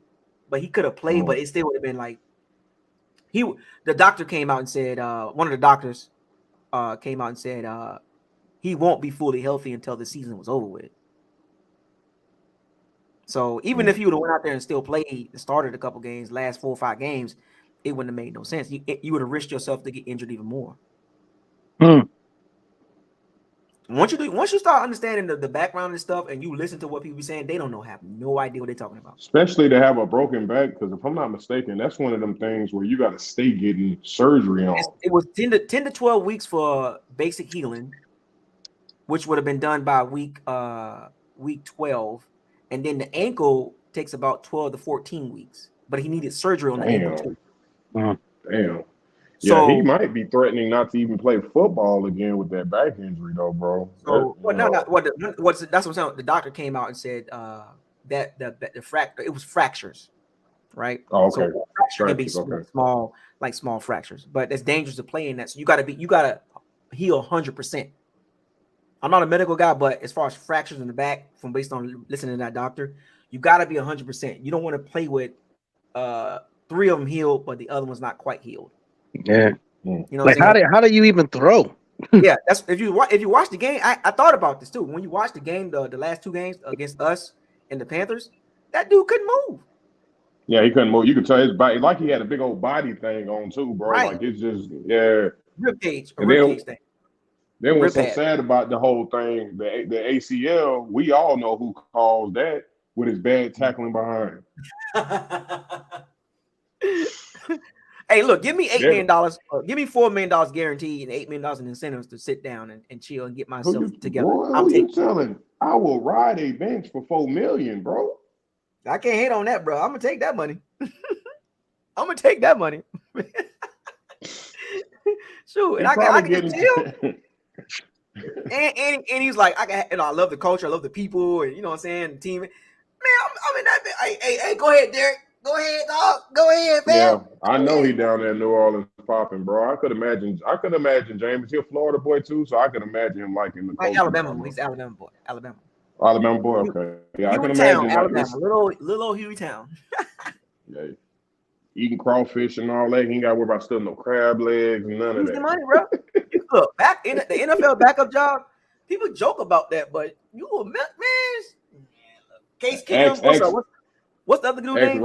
Hey, you better go ask about clipboard Jesus, Charlie Whitehurst, or Charlie Whitehurst. What's the other guy? Like 3 years, like 10, 12 million in Seattle. Go ask Ryan Fitzpatrick, man. That he done made a career off that. Colt McCoy, Case Keenum. You made a ton of money. Chase Daniels. That's who it is. Chase Daniels made $30-40 million. Y'all laugh. How much Cooper Rushton made? I don't know, but he made some money too. But come on, fam. Y'all laughing about backup? Yeah, all right. Yeah, all right. I'm taking that too. I'm gonna sit there, bitch, and be like, "Hey, man, what you need help with? Hey, look at the chat." I'll be like, if I had a tablet in my hand. Hey, right here, man. So this is what you do. What you saw. See what I saw right here. You know what I'm saying? Hit him with that. You almost had him. And like I'm doing something. Had a headset on, clapping. That's right, guys. That's right. You know, so funny. And I live around the corner from the training facility where they train the camp at. Like I said, I went to a couple of them last year. They like do some like behind the scenes scouting. And this year with Derek Carr and Jameis Winston, so you got two personalities, right?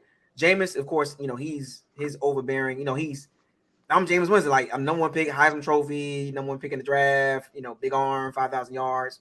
And then you got Derek Carr, fragile ego, fragile mental. He's mentally fragile. You know, he will have a meltdown easily. You know what I'm saying? Him and his brother David Carr, keep taking shots at Brady and at Colin Cowherd and all these other people. Like, you know what I'm saying? Mental breakdown. And Derek Carr soft. Derek Carr got that NBA young boy look on the sideline. I'm sorry, bro. Like this man, man. I gotta say, I won't be surprised if Jameis beats him out in training camp, man. I'm just keeping it a buck.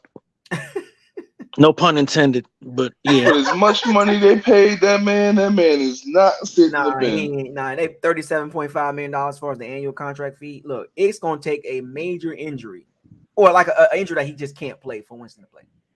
He can play. He gonna be playing bad. I'm telling you, he's gonna play bad. He ain't coming out.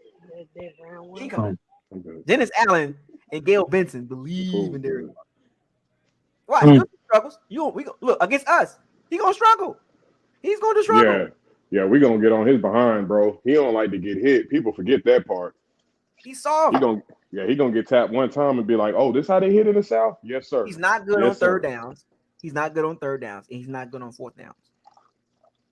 I'm sorry. He's not good on third and longs or third and longs. He's not good in the red zone, and he don't put a lot of points on the board up. You're not beating us with Derek Carr. And I just don't like nasty mentalities. Like you talking trash about the organization. I just don't keep it professional, bro. Like you just do too much, man. You know. Then you was a fill-in at the Pro Bowl. You was a fill-in. He cried. Remember, he got benched for Jarrett Stidham and cried. Like he started complaining, taking shots at the organization and left the team. Like all this weird stuff. Like you're supposed to be the leader. Davante Adams came there for you. He really did. Came there for you, and you gone. And you bet on yourself. That's what's so crazy. Crying. You bet on yourself. They went and got Devontae Adams. Devontae Adams was. You heard what he said? He was at the Pro Bowl. Well, hey, I'm like, what you doing, Derek Carr? Grow up. what they say? This the best you ever played on the field in Vegas? Yep. That's why I'm gonna be in another city next season. Come on, bro. Like, bruh. Yeah, man. Fragile. It's all right though. The Saints fans gonna see it. They gonna see it. They hyped up right now. Oh, I trust and believe. Raiders was hyped up too. The Raider fan was hyped up too. Oh yeah, nah.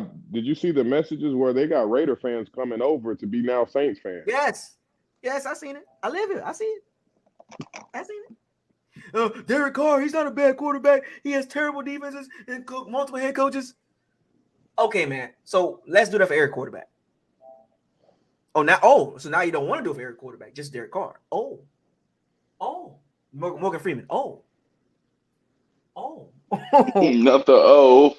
you know what I'm talking about. You know where I'm coming from with that. I don't know if you remember the video, Black History Month. So is that the worst coaching staff in the division? What, the Saints? Mm-hmm. I would say the head coaching wise, I'm gonna put Todd Bowles in front of Dennis Allen. I'm gonna put Todd Bowles in front of Arthur Smith.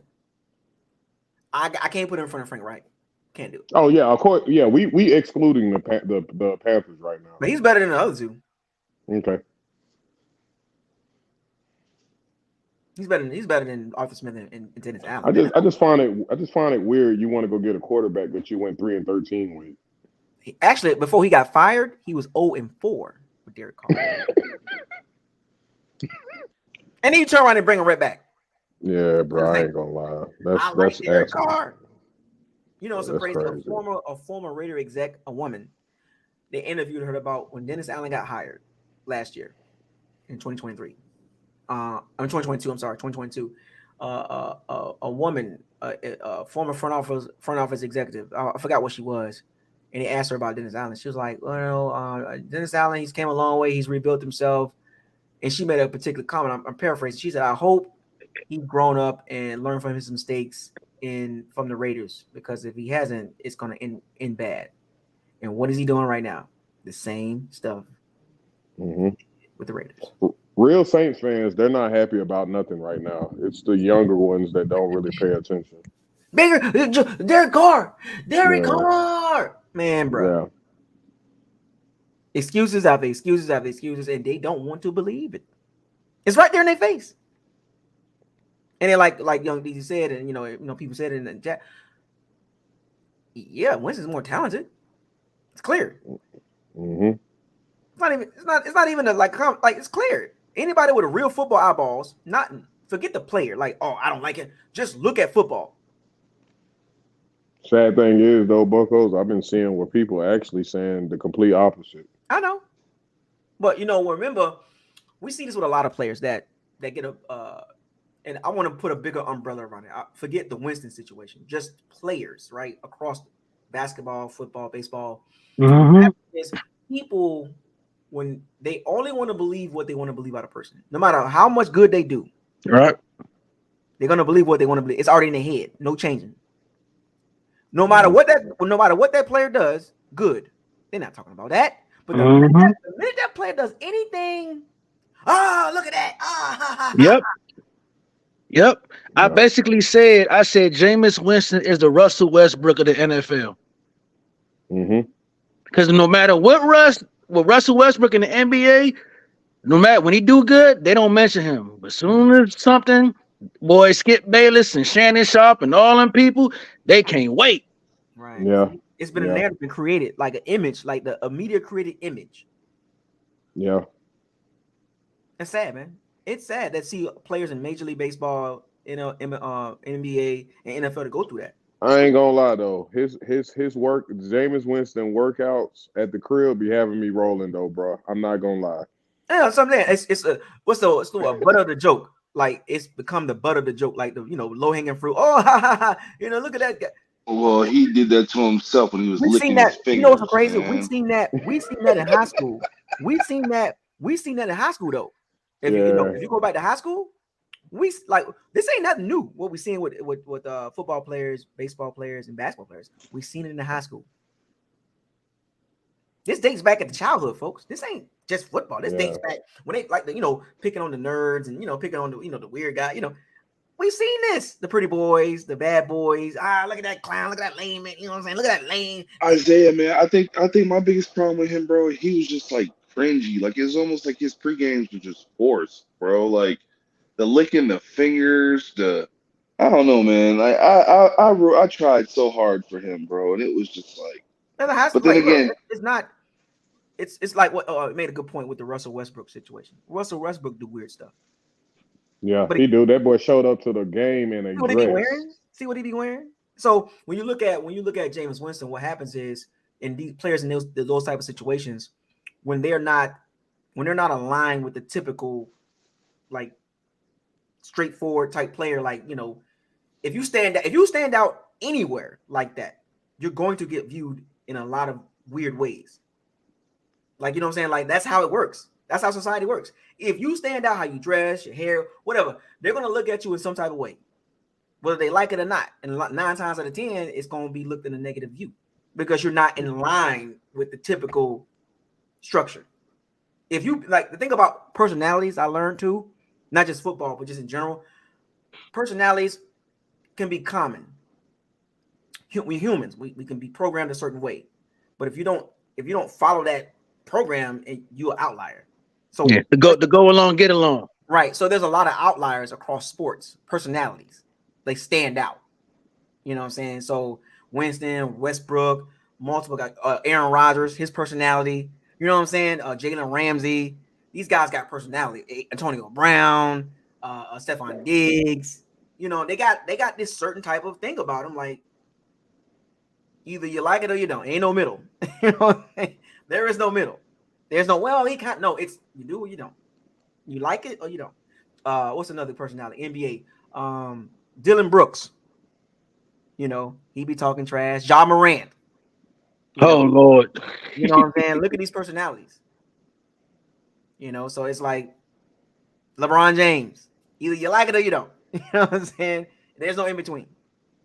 Kobe Bryant, he's tough. Michael Jordan, he used to beat up people in practice. Then you have Barry Sanders, the opposite end. Quiet, head down, grind, going about his business. Lavonte David, see the opposite end of the spectrum? See what I'm saying? They're not in the middle. They're the opposite end of the spectrum. Quiet, do what they got to do. Luke Kuechly, quiet, do what they got to do. Versus, look at J.J. Watt. He boisterous. Myles Garrett, quiet. I mean, he's so much. C.J. Gardner-Johnson, right? Hey, look at his personality. There's another one. Like, come on, man. It's just personality. How do you deal with personalities? And GMs, coaches, they all look at that. Because if that was the case, a lot of these guys would be out the league because of that. That's not the case, though. You got to look at it from multiple perspectives, not just one. So I always look at stuff. That's why I always talk about the totality of teams, players, whatever, the coaches. I don't just talk about one thing. Talk about everything. It makes sense. It makes the picture look better and much clearer. And you can pick a side on what you want to pick. Like, as far as what do you like and what do you don't like, it's your personality. What do you like as your personality from players? That's why I do not get emotionally tied up into players. Uh-huh. You never see me do that. Uh-huh. Can't do it. And the people that do, emotional damage. Emotional damage. That's why I tell people I have no ties to no player in this league. No ties. I like players across the board. I love my team. Don't get me wrong. But I like football. I like players across the league, period. You know what I'm saying? That's how it goes. But I see people arguing and fighting and clawing for a player till they like it like, damn, dude, like this ain't you, man. Chill. Relax. Yeah. You know what I'm saying? Like y'all seen it. Like, I don't know if y'all been a part of some of the conversations in these Facebook groups or Twitter or whatever. You try to dialogue with somebody about a player and they get all reckless and ridiculous. Like, oh, I can't talk to you. Yeah. I can't talk to you, man. I can't do it. It's hard. That's anytime I hear the LeBron versus MJ debate, I get like Yeah, that. I don't get I'm into like, that all stuff. right, I man. don't get into that. Nope. I like both players. They both are great players. Now, I got a chance to grow up and watch Jordan, Kobe, and LeBron. So I got a chance to see all three of them. You know what I'm saying? Exactly. So I'm looking at it like, whatever order you want to put them in. Because if you listen to the players in the NBA, a lot of those guys are going to pick Jordan. Especially the ones that got a chance to see him like live and like right there. Yeah. You hear the mythical stories about Jordan, Kobe, LeBron. You hear it. But the thing is that separates LeBron from Jordan and Kobe is that Jordan and Kobe had that killer instinct. They had that finisher. When that was on the clock, they want that ball. Hashtag, what did your eyes tell you? Mm-hmm. Hashtag, what did your eyes tell you? That's that Brady thing too, bro. Like it's at the end of the day, bro, we finna finish this. Right. That's why when them games close, you seen it this past season with Brady. Ooh, the game is in reach. Touchdown. Down by 7? Oh, touchdown. Oh, yeah.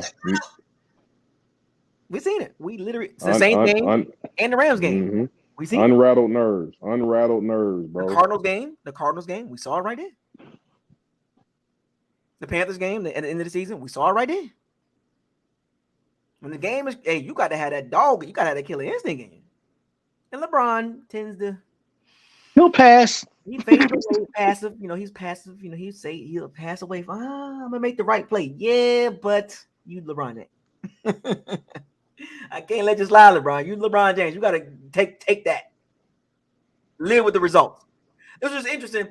I never understood why he didn't do the dunk contest. Man, dude, because if he would have lost that dunk contest, that's just one more thing that you can compare against him with Jordan if you think about it. I'm just saying, but Jordan and Kobe did it like with no problem. Like I'm in it. I mean, he really ain't got no dunks in the stash though. He just a powerful one. Yeah, but at young LeBron, I mean, come on, man, you gotta get in there, man. Come on, man. Yeah, man. I think that was his that's one thing. Vince Carter did it. Tracy McGrady. Like, what the heck, bro? Why you couldn't do it? Why you couldn't do it? Because it was about putting on a show. We wanted to see the best young young player at the time. Bro, you jump out the gym. You're 6'8". We want to see you. Let's get it. Nah, man, I ain't in a dunk contest. What? But all the greats did it. All the greats did it. He's the only one that was like, "No, I'm good." I think it was more so the fact that, like, because if you think about it too, if LeBron would have been in one of these dunk contests, he would have had to go up against cats like Zach LaVine. He would have had to go up against cats that had bounce. So I don't necessarily think LeBron would have won it. He could have did it before they came in, because LeBron came in the league in 2003. Right. And you still had Vince Carter still doing the dunk contest around the time. Get in there. Like, I don't think he wanted to take that L, bro. That's all that was. He wouldn't have won them dunk contests. He wouldn't have won them dunk contests like that, because Gerald Green was jumping out the gym too like that. Like, Jason Richardson was doing what he was doing. Like, LeBron didn't want to have that smoke in that dunk contest. Was it more of an ego thing? Was it more of an ego thing? He didn't want to take. I think so, man. Because Mike won his, Kobe won his, LeBron don't win.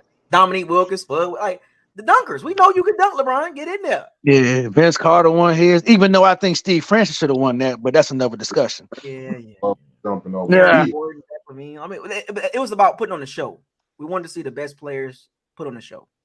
That's the point of an All-Star game. Put on the show, man. Dunk contest, three-point contest. Get in there. Steph Curry.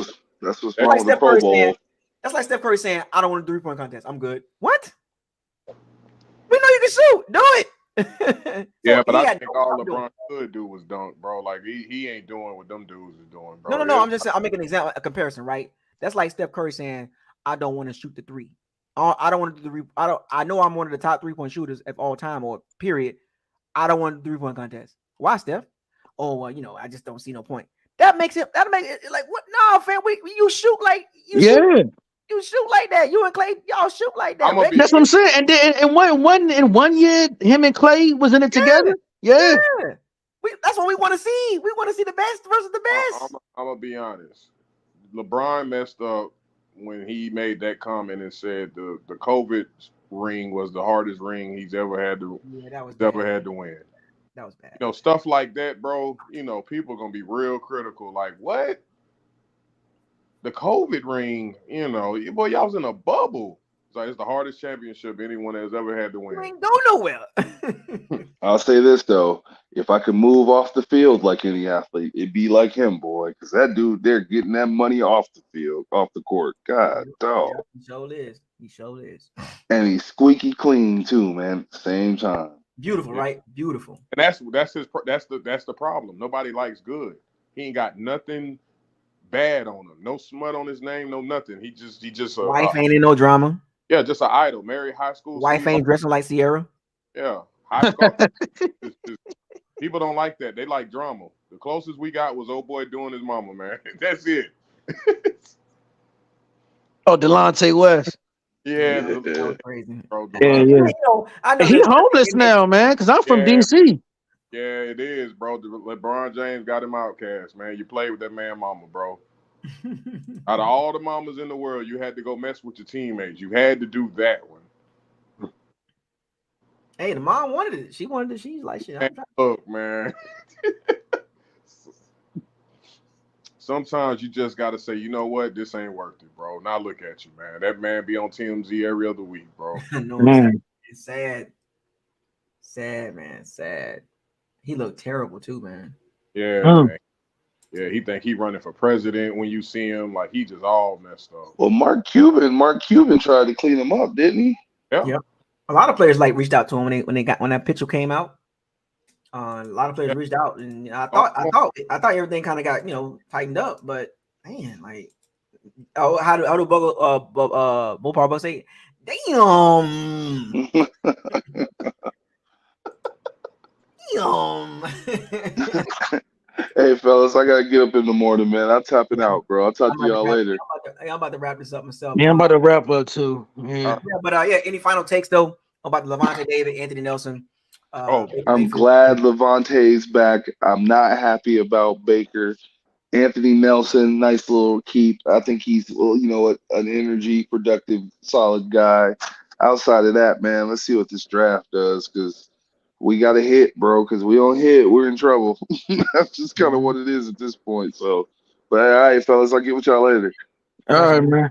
Shout out to you, man. Yeah, man. B more he hit it right on the head, man. Everything that he said, I repeat. Yeah, but look, before I get out of here, I gotta ask you this, Isaiah. I know you're a boxing head. So who you got in that Javante, Tank Davis, and Ryan Garcia? Who you got, bro? Come on, man. Look. Oh my God, bro. Are we serious? I know. I just gotta ask, man. We know. He got the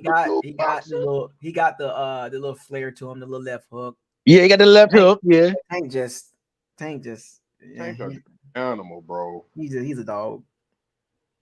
He gonna go after him. And yeah, I just gotta hear it. Ryan is not a fleet-footed guy. That's why. Now, what's a bad matchup for Tank? Devin Haney and Shakur Stevenson. I like Devin Haney. Those are bad matchups for Tank. Boxers. I want to see move. Yeah, I like Haney. Yeah, I like it. I like Devin Haney.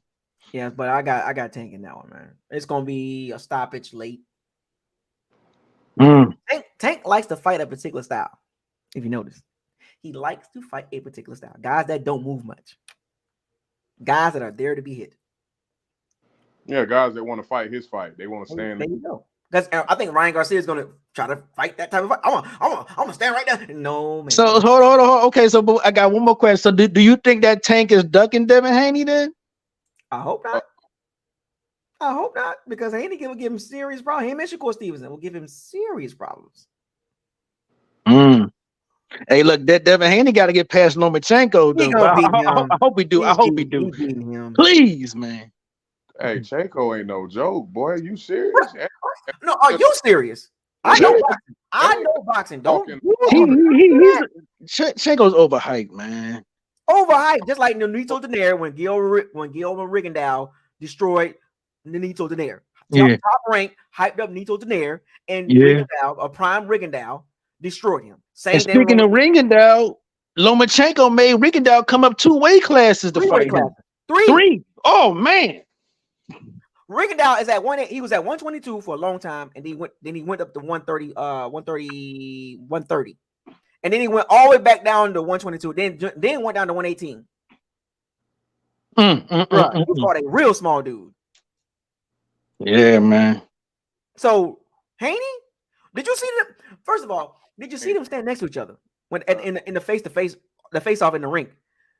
Lomachenko was like heavyweight. Oh now he's a heavyweight now. Oh now Devin Haney's a heavyweight now because you got a chance to stand next to him. But you're the Matrix though. You're the Matrix. You should have been handling that, but when you lost to Teofimo Lopez, nah, you're not beating Haney. You're not beating Haney, bro. Nope, not happening. Yeah, man. Hey, but yo, you got to do some boxing channel. You got to do a little boxing too. I mean, I understand the Bucs, you know what I'm saying? You got to do a little boxing too, man. I do. I don't just talk about football. I can talk about a lot of stuff. It's just there's more to me than meets the eye. Yeah. Transformers. But yeah, I'll gauge in that a little bit here and there. Okay. Well, all right then, man. Y'all be safe, man. I'm up out of here, man. All right, man. All right. Mopar, man. Yeah. I'm echoing everything everybody else. I'm happy with the Lavonte David thing. I don't think we saw none of that coming. So I'm happy as hell with that. Pretty much what everybody else saying. We got to get the draft, bro. We got to hit in the draft. I like a nice little free agent signing if we can get a little money popping, See if we can get, a little splash signing or something. That'd be nice because we ain't signed nothing like that. Just, made a splash with that. That'd be nice. But as it goes right now, I would love to actually just have something where we could say, hey, man, Jason Light, he did that. He did that. That's what I'm looking for. And that's going to happen in the draft. And if it don't, then you finna make a lot of the videos, bro. There's going to be a lot of sad videos. Mm-hmm. Other than that, man, that's pretty much it on my end. Well, shout out to everybody. Shout out to all the Pirates team, man. Thank you for joining a real good live stream. 4 hours. Long time since I did one this long. But I figured it was going to be this long. I prepared for it. That's why I'm like, I ain't going nowhere. I kind of stayed around, But I appreciate all the love, all the super chats from everybody. I really do. With that being said, folks, Jason Light making moves, man. Still some moves to be made in phase 2. So far, so good, right?